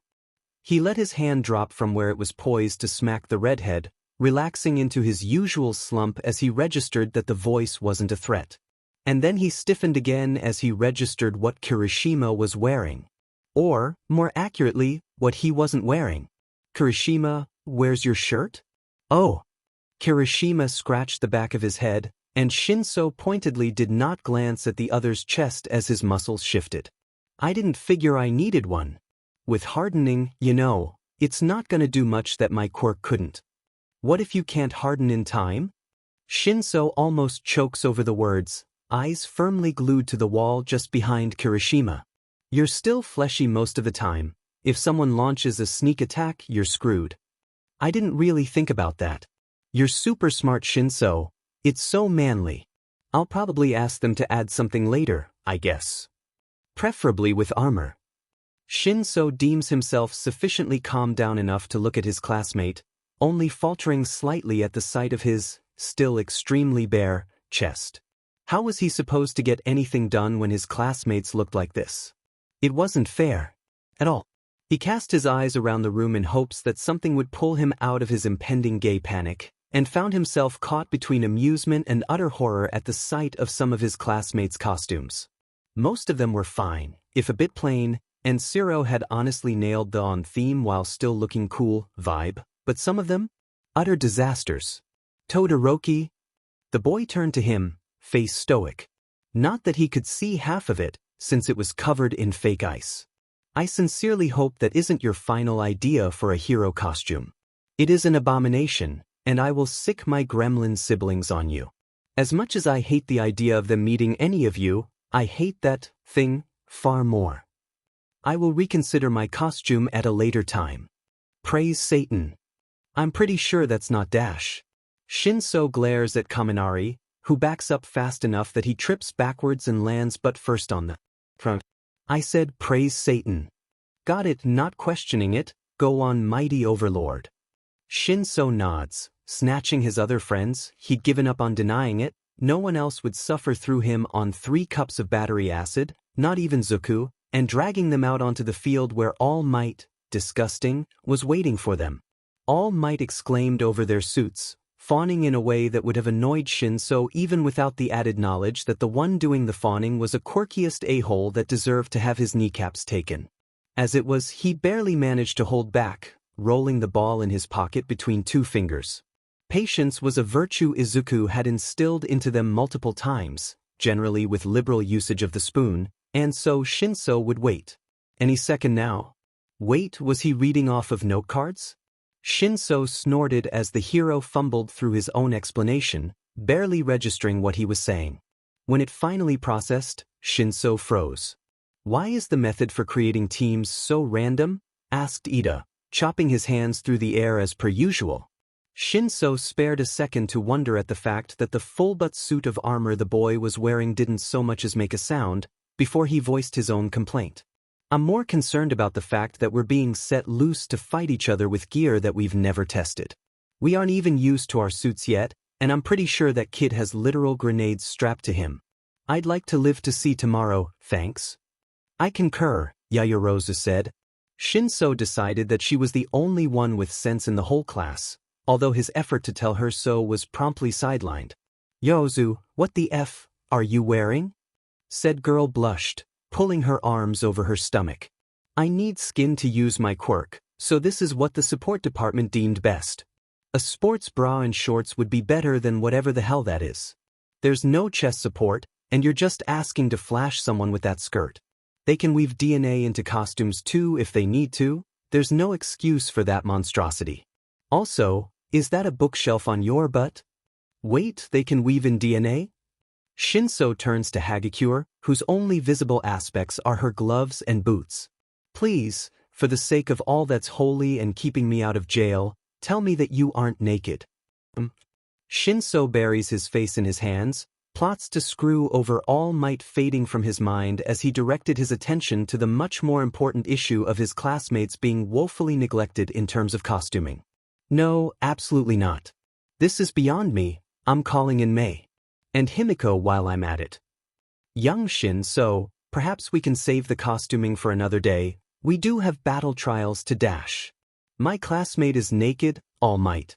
You mean to say that you're willing to send a young girl into a combat situation without any sort of protection? He fixes the hero with a glare, satisfied to see that it has much the same effect on him as it did on Kaminari earlier. Well, of course not dash. Then maybe, if you still want to have the trials, you should at least send her to support to get her costume fixed? Yes, that would be acceptable. Young Hagakure, I suppose you know where support is. Nope. But I can wait until later dash. Absolutely not. I texted May, she'll grab you from the locker room after you put on some clothes. She's a bit much, but I promise she means the best. Just watch the explosions. What? Hagakure's hands wave frantically in front of her face. What explosions? We'll see. Have fun. With that sorted, Shinso turns back to All Might. The man doesn't move, staring blankly into the space that Hagakure had just vacated. Shinso waves a hand in front of him, thankful for his height which allows him to snap his fingers inches from the man's nose. All Might startles with a loud snort, staring down at Shinsu's hand with confusion. Are we going to start or not? Yes. With the change in numbers, we'll be doing 3-on-3 battles instead of 2-on-2. Give me a moment. All Might dumps out a box that he was holding, hurriedly rewriting the scraps of paper while the rest of the class watches, with mixed reactions. Shinso almost laughs at the eyebrow raise that Yaoyorozu sends his way, but shrugs in response. He's not surprised that All Might blew off his concern about their inexperience in combination with fighting. He's tempted to try again but decides that if All Might really feels like digging himself into a hole by getting students injured, he's not going to stop because a first year questioned him. Come draw your numbers and go find your teammates. Shinso makes sure that he's the last in line to get a number, waiting until his classmates are forming their own groups away from the oversized blonde dumbass. He pulls the ball from his pocket as he reaches in to grab his number, fumbling a little so that All Might has to move his other hand to steady the box. Shinso slips the ball into the man's pocket as he moves, the weight barely causing the fabric to droop. He pulls the paper out to see a scribbled, barely legible one, raising it to the others in question. Kaminari waves his own slip in response, Tsu standing next to him looking much more subdued. Shinsu's glad at least one of his partners will have common sense, and voices that thought to Kaminari's protests. Tsu smiles at him though, so he counts it as a win. What really satisfies him though, is the startled yelp from the other end of the room. He turns to see a cloud of glitter thick enough to obscure his vision, and as it clears the shocked giggles start, turning into raucous laughter as the others get over their reluctance at ridiculing a national icon. It really was inevitable though, no matter his status. The gaping mouth and puffed up hair would have been enough to set them off even without the extra flair. Shinso decides that All Might looks much better bedazzled in rainbow glitter and doesn't waste a second in sending the picture to the group chat. In response, he could swear that he hears an explosion and cackling laughter from the distance. He does hope that poor Hagakure makes it out okay. Izuku sighs as his tablet chimes, letting his head thump back down onto the futon with a groan. He'd hoped to get a quick nap in, but sleep was apparently dead set on evading him like the BS idiot was. He reaches for the tablet as it chimes again, fingers barely scraping the edge of it. He squirms to the side and tries again, managing to grasp it between two fingers. Strong as he might be, and he isn't too modest to say it anymore, not after he found out that he could literally bench his friends, 2 fingers is not enough to keep a proper grip on the tablet and it falls off of his desk with a loud clatter. Thankfully, said tablet had been May-proofed, and doesn't so much as crack. Unfortunately, it is now even further from his resting place. He slumps over, face resting on the wood floor and screams. The tablet chimes again. Izuku squirms across the ground like a worm on a hot sidewalk, flopping out an arm to pull the tablet to him again. He lays there for a moment, unmoving and fully unwilling to budge from his relatively comfy spot on the ground.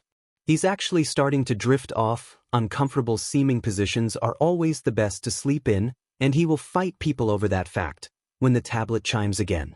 He contemplates throwing it across the room for a handful of seconds, before remembering that it was indeed May-proofed, and a minor impact from being yeeted like a frisbee wasn't going to do much to it. Besides, even if it would break, he doubted something as minor as a broken tablet was going to stop Nezu. He flipped the case open to 2 messages. One included 2 files, which appeared to be a roster of both Class 1A and 1B, and a video file labeled Battle Trials.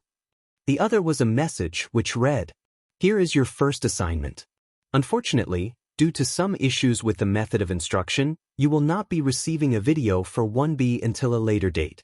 Their teacher has additionally provided some resistance in allowing an unknown analyst access to his class, feeling that he can provide the same services. While I disagree with this statement, he will not budge on the matter until given proof of your competency. Enjoy. Izuku sighs yet again, any hopes of sleep long gone. Might as well get started, not that it would be too much of a hardship. He taps the roster, sliding it up to the top of the screen before starting the video. He smiles to himself as he sees the first team, his own purple child grimacing as Kaminari chatters away next to him. Their other teammate, apparently they've been organized into groups of 3, seems much more subdued. Izuku checks the roster and sees her name is Azui.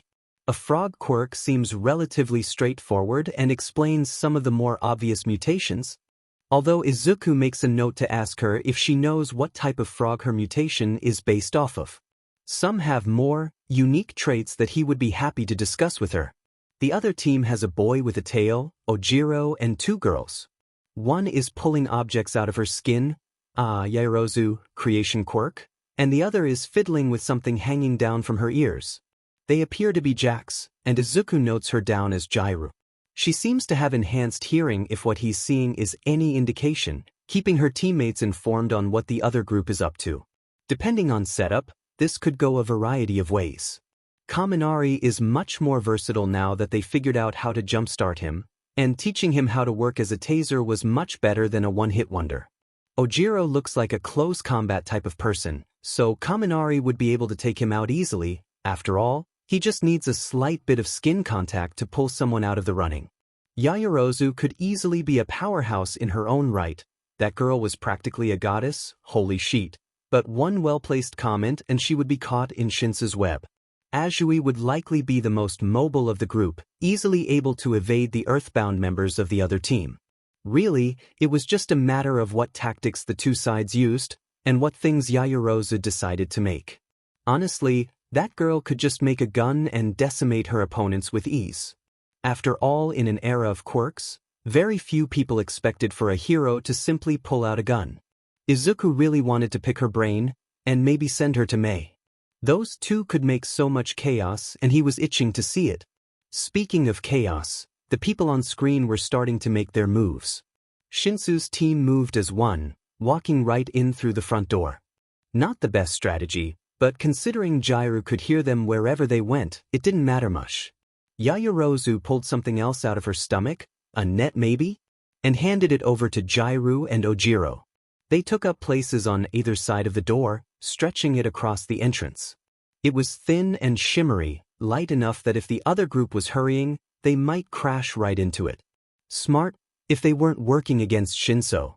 If the boy missed something like that, Izuku would have him running the rounds at Dagoba Beach all over again, preferably with the encouragement of a spoon close on his tail.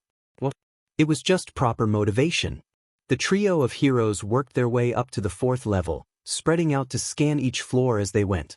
Azui was the one to find the room in the end, spotting Yairozu and the bomb before retreating to call on the rest of her team. She seemed to have a level head on her shoulders, a good team player unlike some others he could mention, Bakugo. Definitely Bakugo. Shinsu's the one who notices the net, as Izuku hoped he would. He barely manages to swing an arm out to stop Kaminari from barging right into it, almost stumbling in himself with the force that Kaminari exerted.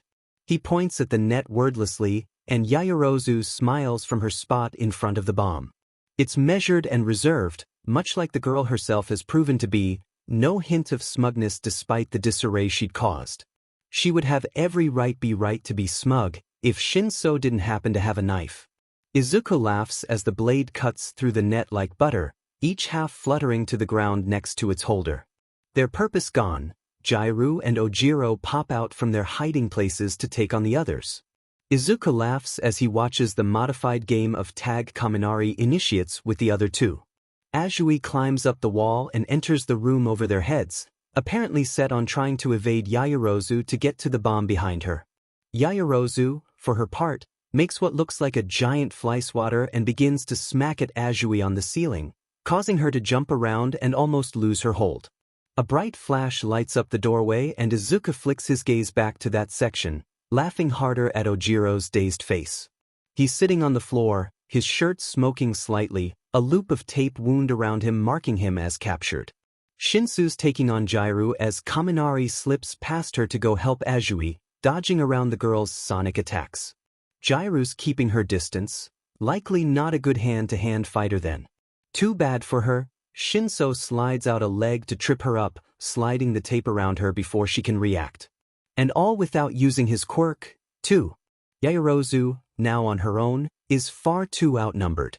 She's managed to trap Kaminari in a net, but Azui is still moving across the ceiling, avoiding the rapid swats. Shinso calls out to Yaoyorozu as he strolls into the room, and Izuku watches her answer back before freezing in place. With her stuck in Shinsu's quirk, Azui is able to easily make her way along the ceiling without hindrance, landing on the bomb with only a couple of minutes to spare. Start with the villain team, Izuku thinks, chewing on his lip as he starts to write, notebook and pencil pulled from somewhere even he didn't know while he had been watching the video.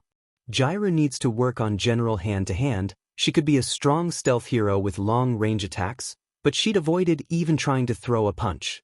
She also looked slim as a stick. Really, what were these kids thinking? Had she done no muscle training at all? No matter, he was sure that Aizawa would take care of that. Considering the man fought practically quirkless, there was no way that he would let his students get away with relying on their quirks alone. Ojiro was the exact opposite of Jairu, with a strong sense of close combat and no long-range options.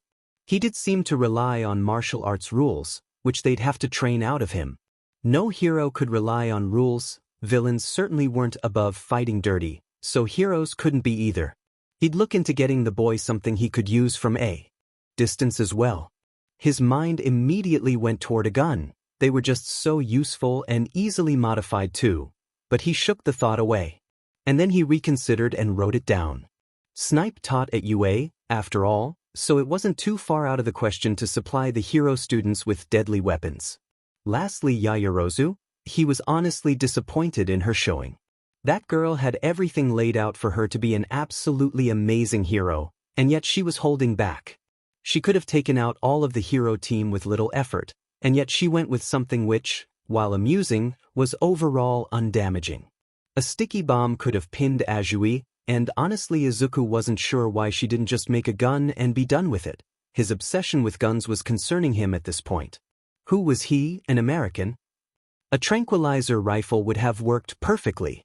That girl needed some serious confidence and a lot more practice thinking on her feet. At least she seemed used to using the weapons she made, and he could see a decent amount of muscle on her. Although, if her quirk really relied off of her lipids, she should try to add on a bit more weight so she didn't run out in the middle of a battle. He was a bit doubtful that was actually how her quirk worked. She didn't seem to lose any weight even as she made things, so there was something definitely off about that, but he could figure that out later. He shook his head before moving on to the heroes. Shinso had performed better than he had hoped, actively working with his teammates and utilizing the skills that he had been taught. He hadn't even tried to smack Kaminari once, which was a major plus. He'd even seemed to like Azui, and Izuku smiled at the thought of bringing yet another person into the circle at Haven. She seemed very self-assured, staying calm even when Yaoyorozu had been trying to swat her off the ceiling. And he really wanted to talk to her about that. How was she sticking? Considering that her costume covered her hands and feet, was it built into the fabric? Could she do that on her own without the costume? What other effects were there from her mutation? Her quirk file was so vague and he had so many questions. Kaminari had improved drastically from when he joined them at the café. Then, he had only known how to expel his electricity in one huge wave, and Izuku genuinely wondered how he had expected to be a hero with that kind of weakness. After all, a one-hit wonder became a liability after said hit. With a little prodding, they'd helped Kaminari figure out how to keep his electricity close to his skin while maintaining high enough voltage to knock someone out. Mei had even been working on additions to his suit. Kaminari, in her words, was literally a living generator and could power various fun inventions with his ambient currents alone. They needed to work on a better long-distance weapon for him, but any extension of metal could work. Izuku really didn't want to give Kaminari a whip, but that looked like a pretty good option right now. Kaminari would love it, but Shinso might literally eviscerate the both of them. He didn't know what Kaminari felt about being a medical-based hero, but with training Izuku was sure that he could use his electricity to keep someone's body functioning while they waited for help. If it could create muscle spasms, it could keep someone's heart beating just like an AED. Kaminari could be indispensable on rescue scenes. And for physical therapy for that matter, smaller electric volts would be wonderful for helping with muscle pain and tension. He'd have to suggest it, maybe suggest Aizawa set up some sessions with Recovery Girl to get Kaminari more adjusted to that sort of environment. Izuku nodded at his notes, starting up the next team. It looked like Ashido, Sato, and Todoroki were the heroes, while Bakugo, Aoyama, and Siro were the villains. Ashido was cracking her knuckles from her spot outside the building and Izuku laughed. She always was excited to initiate playful acts of violence against her friends. Especially Siro, for whatever reason. He was pretty sure they had some sort of rivalry going, but he wasn't going to get in the middle of that. Ashido could be vicious when she wanted to. She might seem very happy-go-lucky, but that was before you'd seen her in the middle of a Mario Kart tournament. That sight had given him nightmares for days. Ooh, they were moving. Ashido and Sato started forward, although they stopped at the literal iceberg that encased the building in front of them. They turned to Todoroki with wide eyes that Izuku could see even from the somewhat distant cameras. He met their gazes impassively, staring up at the building blankly. Honestly, did this boy even know how to change his expression? As overkill as it was, Todoroki's strategy would have been smart if Bakugo hadn't been on the other team. Since he relied on Sweat the Ice to do a bit in slowing him down, although not much. He turned to face a wall, leveling his arm at it and pulling the trigger on one of the huge grenades strapped to his arm. It exploded with enough force to shove Bakugo backwards, ice shredding the skin around his ankles. Blood fell in rivulets to pool around his feet, but Bakugo didn't seem to notice, shaking himself out of the rumble and jumping through the new hole in the wall. Siro and Aoyama were in worse shape behind him, having caught just as much shrapnel from the explosion. They were cut up and bleeding, and Siro's ankle was twisted at an odd angle as he fell. Aoyama helped pull him out of the disturbed ice, and Siro guided him through wrapping up his ankle with some gauze from the pack at his hip that Izuku had insisted all of his kids add to their costumes. Down below, Bakugo was finding out that while he might have been the top dog before, unchallenged by anyone around him, Yue was much, much different. Todoroki was sending spikes of ice at him with the same blank face. As Ashido flung what Izuku hoped was mild acid at his feet to slip him up.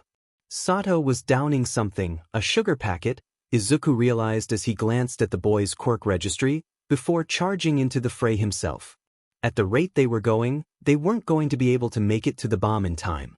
Ashido seemed to realize this as she flung another wave of acid at Bakugo, and she glanced up at the building. With a grimace, she steps onto the ice and begins to climb, letting out enough acid to melt through and create handholds for her. It was something they had talked about but never tried, and Izuku was glad to see that it was working exactly as planned. The only issue would be if she ran out of acid or if the ice melted away too quickly. As it was, her hands and feet were slipping, water streaming down her arms and wetting the front of her jumpsuit. The other two are doing a good enough job distracting Bakugo that he can't get away to chase after Ashido, although he screams in her direction while setting off another explosion towards Todoroki. The boy barely dodges, and Izuku notices that ice is beginning to creep along his face, breaths puffing into little clouds before him.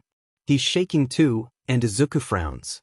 With the abomination that is that boy's costume, and he really needs to sick Himiko on that, What was Todoroki thinking? He would have thought that the problem would be staying cold enough, not hypothermia. But his quirk registry did mention fire and ice, so why was he only relying on one of the two? He wasn't even using the fire to warm himself. Using ice on Bakugo was smart because of his quirk, but this spoke of deeper issues. He'd have to ask Shinso if he noticed anything. Also maybe send an email to Aizawa about getting Todoroki in therapy. Or maybe the whole class. They might not need it now, but he had no doubt they would end up wanting it soon. Ishido's made it to the top now, sliding into the room where Shiro and Aoyama sit. Aoyama puts up a paltry defense, sending a beam of light her way with a wince, but bends over and jigs afterwards. She easily slides past it, slamming her hand onto the side of the bomb. It sinks in an inch, leaving a handprint from the residual acid lingering on her skin, before running over to where the other two sit. She glances to the window, shoulders settling back to neutral as a medbot flies through the opening, extending a sling that she dumps Shiro into. Ishido swings Aoyama into a piggyback carry, climbing back down the ice with relative ease despite the extra weight. His armor must be of a different material than usual, otherwise Izuku is sure that she'd be struggling a lot more even after their strength training. Speaking of, why was Aoyama wearing armor anyway?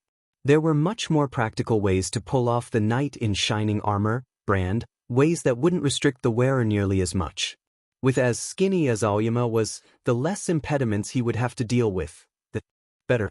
Below, Bakugo is forcefully loaded up onto a cot by a medbot, which scurries away with the boy still screaming and popping off small explosions. Sato is wandering around, eyes glazed and drooping closed. Eventually he sits down against the side of their observation room, almost immediately starting to snore.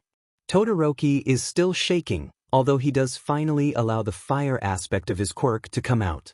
The frost on his face melts away and falls down his face in a mimicry of sweat. What criteria do they use to admit students into this school? This group is a mess. Bakugo! Izuku refused to think about him, filling out a meager page about his anger issues and the idiocy of giving him literal bombs before moving on. He hadn't been able to see much of Aoyama, although he had proven to be able to apply basic first aid well enough, and had been dedicated to guarding his teammate even if he had ignored the bomb in favor of it. A good trait for a hero. They'd need to work on his tolerance to his naval beam, maybe shorten his blasts and bring them closer together? Wait, had anyone even considered getting him anti-nausea medicine? Just one more thing to bring up with Aizawa. He'll owe the man a lot of coffee after this. Shiro had been terribly portrayed, by the battle, unable to do anything other than bandage himself up. It did show that he could work through pain, but it was sad that Izuku hadn't been able to actually see him in combat. Sato, there had to be something they could do to combat his quirk side effects. He knew Recovery Girl had energy gummies, so the sleep side effect could be negated with that until he could crash later. The brain issues? He wondered if Kaminari's electricity could reboot Sato the same way he could reboot himself. It was something to test at least. Izuku couldn't leave Sato with such a glaring weakness for villains to take advantage of. Right now, it was a matter of stamina. Blow to blow Sato could likely beat most opponents, but if a villain was smart they could just wait for him to crash before moving in for the kill. Last, Ishido. Izuku was proud of her performance. It honestly left little to be desired. She worked on dealing with the threat, and when she realized that her teammates had it contained, she ended the battle herself.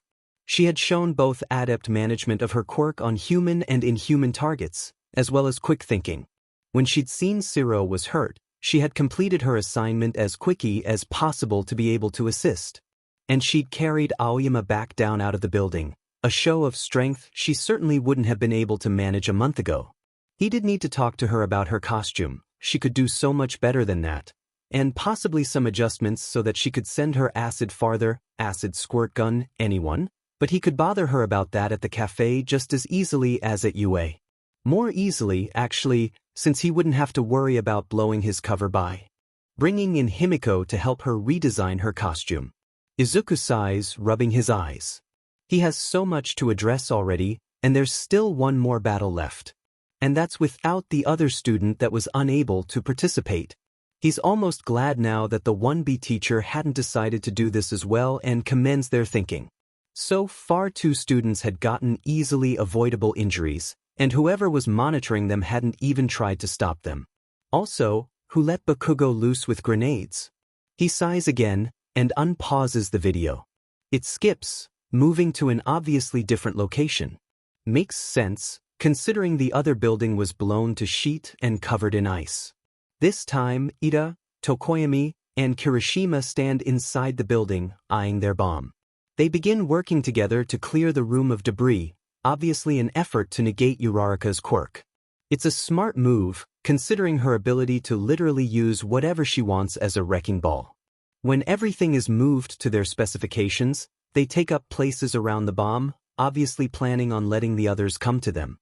Smart, considering that both Kuda and Shoji have quirks that could easily alert them to the others' locations. Kuda is talking to a bird outside which flies around the building, returning through a window a door down from the bomb room. Shoji forms a mouth on one of his arms, obviously talking to Uraraka and Kuda about something, gesturing up towards the building. When time starts, they walk in the front door, quickly gaining floors.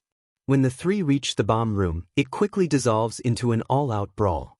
With all but one working as close-range specialists, it's inevitable for the room to delve into chaos. Kirishima and Ida seem content to leave Uraraka to Tokoyami, knowing that one touch from her would have them floating out of the fray. The shadow emanating from Tokoyami seems to have no such problem but ends up occupied with holding Uraraka back. Kuda, despite his non-physical quirk, is strong and forces Kirishima back with harsh punches. Shoji is caught up trying to work past Ida, who zooms around him and corrals him away from the bomb with hard kicks. It's a close battle, but in the end the hero team is unable to break past the villains. Almost all of them, Izuku decides, need to add long-distance weapons. Kuda and Shoji need weapons in general. He imagines Shoji wielding a different weapon in each of his web hands and shudders in delight. Maybe he'll set Mei on that too, she'd enjoy it far too much. Ida was very rigid with his fighting, and needed to loosen up a little bit before it got him into a situation that he couldn't deal with. Uraraka needed some hand-to-hand lessons and she'd be a sight to behold. Maybe a grappling hook too, or something else. Hover boots perhaps? If she could weaponize the air, well, people rarely deign to look up. Tokoyami needed close combat lessons as well. He seemed to depend on the shadow being for fighting, at the cost of neglecting his own abilities. If any of the others had gotten to him, he would have lost his grip on Uraraka and been out of the running. That couldn't stand, although he was sure that Aizawa would have no issue beating that lesson into the boy. Maybe he'd offer the man use of his spoon for a few days. It was the least he could do in exchange for the many pages of analysis he was going to have to read. Izuku snapped his notebook closed, turning his head to slump into his pillow. He laid there for a moment, considering how hard it would be to smother himself before Nedzu assigned him more work with the kids.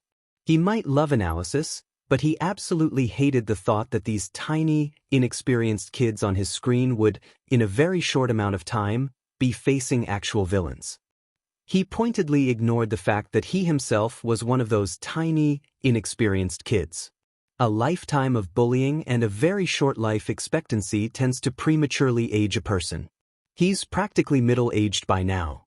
Izuku screamed into his pillow, glad that the walls around him were soundproofed.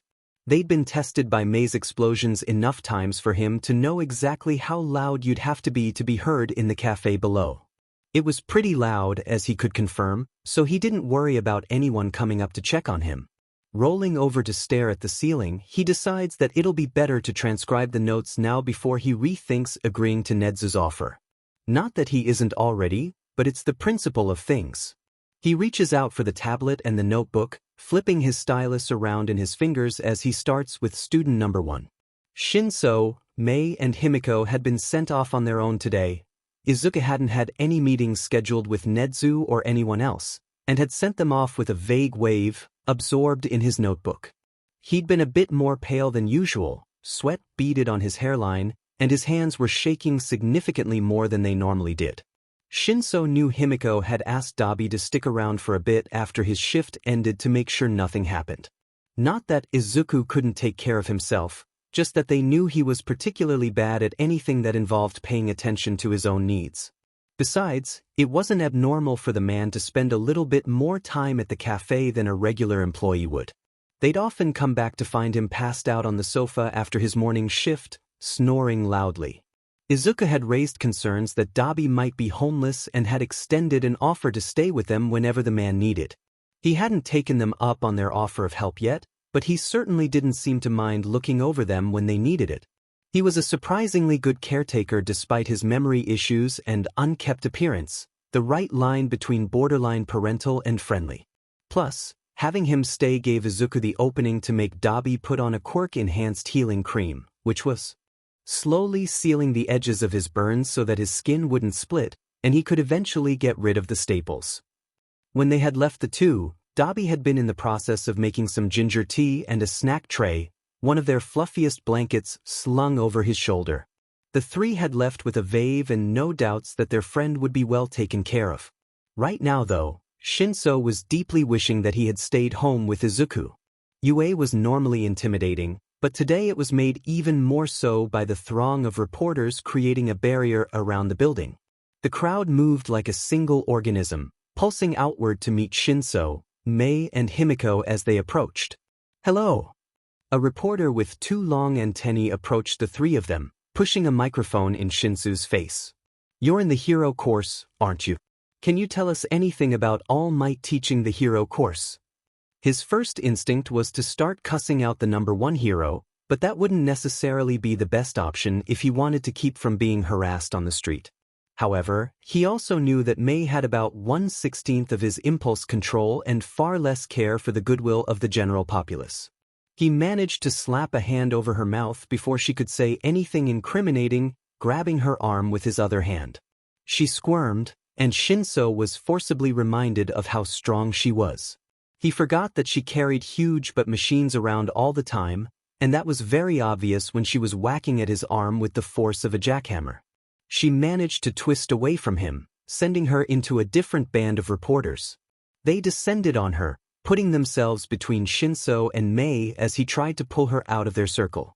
The flashing lights of their cameras blinded him, and spots descended on his vision. Every attempt to push through and get to Mei was met with a living barrier of people with microphones shouting questions, and his head was starting to throb. Mei could deal with reporters, he knew that. One wrong move and she'd be pulling something out of her overalls that could probably be classified as a war crime. His only concern was how far she was willing to go in pulling All Might's name through the mud. Not that he thought the hero didn't deserve it, the a-hole deserved every bit of negative media attention they could turn his way and more, but it would bring a lot of negative attention to Mei. Although, again, she probably wouldn't care. It would just be more publicity for her, more people to show off her babies to. He turns from where Mei has started cackling, leaving the reporters to their fate. He's more concerned about Himiko right now. She doesn't like being crowded and anxiety tends to make her bitey. He'd rather not have to deal with the scandal that would arise from a UA student skiing the blood out of a bunch of reporters.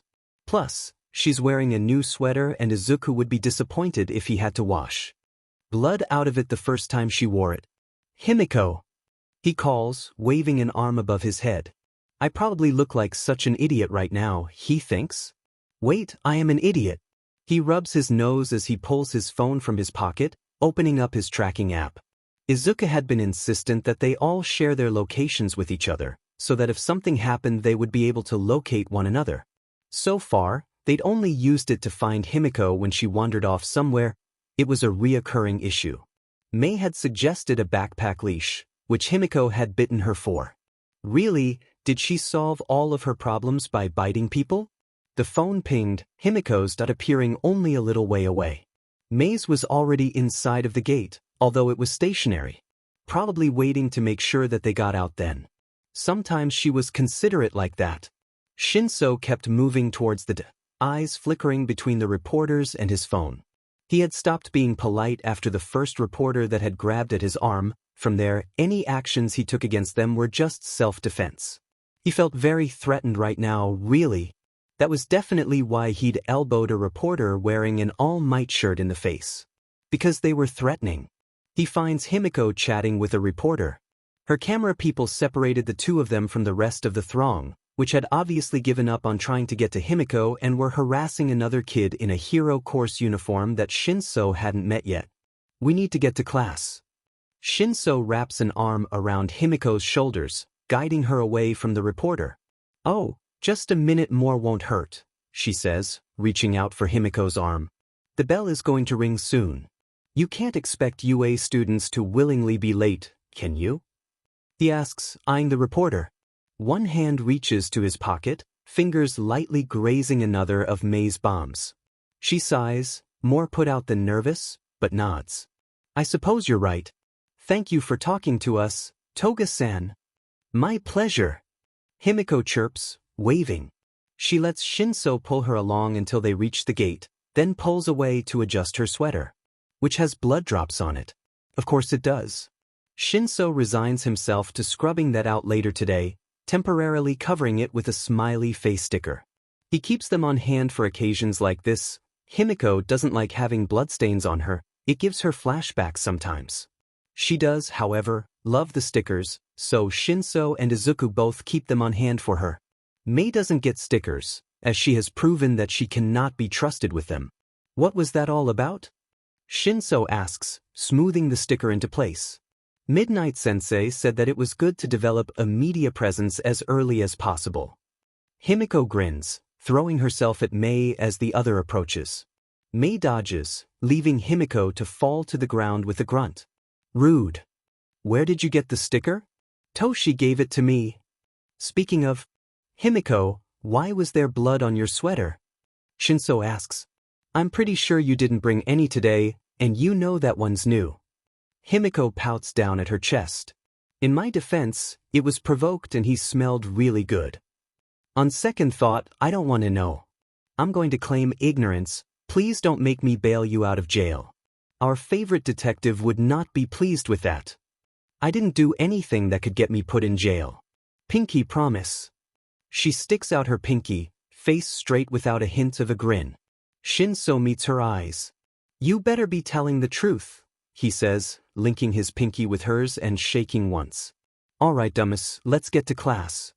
Mei smacks Shinso on the back, making him stumble forward. Himiko catches him with a giggle, pushing to steady him. I will fight you, Mei. I'd win and you know it. Have fun in heroics. Mei snags Himiko's arm as she leaves, half running and dragging the other girl along behind her. Shinso manages to make it to homeroom a few seconds before the bell rings, sinking down in his seat. His head thunks against the desk harder than he had intended, and he's already regretting leaving his migraine medicine at home. He really doesn't want to go to Recovery Girl, but if the building pressure behind his eyes is any sign, he might have to. Goddamn reporters. He's so glad that he's going the underground route, he can't imagine having to deal with that every day. He'd hoped for a quiet homeroom, but apparently that wasn't in the cards for him. He wasn't sure what exactly he had expected from his second day of hero school, but the class going into full riot mode over choosing a class president definitely hadn't made it into his bingo. He grimaced at the noise, sharing a look with Jiro. She didn't look pleased either, rolling her eyes as the class shouted over each other. He really didn't have the energy to deal with this right now. It could be worse, he supposed. After the bullshit that had been the battle trials the day before, really, what had All Might been thinking to have them do something like that without trying out their gear first? Shinso had known what he was getting and still felt awkward moving around in the new outfit. He would almost expect something more violent. Perhaps a fight for dominance where everyone could beat the shit out of each other to decide who would lead the class. That was essentially how the hero rankings worked after all. It would be good practice. We should vote for our president. I will collect the results in this box. Ida's robotic voice was loud enough to cut through the rest of the class, which was saying something.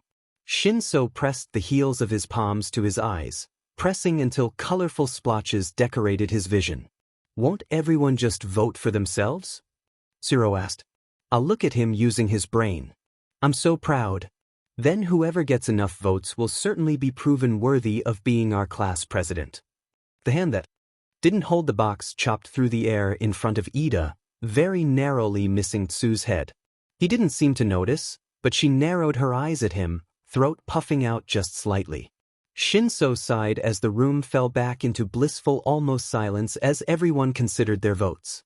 Some placed theirs faster than others, likely either voting for themselves or putting little thought into the matter. Which wasn't terrible, since the class president was mostly an honorary role, but they did have a little bit more influence than the rest of them. They would be Class 1, as representative with the other first-year classes if necessary, and might be roped into helping their teacher on rare occasions. As much as Shinso wanted to brush it off, to throw in his vote and go back to his attempted nap, the lecture he would get from not only Izuku but also Himiko. She took these things very seriously and had happily reported to them that she had been appointed vice rep of her class already, would cause far more of a headache. The problem was who to choose. He hadn't done enough with the group to really get a feel on their personalities. So far, his only impressions of them were from how they fought and their behavior during the few classes they had had the day before. Everyone had been slightly subdued after the battle trials, albeit jittery, so he hadn't gotten much out of it. People acted different when they were nervous, after all. Ida would be the basic choice. He took charge easily, found himself settled into positions of power without any reluctance or concern over his lack of abilities. The problem laid in his demeanor. He wouldn't be the best choice to unite the class. He was too stiff, stuck in a very boxy mindset. Also, he was a stuck-up rich kid. And Shinso really didn't like stuck-up rich kids. Which ruled out Yaoyorozu as well. She would be a good president, but Shinso couldn't pick her out of principle. She wasn't exactly stuck up, but diplomacy too was very different between rich kids and not-so-rich ones. Even in the few days he'd known her, she'd said a few things that, while not intended to be rude or taunting, left him with a bad taste in his mouth. Like the fact she lived in a mansion, or casually bought boxes of the tea that Izuku stared longingly at when he was buying things for the café. Shinso sighed, realizing that most of the class had already put their slips into the box in front of Ida. There weren't many left with papers now, just Yaoyorozu, Jiro, Bird Boy, and Tsu. Tsu had been very level-headed in the battle trials. She was blunt and to the point, easily able to interact with all members of the class without issue. Shinso felt no reluctance as he scribbled her name down on his piece of paper, slipping it into the box with little fanfare and returning to his seat. Ida was left to count the votes, since apparently the class had decided that he alone could be trusted.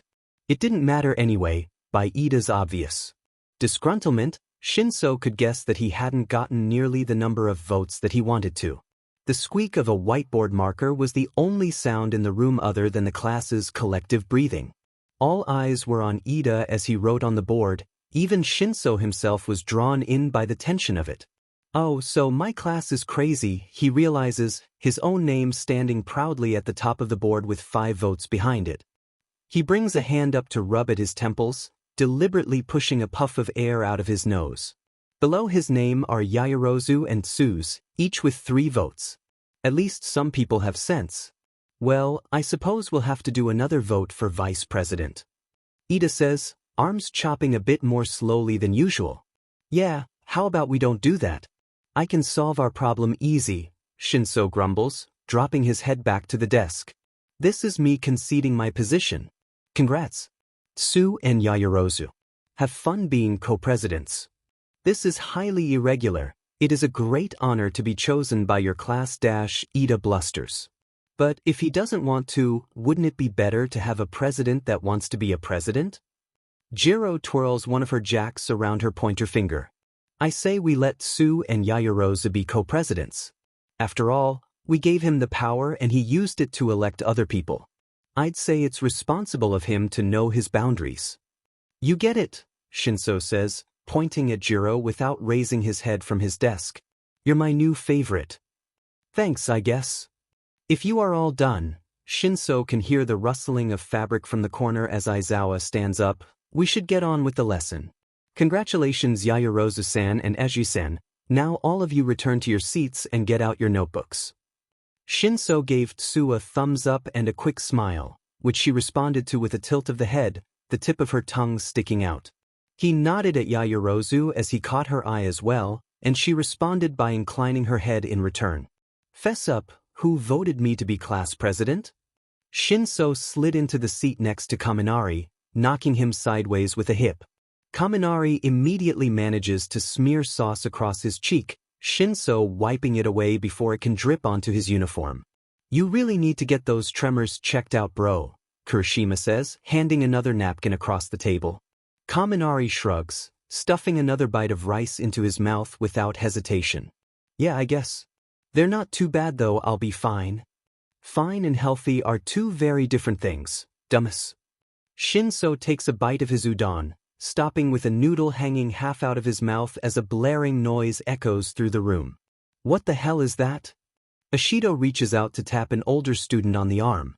They spin around to face her, eyes wide. That's the intruder alarm. It's never gone off in the past 2 years I've been here. It means someone got past the gates. Kami. Shiro stands, pushing his chair back. Hobbles over, almost tripping the next person that runs past them. The lunchroom has turned into a disrupted anthill, people scurrying around with no obvious purpose. There's a flood headed for the hallway, but Shinso grabs his friends before they can get pulled away in it. Stay here. If there's an intruder, we don't want to get stuck in a crowded area. Also, a crowd crush is just as dangerous as someone getting into the school. I bet it's just one of those reporters from earlier that got a little too pushy and set off the system somehow. That makes sense. Kirishima plops back down and takes a large bite of his lunch. The others look at him incredulously but sit down as well. It takes them a moment to start eating again, but as the alarm shuts off, they shrug and go back to their food. Don't think that got you out of answering my question. Shinso leans forward, glaring in a way eerily reminiscent of their teacher. Which of you fuckers voted me for class president? What makes you think any of us did? Shiro asks. Shinso turns his gaze over to him and Shiro gulps, eyes flickering back down to his tray. I highly doubt I would have gotten 5 votes without any of you. Now fess up, assholes. I did. Ashido chirps. She meets Shinsu's glare head-on, sticking her tongue out at him. What? You're smart and you're actually good with people, if a bit of an a-hole. It wouldn't have been the worst choice, and I don't really know anyone else in there. Plus, these dummies wouldn't have been good choices. Hey! Kaminari, you are the last one I would choose. You have enough issues already, babe, you don't need to worry about more responsibilities. Out of all of you I'd pick Kiri, but he can be a bit of a dumbass. I love you, but you are a gym bro in the best of ways. Hey, that's a compliment, gym bros are manly. Besides, I voted for you too, Shinso. You're totally manly too. So did I, Shiro pipes up. I don't really know anyone else. Me too. I just think you're great. Kaminari grinned at him, leaning his head over to rest on Shinsu's shoulder. Shinso tenses but doesn't push the other off, shoulders shifting down as the weight of Kaminari's head settles. The others apparently take this as approval, Shiro flopping into him and Ashido reaching across the table to ruffle his hair. Zuka said it would be good for me to get used to touch? I guess it could be with worse people. He pulls away from them as more people start to come back through the doors, returning to his noodles. Hopefully the afternoon would be slightly less eventful than the morning. He never thought that he would be looking forward to an uneventful day of schoolwork, but sitting through math class had never sounded more appealing. I hate all of you and I would like to request replacements. Nah, you're stuck with us, dude. Kirishima says. Besides, you live of us, Kaminari coos. We've even met your dad. I feel like that's approval if nothing else. That just means you have to die. If we're no longer friends. No one gets to meet Izuku and get away unscathed. Now come on, let's get out of here before there's another riot. We have English after this, yeah. Hell yeah. Kaminari jumps up, running a few steps away before coming back to pick up his bag, face flushed. Come on, let's go, bros. I actually like this class. This'll be the only time I'm excited to do school, so savor it, let's go. Shinso smiles at the other, sliding his tray into a rack nearby. All right, dork, he says, back to becoming heroes. Waking up to the tinny ding of his tablet wasn't the most ideal, but it was something that Izuku had long since gotten used to. He had a café to run after all, and he couldn't sleep through the morning rush. Even though Dabi did a fantastic job of curbing the frantic scramble of people trying desperately to get their caffeine fix before they headed into work, it was definitely a two-person job. So, Instead of rolling back over and going back to sleep like a sane person would at 5 in the morning, Izuku pushed his blanket down so that he could sit and pull the offending tablet into his lap. He shut his alarm off, but the thing kept dinging. "F-I-N-G Nedzu," Izuku grumbled, opening their messages. Indeed, there was a new text from the principal, complete with an obscene amount of exclamation points and a smiley face that had Izuku considering whether or not it would be better for his sanity to leave Japan entirely. "Hello Midoriya-san. Power Loader has completed your mask, as well as a few additional items that we felt you might appreciate for your analysis. I would like to enlist your assistance in monitoring Class 1 as trip to the unforeseen simulation joint, where they will be completing rescue training.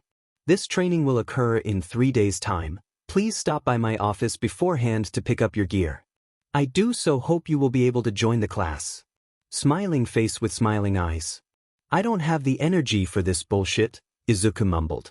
He slid the tablet back under his pillow. Don't judge him, sometimes thoughts came at 2 in the morning. It was always best to be prepared for such things, and stood. Confirming that Himiko and Hitoshi were both still asleep, he slid from the room, feet settling into the slippers that laid directly inside the door. Dabi was downstairs as he always was at this time, nursing a mug of black coffee. Izuku snatched it from his hands to take a sip, wrinkling his nose at its bitterness. "Why do you always insist on stealing my coffee when you don't even like it?" Dabi grouched, grabbing the mug back. Izuku shrugged, slipping past him to grab a canister of tea from the cupboard. "It's the principle of the thing. I don't know, things always taste better when you're taking them from someone." "That sounds like something a villain would say, Mito. Better be careful who hears you." "I'm sure it does. And I am being careful, you're the only person in here. And it certainly doesn't matter what I say in front of you. You've heard worse from far shadier people than myself. Everyone's shadier than you, though." Dabi nudged Izuku as he stared at the kettle, shifting from foot to foot as he waited for the telltale whistle that would signal that the water was ready to pour. "Don't start. You're just a precious green bean, fluffy kitten, baby," Dabi cackles as Izuku swats at him, dancing out of reach. His coffee sloshes up the sides, spilling over onto his fingers. Dabi takes a second to wipe the liquid onto his pants as Izuku pouts. His bottom lip pokes out as he looks up at Dabi, who only laughs harder. "You have the threatening aura of a bunny," he sniggers, dodging yet another swipe. "Maruko could kick both our buttes and you know it, Dabi." "I didn't mean bunny mutation, I meant literal bunny." "Holy shit kid, you're fast, what the F? You're lucky I don't have my spoon right now. Pretty sure beating me with a spoon is covered under employee abuse. If you get hit, that's your own fault. You should have learned how to dodge better than that." Izuku takes another swipe at Dabi, stopping mid-swing when the teapot begins to whistle. His attention successfully diverted from beating up his employee, he moves over to the stove and pours the water into a cup already prepped with tea leaves. "This is so much better than coffee," he sighs. "Sweet, sweet fruity caffeine. You are the weirdest child I think I have ever met, and that's above all of the gremlins you've adopted. I've only adopted Toshi and Himiko though. Mei's her own entity, I have minimal control over her." "That sounds like a threat, Mito." "Only if you decide to make it one." Izuku chirps, stirring his tea. "As much as I'm enjoying whatever the hell this is, can I please get some coffee?" Izuku and Dabi turn slowly, almost entirely in sync. They blink at the tired man standing on the other side of the counter. He has one hand buried in a pocket and the other tangled in the off-white fabric of his scarf, eyes barely cracked open enough to see. Izuku recovers first, barely perturbed by the man's sudden presence. "Hi Aizawa-san. I'll get you your usual unless you're feeling like switching it up to something with a little less sugar." "Considering the hell class I have this year, that's unlikely to happen anytime soon," Aizawa sighs. The sound carries even more exhaustion than normal, if that was even possible. Izuku wouldn't be surprised if the man just slumped to the ground right there and then. At least it was a comfy floor, if nothing else. 19 kids is a lot for one teacher, Izuku concedes, sliding the monstrosity of a coffee across the bar to Aizawa. He took it with an even bigger sigh. Man had supreme lung capacity, apparently, taking a sip as he held out a handful of yen. Absolutely not, Izuku says, pushing the money back towards Aizawa. I still owe you for the whole Himiko thing. Plus, you take care of my kid daily, caffeine is the least of what I can give you. And if that isn't enough, I hear your class is going on a field trip soon. You'll need more than can give you for that endeavor, but hopefully this'll take the edge off. Aizawa groans but slides the money back into his pocket. Fine, problem child, but only if you tell me how you know about the field trip. Oh, I'm going with you. What? Dabi and Aizawa spoke simultaneously, freezing to look at Izuku. He rubbed his neck, dropping his grin to the floor where he wouldn't have to look directly at their faces. Yeah, Nedzu essentially hired me as a part-time consultant for the hero classes. Especially the first years. Something about a change of perspective, and students being more comfortable with someone who isn't as intimidating as a professional analyst? I'm not exactly sure, but I'll be accompanying your class for their rescue training. I would be going with 1B2, but their teacher is somewhat against an unknown variable analyzing his kids. Which I understand, but I've got some reservations about revealing my identity to anyone unnecessary. The only reason I'm telling you is that I'm positive you'd have figured out who I was within the first 3 minutes of me showing up.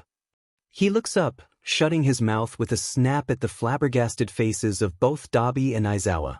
Sorry, I know I tend to talk a lot. You probably didn't need to or want to listen to like 90% of that. I'm more concerned with the idea that Vlad didn't want to get his kids extra help with their training, Aizawa says, shaking his head. He's never been very trusting though. Or very tolerant. Big brawler, that one. His loss, Dabi chimes in. I've read some of your work, Mito. Anyone would be lucky to have an analyst like you on their side. Izuku is spared the need to respond to that statement when the bell tinkles, signaling the entrance of a new customer. Aizawa takes this as his cue to leave, taking another long slurp of his drink with a wave. I don't know whether to be concerned over how easily he drinks that sheet, or to be impressed as hell, Dabi comments. Both, Izuku mutters, definitely both. Izuku is kept busy for most of the day. Dabi stays for a while after they close the counter, flopped across one of their couches. He tells Izuku that he stays for the video games, of which they have collected many, but Izuku doesn't buy it. Sure, he's gotten the man plenty of games. Dabi tends to prefer platformers or anything with an open-world layout, but more often than not Dabi keeps the consoles shut down in favor of talking with Izuku. Izuku doesn't mind in the slightest. In fact, he's thrilled that someone cares enough to stay and talk with him, but he wishes that Dabi would just be honest. He's seen the man come in looking rough one too many times for his liking, and he eats like he's been starved. Izuku wouldn't be surprised to find Dabi was homeless, as much as he disliked the thought. He hoped Dabi would tell them if he didn't have somewhere to stay.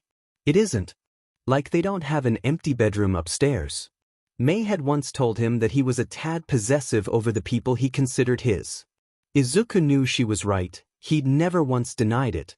Looking at his family's quirk history, it was likely that his father's more draconic heritage had something to do with that sort of behavior. Izuku wouldn't blame it all on quirks though. It was far more likely that, now that he was safe and had people that reciprocated his affection, he was simply overprotective and loath to let them go. He hadn't had people like that in a long time, maybe ever. And he certainly hadn't been in a position to be protective over them. Instead, his situation was directly the opposite. He had needed to be protected. Whatever the cause, he was always more comfortable when his people were close to him. When he knew they were safe. It's that feeling that hits him when Dabi eventually leaves, the combination of loneliness and helplessness. Izuku turns on the radio to fight off the quiet. It was disheartening, being here all day when the others were at school. He'd long gotten used to being alone and ignored, so it had been a long time since he had people he missed enough to cause loneliness. It was a feeling that he could have spent a lot longer without, but he wouldn't change what he had now. The joy that he got to feel with his people was far more than worth the negative feelings that crept in when they weren't around. Although, he did wish that there was someone else in the house during the day. Ideally Dabi would move in, but he had the feeling that was a battle he would have to fight for a lot longer before the other caved. Maybe there was some other way to help him feel less alone? Shinso, turn around right now. Shinso, who had been trying to sneak past Izuku, froze. He made a valiant effort to turn his head to face the other, but Shinso didn't have an owl quirk and his neck would only twist so far. His shoulders slumped as much as they were able, considering the way they were crossed in front of him. She was crying, "Izuku, you wouldn't have left her either." He protests, hunching over the bundle of his jacket. It's held close to his chest, one arm tucked under while the other stabilizes the front. From its depths, a tiny face peers out, blinking slowly in Izuku's direction. "Shinso, that's a cat." "I have no idea what you're insinuating, Izuku." Shinso huffs. With one hand he attempts to push the cat's head back into the jacket, as if making it disappear from sight would cause Izuku to forget about it entirely. The attempt backfired spectacularly as the cat wriggled even further out of the blanket, upper legs dangling over Shinso's arm. Izuku pinches his nose, press-sign his fingers into the corners of his eyes. "We've talked about this, I don't have that kind of licensing." "See, but you aren't arguing against keeping her. We both know that if you wanted to, you could have the license in a couple of days." The law literally could not care less about what you decide to do with your life. "Even if they did, I know you. If you want it, it'll happen one way or the other. Besides, Hazard was all alone. She doesn't deserve to be abandoned again, and she's already so comfy. You named her Hazard. She was all tangled up in a biohazard bag. It was horrible, Zuku.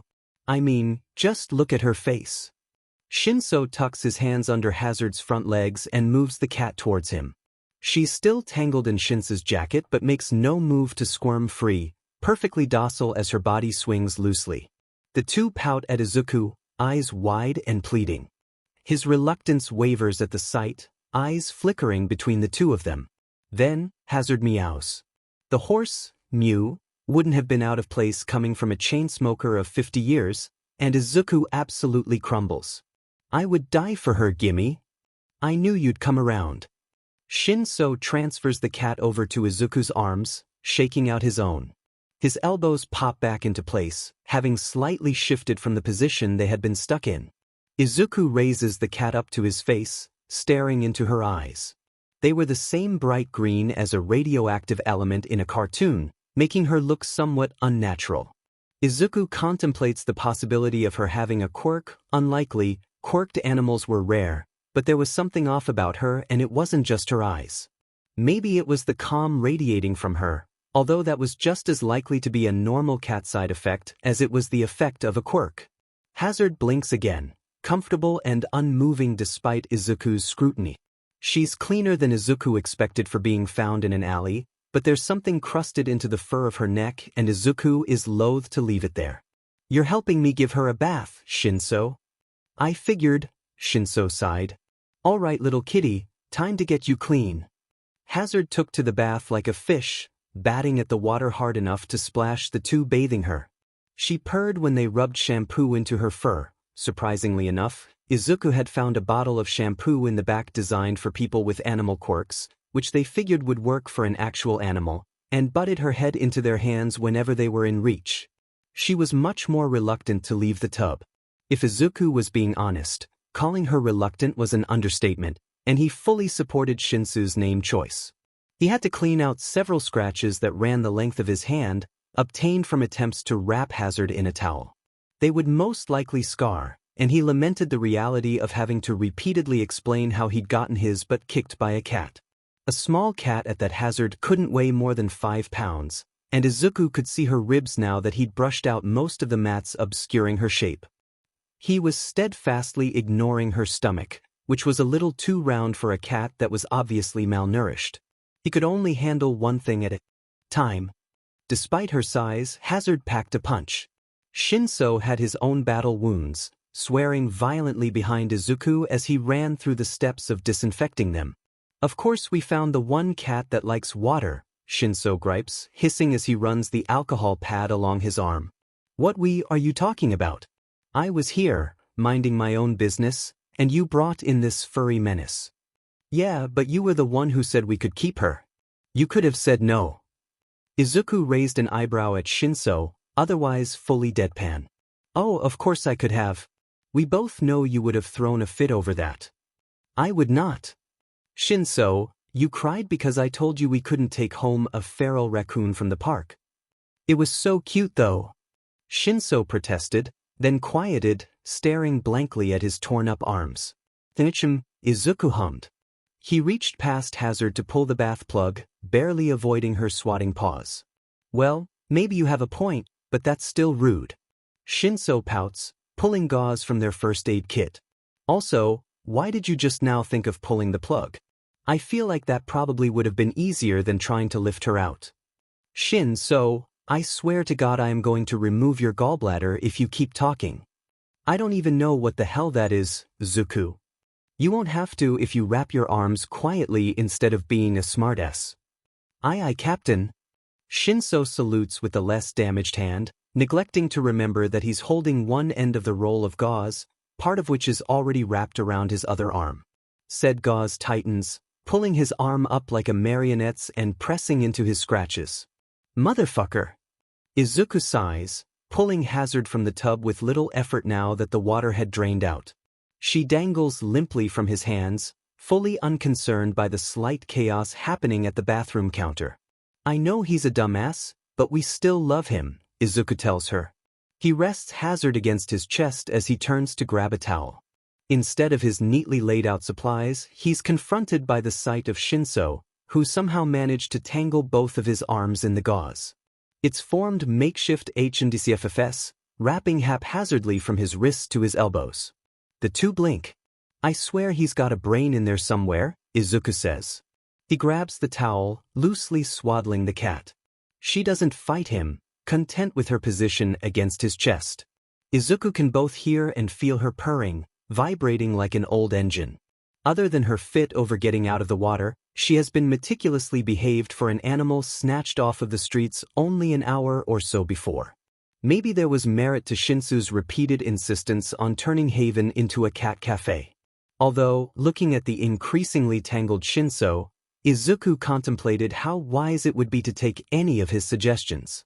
I suppose even a broken clock is right twice a day, he murmurs to Hazard. Well, I suppose there's a lot to do now that you're here. Hazard. We'll leave Shinso to it then. Hazard only cuddles closer as they leave the bathroom, shutting Shinso inside. Behind the closed door, Shinso continues to swear. Izuku knew that Nedzu's request for him to go to UA to retrieve his gear had an ulterior motive. Nedzu could have easily sent him the supplies or entrusted them to Aizawa to deliver on one of his nightly coffee runs. For some reason, Nedzu wanted him to come to UA again, to taunt him, test him, unnerve him, anything was possible. He'd much prefer spending time at Haven, helping Hazard settle in and filing paperwork to get the cat, part of the cafe, certified. Instead, he was back in front of these doors, devoid of his normal entourage.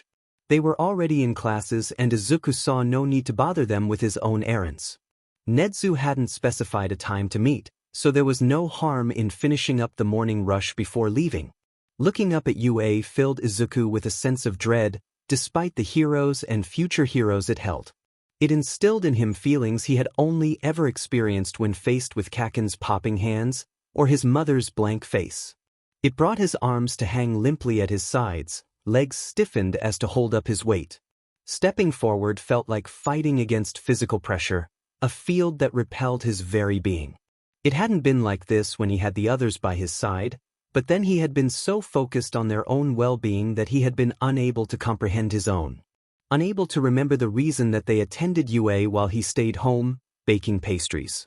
The gates swinging open in front of him sprung his heart into flutters, feelings clogging the back of his throat. The rush made him stumble, lightheaded, as it settled into an almost understanding of the onslaught. It was conflict ion, he realized, feelings straying far from simple dread or fear. That would be easier to set aside than the emotions swirling through him and refusing to settle peacefully. This feeling was the longing of a child for something that they no longer had, clutching to whatever shreds were left. This was the realization that, hidden within desires, are thorns that pull at the skin until it sheds bloody tears. Izuku imagined that it would feel much the same to see his mother's face again. He was no stranger to the darker sides of life. He was more privy to them than the general populace, both because of his quirklessness and the people that frequented his cafe.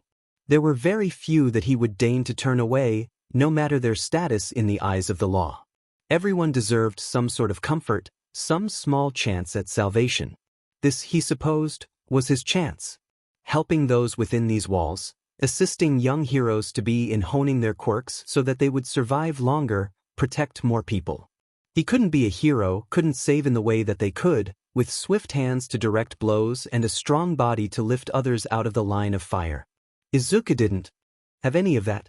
All that he had to offer were his words, a hot meal, and a place at the table. No matter that he had the desire, the longing, even the need to take care of people.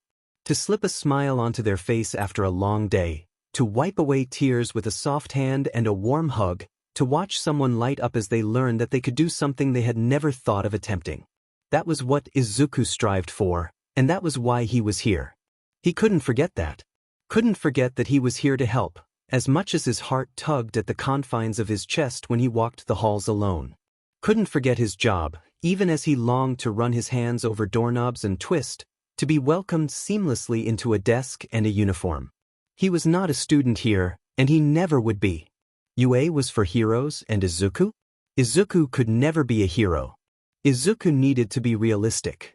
Despite the general glamour and extravagance of UA, Izuku had expected to receive minimal gear from Nedzu. A simple mask with a voice changer, perhaps some additional files on classes or the facility they were heading to, nothing extreme. He was just a short-term analyst after all, recruited only because he could offer the students a new point of view. He doubted he would be here long after they received his notes, after they saw how truly mundane he was in the scheme of things. He could no longer deny that his analysis was good, after the patrons at the café had lauded him with praise and attempted to line his pockets. However, he was still of the firm opinion that good was far below what he needed to be for somewhere as illustrious as UA to take notice of him. Even if he could help some people at the café, a school court counselor could do the same. Good was not the same as significant. However, the quality and quantity of things that had been pushed to him signified that Nedzu intended to keep him around for a long time to come. That, or UA had plenty of money to spend on a short-time analyst, which is also a likely possibility. Whatever the true purpose, the gear sits on Nedzu's desk, the principal's paws spread out across a locked case. As you have likely noticed, I took it upon myself to obtain some additional gear for you as your mask was made. Within this case you will find a relatively simple suit, designed to withstand a rather large amount of abuse. The first years are often unaware of collateral damage at first, and it wouldn't do to have our analyst harmed during a training you aren't even participating in. Izuku winced before he could school his expression. The reminder of his disconnect from the hero course stings, even as he appreciates the lengths Nedzu has gone to for him. He's sure that Nedzu notices the discrepancy in both his expression and the length of time before his response, but the principal is kind enough not to comment on it. Thank you, Nedzu-san. I truly appreciate it. There is no need to thank me, I am simply performing my duties as principal, one of which is protecting the children that fall under my care. Izuku wants to argue against being called a child but forces himself to bite his tongue. He knows he is young in years, but he hasn't truly felt like a child in a long time. He hasn't been treated as one either, not really. Some people may treat him like something small and breakable, but to them he was a doll, breakable and fun to play with but serving little purpose. It didn't matter what he needed, just what they wanted him to need. Nedzu, however, he wasn't sure how to feel about Nedzu. He can feel some of his own possessiveness rolling off of the principal, see it in the way his paws flex and the minute scratch of his claws on the case. His ears twitch when he mentions the children under his care, tail wagging at the very tip. It's suppressed, but it's there if one is looking. He thinks that, with time, he and Nedzu could understand each other as well as a human and an animal can. The issue is, Izuku doesn't know if they have the time for that to happen. Within him is the desperate longing for a connection to form, begging for more time spent across the desk from this being, who makes him feel seen by someone who isn't as broken as he is. Nedzu has been hurt too. He can see it in the scars stretched across his face, in the careful way he holds himself, in the way that his words warp when he is around Izuku. He understands how it feels to be hunted, to be seen as a failed experiment, But he is not broken. Not any longer, anyways. Like calls to like, and Izuku knows that he is safe here, even if the being on the other side of the desk doesn't process the same way he does. Nedzu still understands possession, understands the feral urge to protect, respects that Izuku would kill for his children. He understands because he is the same sort of wild. He resents being called a child with all that he has been forced to endure. He has been pushed to grow before it was his time, like a flower spiking up through the earth despite frost still covering the ground. He is not someone who needs to be protected, not anymore. But there is a part of him, the hidden sliver that prods deep inside, that sings at Nedzu's words. It takes his declaration and wraps itself in it, temporarily easing the ache. It has been a long time since that piece of him was given any joy aside from what Izuku himself allowed it to have. Nedzu, so carelessly, had sent it spiraling into focus once again. Izuku needed to save people like he needed to breathe, but he also, desperately, needed to be saved. He wasn't so naive as to believe that Nedzu missed his minor reverie, but the principal didn't mention it, so neither would Izuku. Instead he focused on what he could do: examine the gear that had been made for him. He would have need of it soon, and one of the fastest ways to get injured was to be unaware of the things you had on your person. In a situation where there was the possibility of getting tangled up in an exercise, he needed to know what was involved with his new outfit so that he could utilize it to the fullest. He spread his hands on the desk, reaching for the case. Nedzu met him halfway, clicking it open so that Izuku could get to the contents laid out neatly along the bottom. The case will record your fingerprints and open only for you after it has been calibrated. Feel free to store any sensitive materials inside. There's limited room, but enough for files or your notes. Thank you, Izuku said. His voice caught in his throat as he pulled the suit from the case with shaking hands.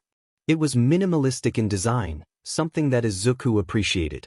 He had never been one for extravagance, and he wanted to be as inconspicuous as possible where he was going. It was inevitable that he would be recognized at some point or another, but he wanted to keep Kaken in the dark for as long as possible. Not that he wanted the others to know his identity, since those outside of Shinsu's circle would likely refuse his work if they learned who he really was. He spread the suit out across the desk, noting the green striping along the sides and waist. The rest of the top was black with no adornments, something he wholeheartedly approved of. Adornments were important for people who wished to draw attention, such as limelight heroes, but analysts were better served by remaining unseen. The pants were similarly simple and looked like they would fit tightly, good for movement, with an extra layer on top to add some anonymity to his shape. The second layer featured several pockets he only discovered by parsing his fingers through the fabric, noting where they got caught. The second layer was also stiffer, a protective material, as was the vest he pulled out of the case next. Bulletproof. Nedzu chirped as Izuku wrapped his knuckles against the hard surface. It's a little stiff for limbs, but most hero costumes have it fitted into the torso. There's not many villains nowadays that rely on bullets, but the few that do often leave a great bit of devastation in their wake. We expect quirks, not bullets, and that's the downfall of many. Besides, bulletproofing is beneficial against destructive quirks as well. It's multi-purpose. Izuku nods, folding the suit up neatly. He's done with his examination for now, at least in front of the principal with two sharp eyes. There's one last item in the case, a utility belt with several compartments. The pockets are bulky, obviously filled, but he neglects to open them at the moment. Instead, he focuses on the tube attached near the right hip, in easy grabbing range. What is this for? Your spoon, of course. I've heard your charges talk about it quite nervously, and what better to keep a rowdy class in line? I'm not going to hit random children with my spoon. Nedzu tilts his head, an eyebrow raising. That wasn't something Izuku had realized the rat could do, and it looks all but natural on Nedzu's face. But won't do it without provocation, he amends. Oh, of course not. The being laughs, tea shaking in its paw and threatening to spill over the cup's sides. When Nedzu had gotten tea, Izuku didn't know, but he stared at the cup with no small sense of longing. Nedzu pushes a separate cup towards him, and Izuku no longer cares to ask when it appeared. Not with the slightly fruity taste that spreads across his tongue, the heavy warmth settling in his stomach. Nedzu smiles indulgently at him as Izuku sinks deeper into his chair, sighing. Now your mask. Izuku picks the mask up from the table, examining it. It's silver and reminds him of a gas mask, the piece in front of his mouth protruding forward. The places for his eyes are blue, flashing as he turns it back and forth under Nedzu's watchful eyes. If you wouldn't mind trying it on, we can ensure that it works properly. Power Loader was unsure of what you would like design-wise, so he settled with a classic. Hatsum-san had a hand in designing it as well, and insisted on some of the features. Of course she did, Izuku huffed. He took the helmet in both hands and slid it over his head. It fits snugly, refusing to slip even as he whipped his head back and forth to check its stability. The bottom part practically suctioned around his neck, something that would normally have set his nerves on fire. However, they'd somehow fashioned it to feel almost like water around his chin. The details of the mask are listed in the guidebook within your case. I would advise you read it, along with the breakdown you will no doubt receive from Hatsum-san. There may be some aspects she neglects to deem necessary to mention in her fervor. I can see that being likely, Izuku laughs. The sound comes out of the mask distorted, lapping over itself in staticky waves. Oh, and that will be the voice changer. There are a few dials on the side, near your temple, that will adjust the modulation. Do with those what you will. Thank you, Nedzu-sama. Izuku stands with a deep bow, pulling off the mask as he does so. He refolds the suit, settling it and the mask back into the case Nedzu had given him. The sound of the lock clicking is louder than Izuku had expected. It's akin to a gavel, sealing his fate to that of Yue. It is my pleasure, Midoriya-san. We look forward to seeing your work. I have no doubt that you will be a valuable asset in creating the next generation of heroes. Glad to be of service, Izuku says. His fingers spasm around the handle of the case, white-knuckled. He keeps his teeth gritted into a smile, eyes carefully crinkled to ensure the perception of its validity. Izuku had practiced spreading a smile into his eyes, forcing them to tell the viewer what they wanted to see. For a smile to be believed, the eyes had to tell a story. Lucky for Izuku, he had quite a talent for piecing those together. Being an analyst was too close to what he truly wanted. Yet, every time he took a step forward, he was reminded that he would never be enough, that he could never be a real hero, that he was only fit for helping those who would change the world. An asset to the next generation, yes, but not part of it. Never part of it. Still he bowed to Nedzu before leaving, the case securely held in one hand. There was no time to deal with those sorts of feelings, and this certainly wasn't the place to do so anyways. Nedzu was no doubt smart enough to know that something was off, but he was still animal enough that he couldn't fully comprehend the complexities of human emotion. It was something that Izuku had noticed time and time again when watching interviews with the illustrious UA principal. His smiles never reached his face, too sharp and yet not sharp enough. Perfectly practiced so that the majority of the populace would find no reason for their instinctual fear. The only time Izuku had seen him show true emotion was when he was discussing his students. Even then, it wasn't the sort that humans deemed healthy. No, it was a deep-seated possessiveness, the feral urge to protect and keep that was so quickly discouraged by most of society. Izuku knew the principal was good at hiding, but sometimes it just took the right eye at the right moment. Sometimes, the right eye was another with the same compulsion to possess. What mattered is that, despite Nedzu inadvertently picking at Izuku's trauma, pulling at pieces of him he would have far preferred to keep hidden, he knew that his people would be safe. He knew that now he would be safe too. They were part of Yue, after all, and Nedzu protected what was his.